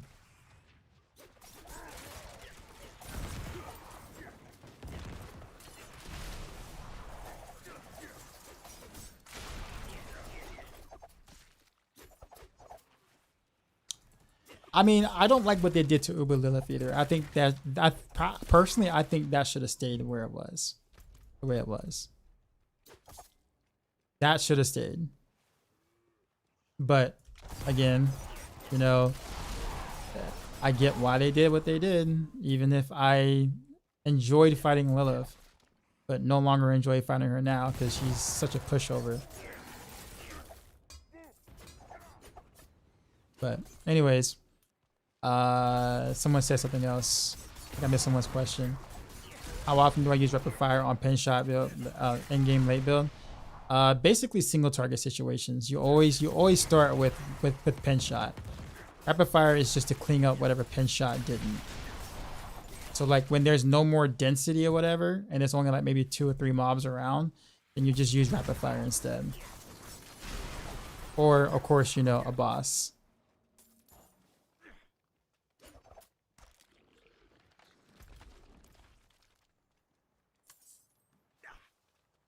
Steady, what's going on? Do you plan on experimenting with traps?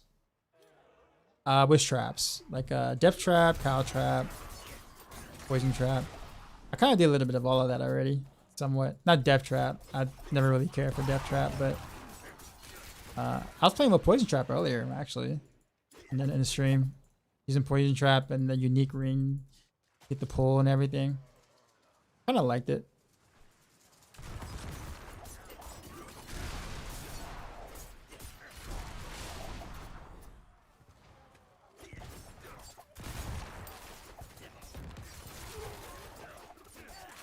Is grinder content the same thing as Tinder content? These special requirements.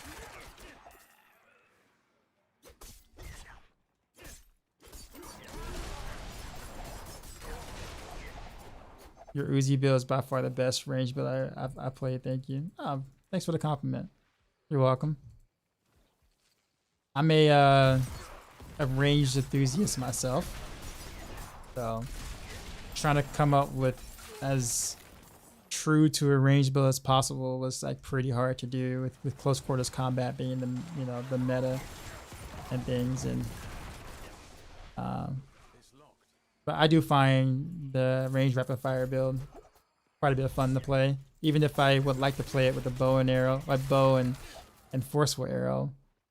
But still, there's still fun to be had with it.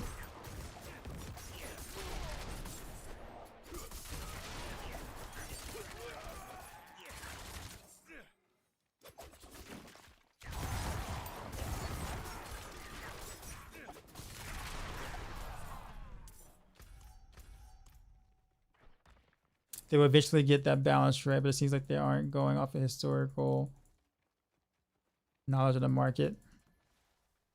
Yeah, pretty much. Would I ever make a pure trapper rogue? Nah. I like being very active, I guess you could say. Like Rambo type style. I think a trapper rogue would be very, you know, like a strategic trapper rogue would be pretty fun to do. But I think in a game like this right now so far doesn't really warrant that because everything is pretty fast paced. Like stuff just dies too fast to want to make a pure trapper. Now when the Abattoir Azir comes out and things are a bit spongier, like, you know, mobs don't die nearly as quickly, then a trapper would make a lot more sense. But currently, it's hard to build like a trapper rogue and justify it right now. Until then, that is.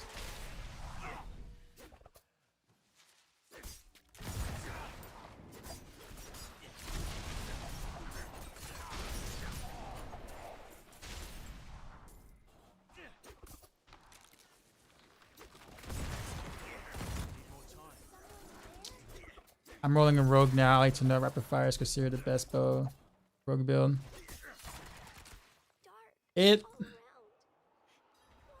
What was the example I used earlier in the stream? It's hard to quantify what's the best right now because everything, all the bow builds can do all content really well. So there's not content that's hard enough to separate them in terms of who's actually better at it per se. So I think the example I used before is like, you know, since the content right now is pretty easy, right? It's like taking a tennis shoe, right? You have a tennis shoe, you have a worker boot, and then you have raid bug spray. And your content is one single roach, right? So all three of these things are different from each other, but they all accomplish the same thing. They one-shot the roach, right? Now there are differences. The work boot is heavier than like a tennis shoe, but the work boot also probably splashed the roach a little bit like more aggressive than the tennis shoe does, but it didn't need to. It just, you know, makes it more comical, right? And then of course you have the raid bug spray, you know, where you can do a tactical approach to killing the roach, right? But they all work. It's just a matter of, well, what's your style, right? You want to be quick and nimble with your tennis shoe? Do you want to kind of be more, you know, aggressive and burly with your work boot, or do you want to be more tactical with the raid bug spray? The roach is going to die regardless of which route you choose. Does that make sense? That's kind of where the rogue builds are right now, in a sense. That's kind of how you decipher what you want to play. So at this point, it's really placed out. What looks the most fun for you, right? What is you like playing? You know, a little closer with your bow rogue stuff. Would you like to play at a distance where you never jump in at all? At that point, it's just placed out.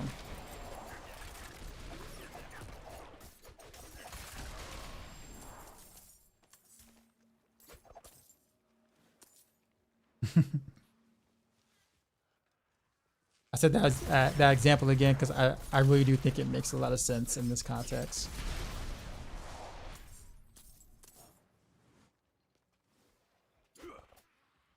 Trying to get away from endgame twisting blades when you do like bow and arrow. That's fair. I do have on the Maxroll website.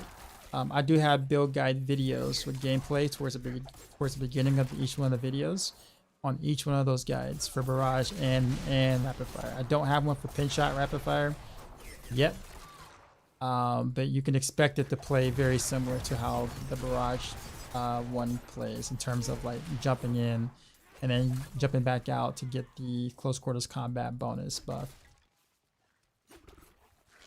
I think I will take a look at those and then see which one appeals to you the most. I don't think you'll be disappointed either route that you go.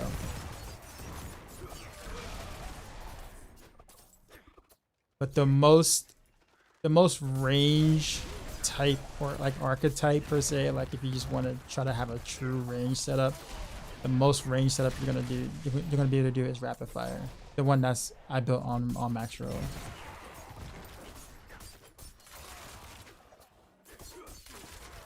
It's a very strong setup.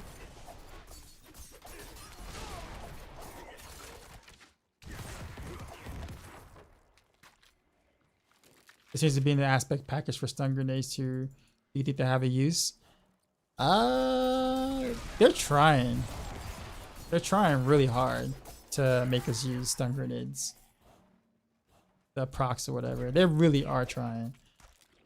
and it's just a meme right now. Like even if you try it, like you put everything together, like it's the damage for one is it's still just not there, and the utility is weird because it only stuns for like not even a half a second sometimes, depending on which route you go with your stun grenades. So it's like, why?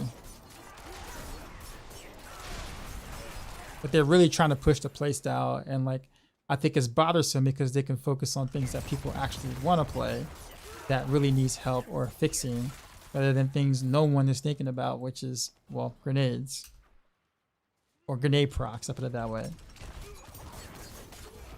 I'm not saying don't ever touch it. You know, I'm not saying if I was Blizzard, you would never touch it. But I don't think that should be priority, that you're pushing styles that no one is talking about or even remotely is wanting to do, you know, over things that people are saying, hey, please take a look at this, please fix this, please make this better, you know, and like those don't get that attention or whatnot, at least not yet.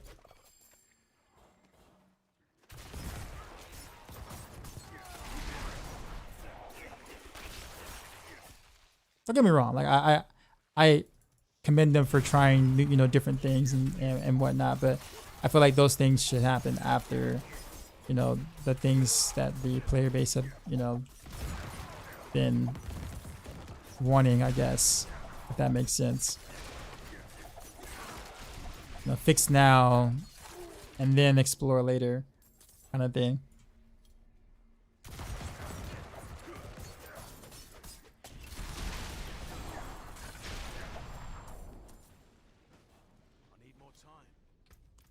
Yeah, I got enough for my chest.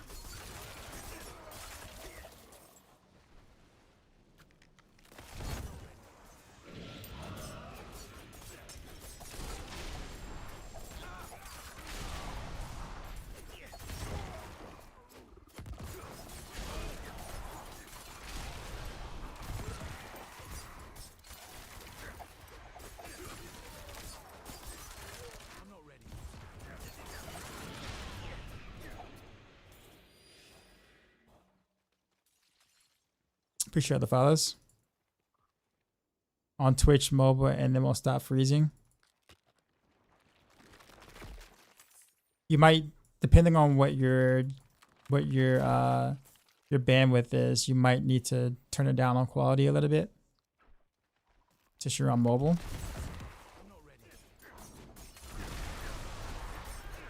So you might need to go from, like, if you're watching a 1080p.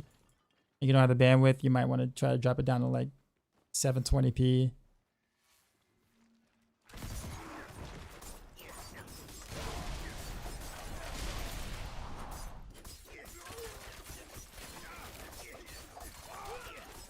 Because I mean, I like my streams to look good, but I do run quite a bit higher of a bit rate than some of my fellow streamers do.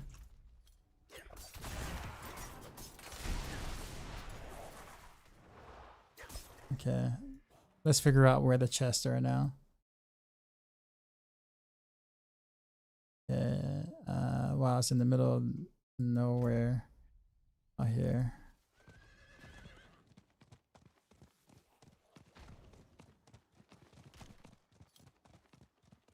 Can they conquer Dario solo and or Nightmare 100?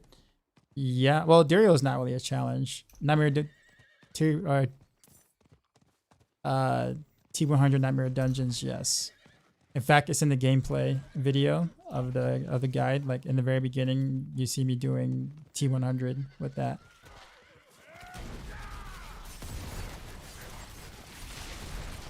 In fact, if you stick around a little bit longer, I'm gonna be doing some more T100s in a second.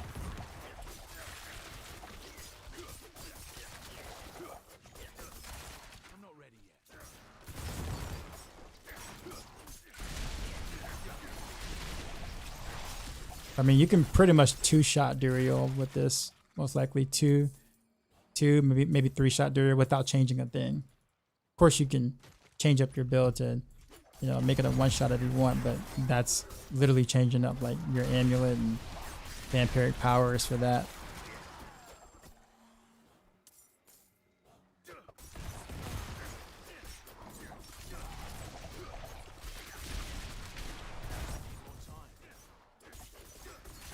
get some more look at it is if I want to go deer hunting, I can use a compound bow, X-bow, recurve, or rifle. They will all put this in the freezer. That's all what I prefer to use. Fair.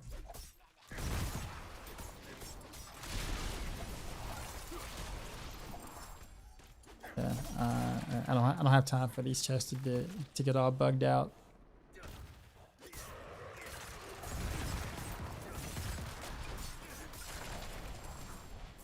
I need more time.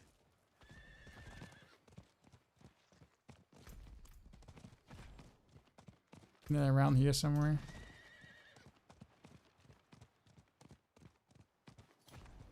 Alright. Alright, game. It's TP. Is Twitch still capped at 9K bitrate? I think it's 8K is the cap. But they tell streamers that 6K is the cap, but in reality it's 8K. But you can't do 8K unless you're a partner streamer. Or it's not recommended that you do that unless you're partnered.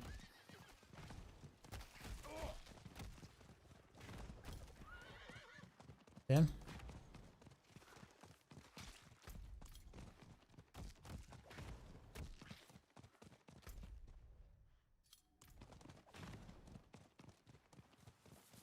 need more time. Alright. I don't see the chest, y'all. Bruh. Chest again.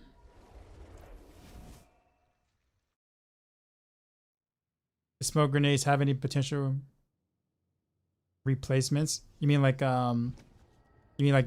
like not doing smoke grenade, you mean? You can. It's just so good. It's so good at disabling elites and giving you a huge damage bonus in the process. Which is why I use it all the time. I've been using it since like preseason. Yeah, I do not see a chest. Time to recharge.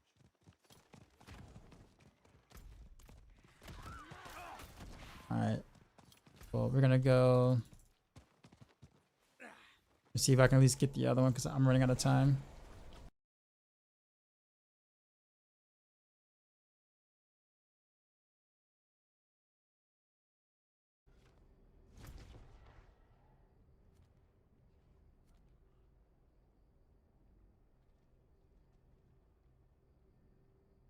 It's somewhere around up here.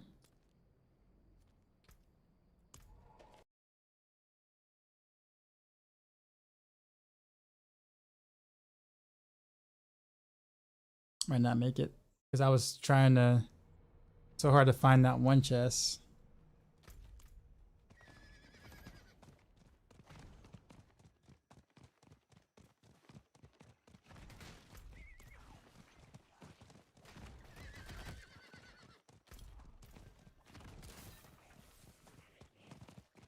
I need more time. So maybe I'll be able to get this one.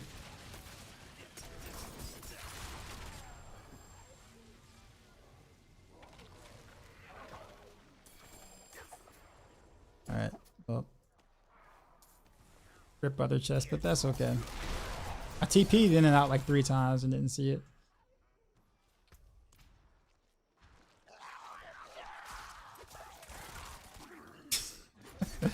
You tried to get me. Did I go to BlizzCon? Yeah, I did. It was a ton of fun. I actually got a chance to stream on the BlizzCon floor. So I was like on the floor. On the BlizzCon floor streaming live. So I was one of the chosen streamers there to do it. So that was pretty cool. First BlizzCon ever too, man. It was nuts.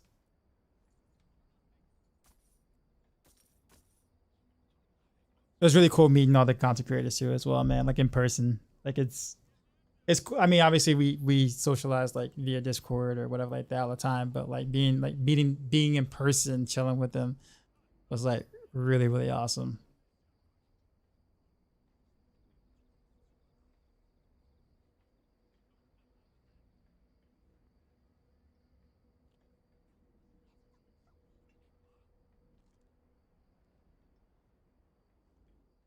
Wait, who's bullying anyone? I'm sorry. I honestly didn't see that sickle. Was Avatar Zero again? Is it Zero but stronger? No, it's a whole different mode. Like it's a completely different mode designed for like in-game characters. So it's supposed to be a very grindy mode that is supposed to be very hard to get through. And there's a unique glyph that you get from it to also do to do that content. So you need to level up that really strong unique glyph that you can only level up during Abattoirs or Zero, and there's 25 tiers to that. And it's supposed to be like really hard content. It's the content that finally gives Blasters something to do for the rest of the season. Have I gotten the Uber yet? No. What's the best rogue build? It's kind of hard to say right now. Anything with combo points and to boss will, and combination is basically the best in slot.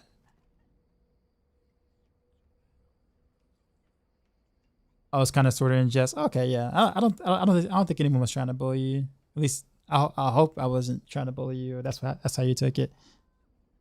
Rockstar. Was Rob Ferguson there? Yeah, I met literally like everybody. I talked to like all the content creators. I talked to all the developers. I talked to the producer, the marketing manager. Obviously Rob. Both Joes. I had a lot of discussions with them. I think I talked the most to Adam Jackson more than anyone else. In terms of like the developers or whatever like that. I usually like for those guys, I usually just talk very casual. Like I don't ask them the typical questions that, hey, when is this coming out? Or when are you going to buff this? When are you going to nerf this? Why did this unique suck? Or like that. I mean, they kind of get all those questions all the time. So like when I spoke to them, I literally just asked them questions that threw them off. I was like, so if when you're not working 23 hours a day, what do you do in your free time? Like, what makes you you? And I think Joe Shelley was the one that was probably thrown back the most by that because he almost didn't have anything to say. He was like, good question. He was like, well, I have a dog. Like he legit said that. He's like, I have a dog and, I like to, go hiking, like he just legit almost didn't even know what to say. But when I asked Adam Jackson that question, it was all different things. It's like, bro, I'm into taekwondo, man, martial arts, whatnot. I'm like, you too, me too, man. And we kind of talked about like, how long we've been doing it and like, who we studied under and whatnot. Then we started talking about fighting games. Because apparently he was really big into fighting games, especially the game that I played a lot. So we went way back with that. Then what else we talk about? Anime. He had a lot to say. Like it was a bunch of things to talk about. But I bet it was a pretty light atmosphere for them.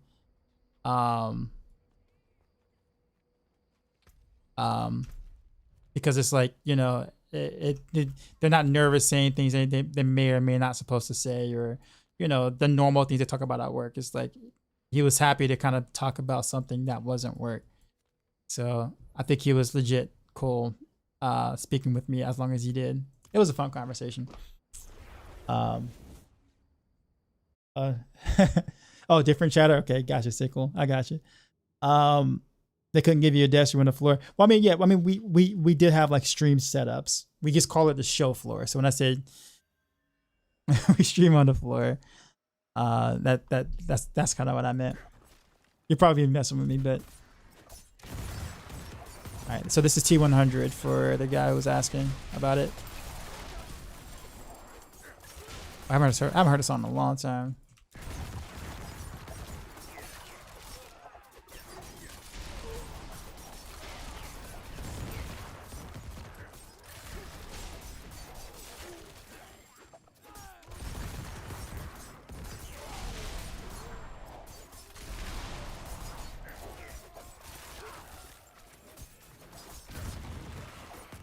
I gotta stay the prisoners.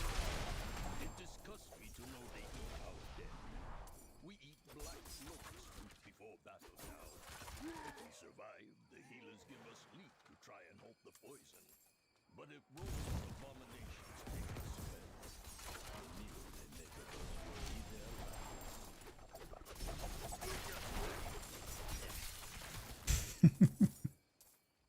More time.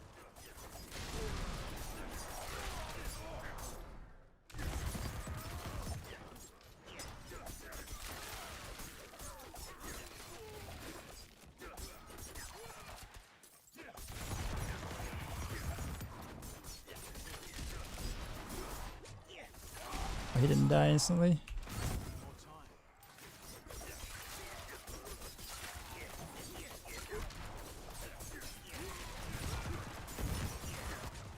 I'm not ready yet.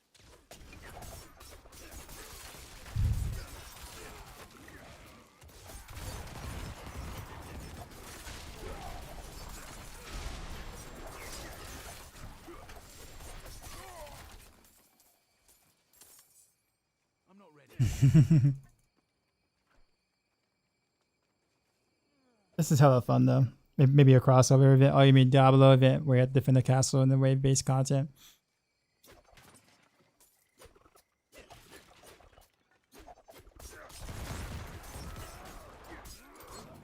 I'm interested to see what this winter event really is about though. They didn't give us much detail about it.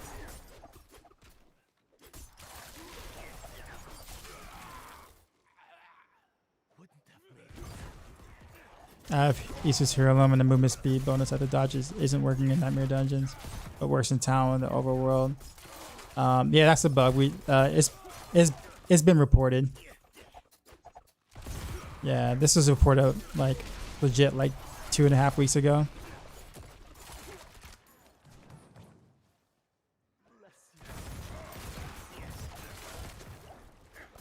Yeah, they just haven't fixed it yet.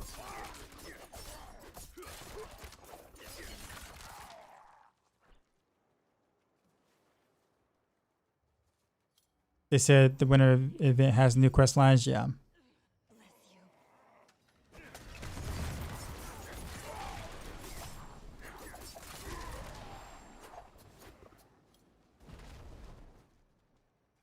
Got an interaction with your Oculus workers doesn't work.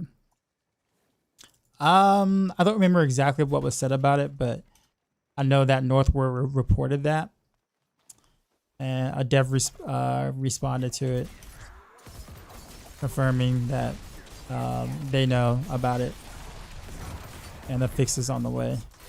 We don't know when. We just know that.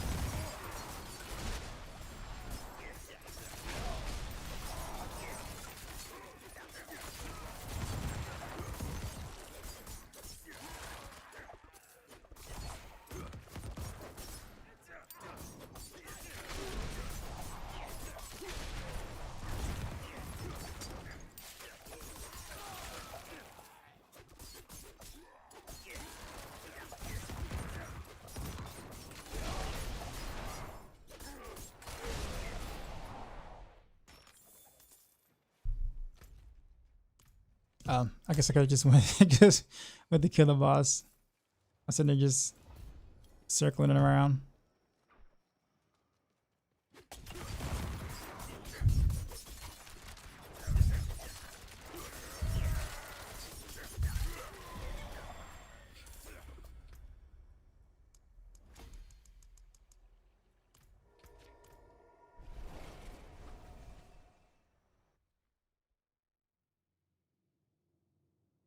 Brother, what's going on, man? Well, playing this particular variation of my rapid fire build.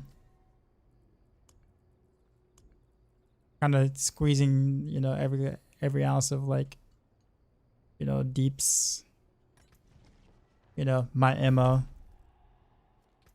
Need to have a conv with Woody and be like, bro, this is S tier. Ain't no way this ain't.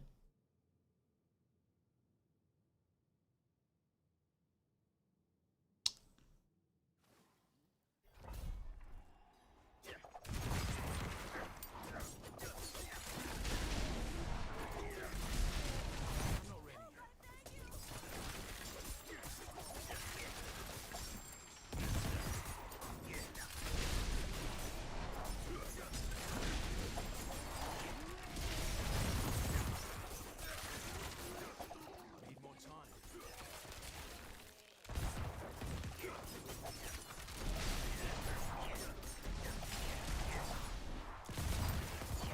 Everything is so spread out. These guys are so spread out.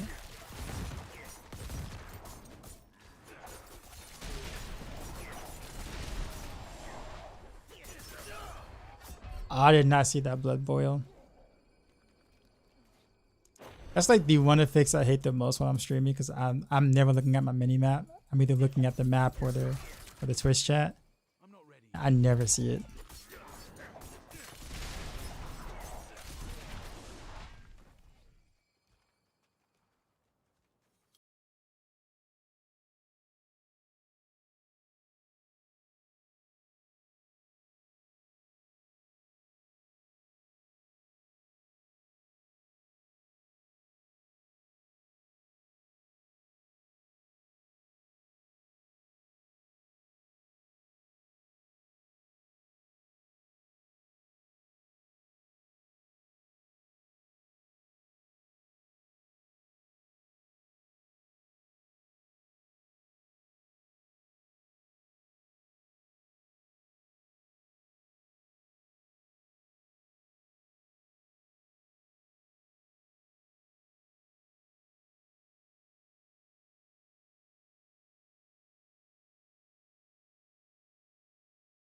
Dan has raided my stream with 5 views.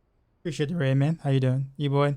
You said August the problem. Yeah, I know. That's what I'm saying. It's been reported. That has already been reported like a couple of weeks ago. So it's a bug. Whenever they come around to fixing it, they will. But at the moment, that's kind of all we got.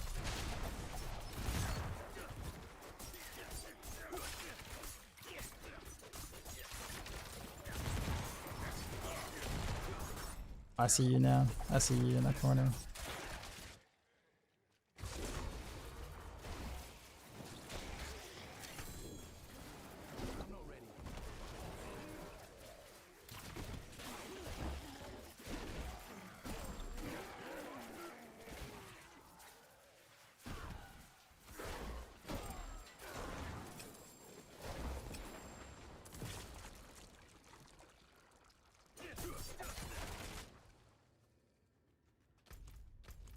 I need more time.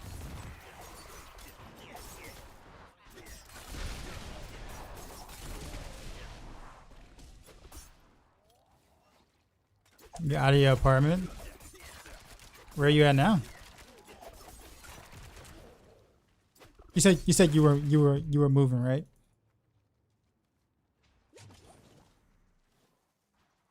What changed about rapid fire? I mean, nothing really. Just haven't really explored it much until past couple of days.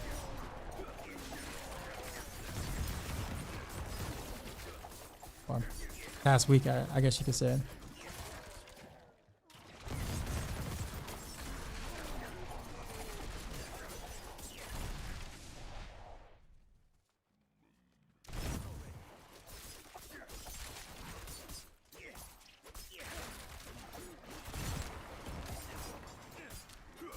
Yeah, they're so spaced out, man.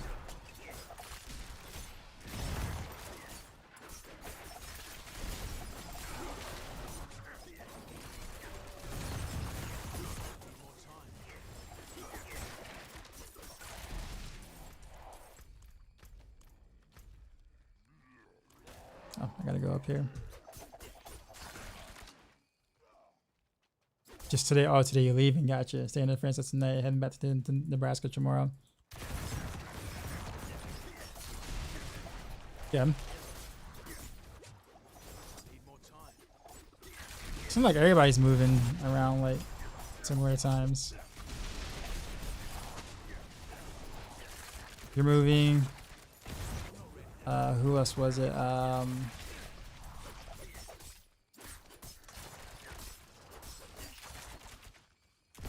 think it was another druid, right? No, it was Chewing Nom, I think. Chewing Nom, I think. Was it him? Also, DM is moving.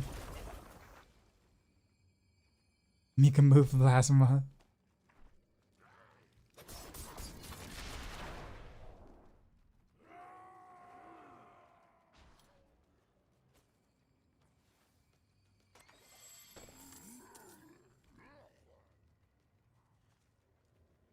Oh, leave me alone.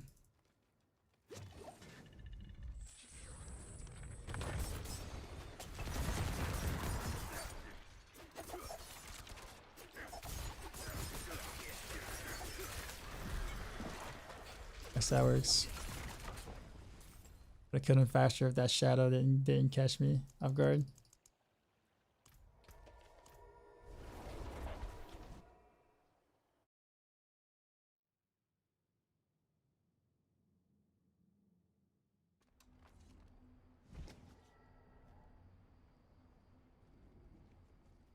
Does that work for you, Maximus? Generally speaking, like those mobs were so spaced out, so it was hard to hit them with any sort of like shadow imbuement shots or whatever. But normally speaking, I wouldn't have to take as many shots on like trash mobs like that because they wouldn't be that scattered.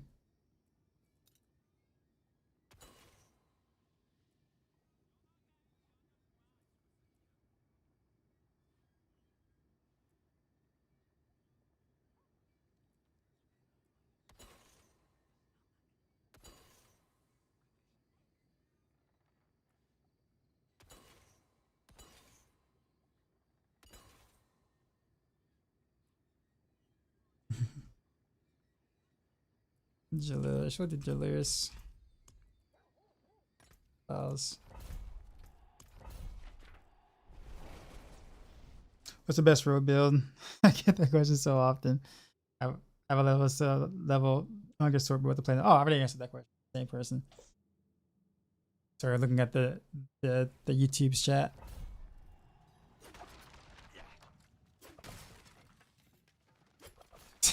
Corona. You know it's not.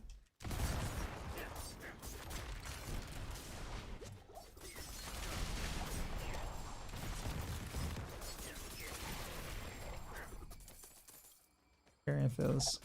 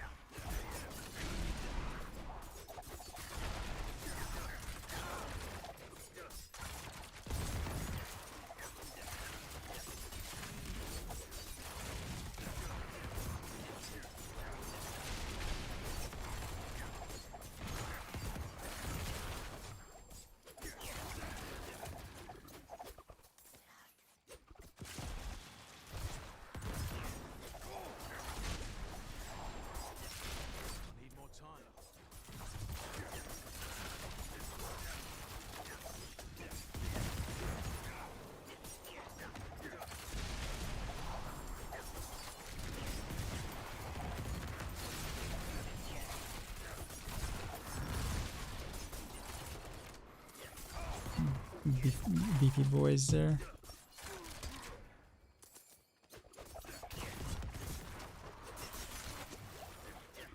I need more time.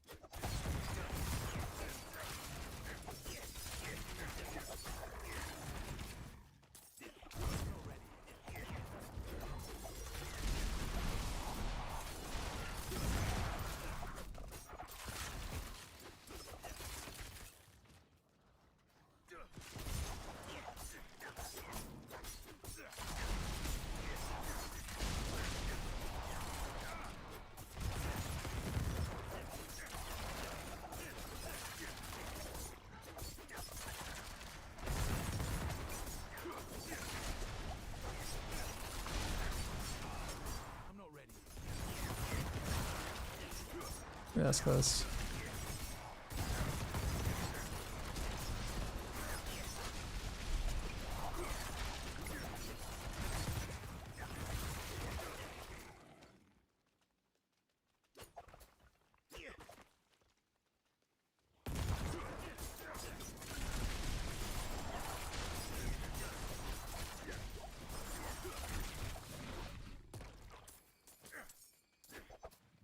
I need more time. I've heard this song in a while.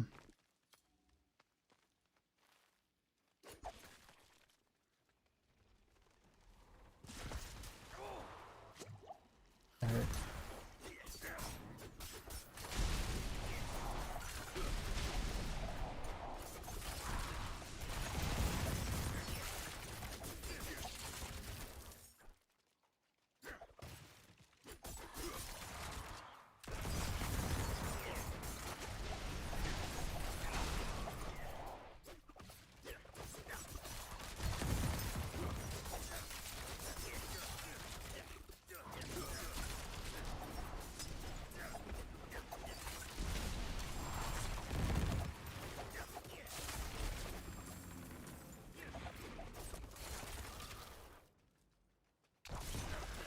I guess I don't have to kill any of this, but I want to.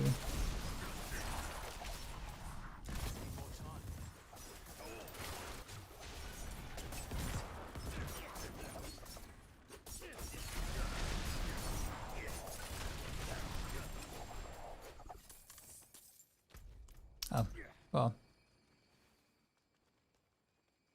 It's a belt. I was like, is that a belt? Is that gear? You know?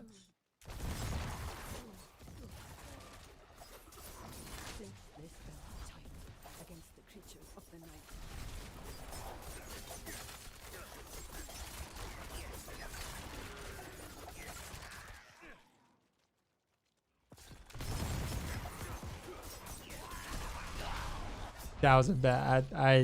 I knew that was a bad idea the moment I hit evade.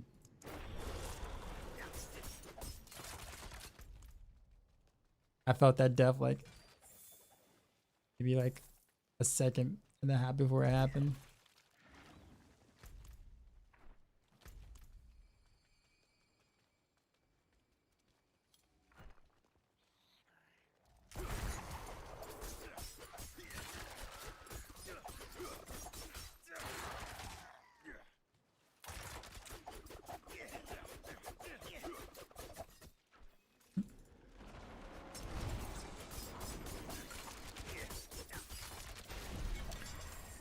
Yeah, so that was a 2-shot. 2-tap.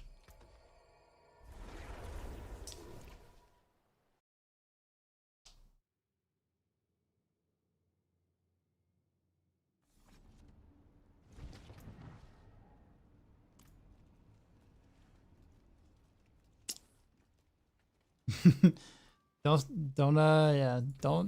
sleep on rapid fire, man. Hard bargain.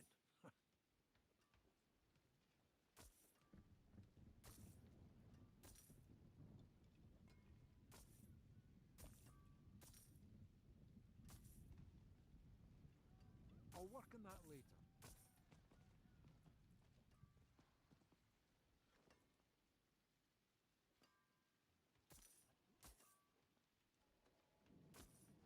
Shake on it.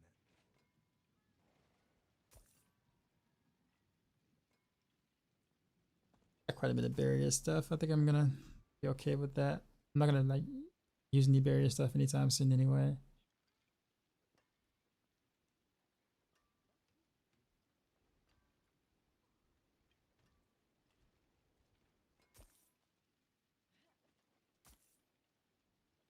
Shake on it. There are several different aspects that I kind of want to play around with, but I kind of can't because just can't fit them anywhere. That's kind of the problem.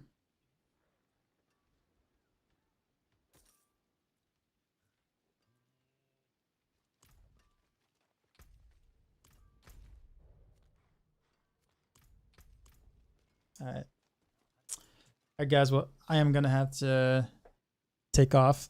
I got a little bit of work to do before I actually go to bed. So we're going to call it here. We'll find someone to raid. Jimmy, appreciate the follow.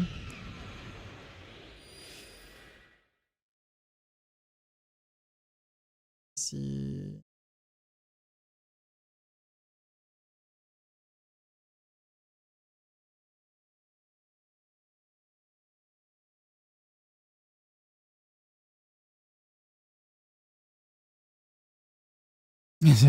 Yeah, thanks for sharing. Yeah, man. All good. All good. I will be back tomorrow to do most of the similar. I think I might because I don't think there's really much else I can really do on the rapid fire side of things other than just play it more and just kill things. Farm derail, yeah. I do probably need to do that. Maybe I'll do that tomorrow. Maybe I'll make it a Gregory Rashawn Duriel type thing tomorrow. But then of course I'm gonna have to stick with this setup though, right? For those kind of kills. But anyhow, see you tomorrow. We'll do more things. And yeah, I'm actually very, very, very happy with how this rapid fire setup for the most part has turned out. Either way, whether I spec for victimize or I spec for close quarters combat, they both pretty much slap. Either way you go. You can play a long distance or you can play in and out. They both accomplished what you needed to. So all good. And where'd it go?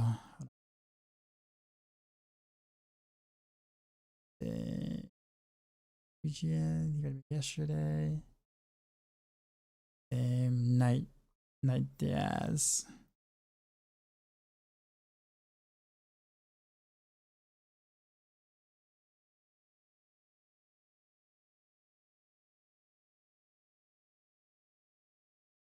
Oh, he's been gone for 11 hours. Dang.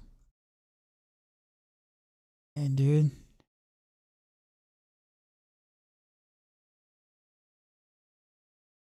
That's right. I think he's not going anywhere anytime soon. I think he's still leveling.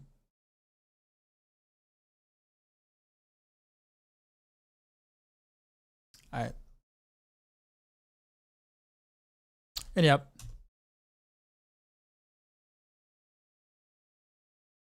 Go say hi to Ikugan. And as always, till next time.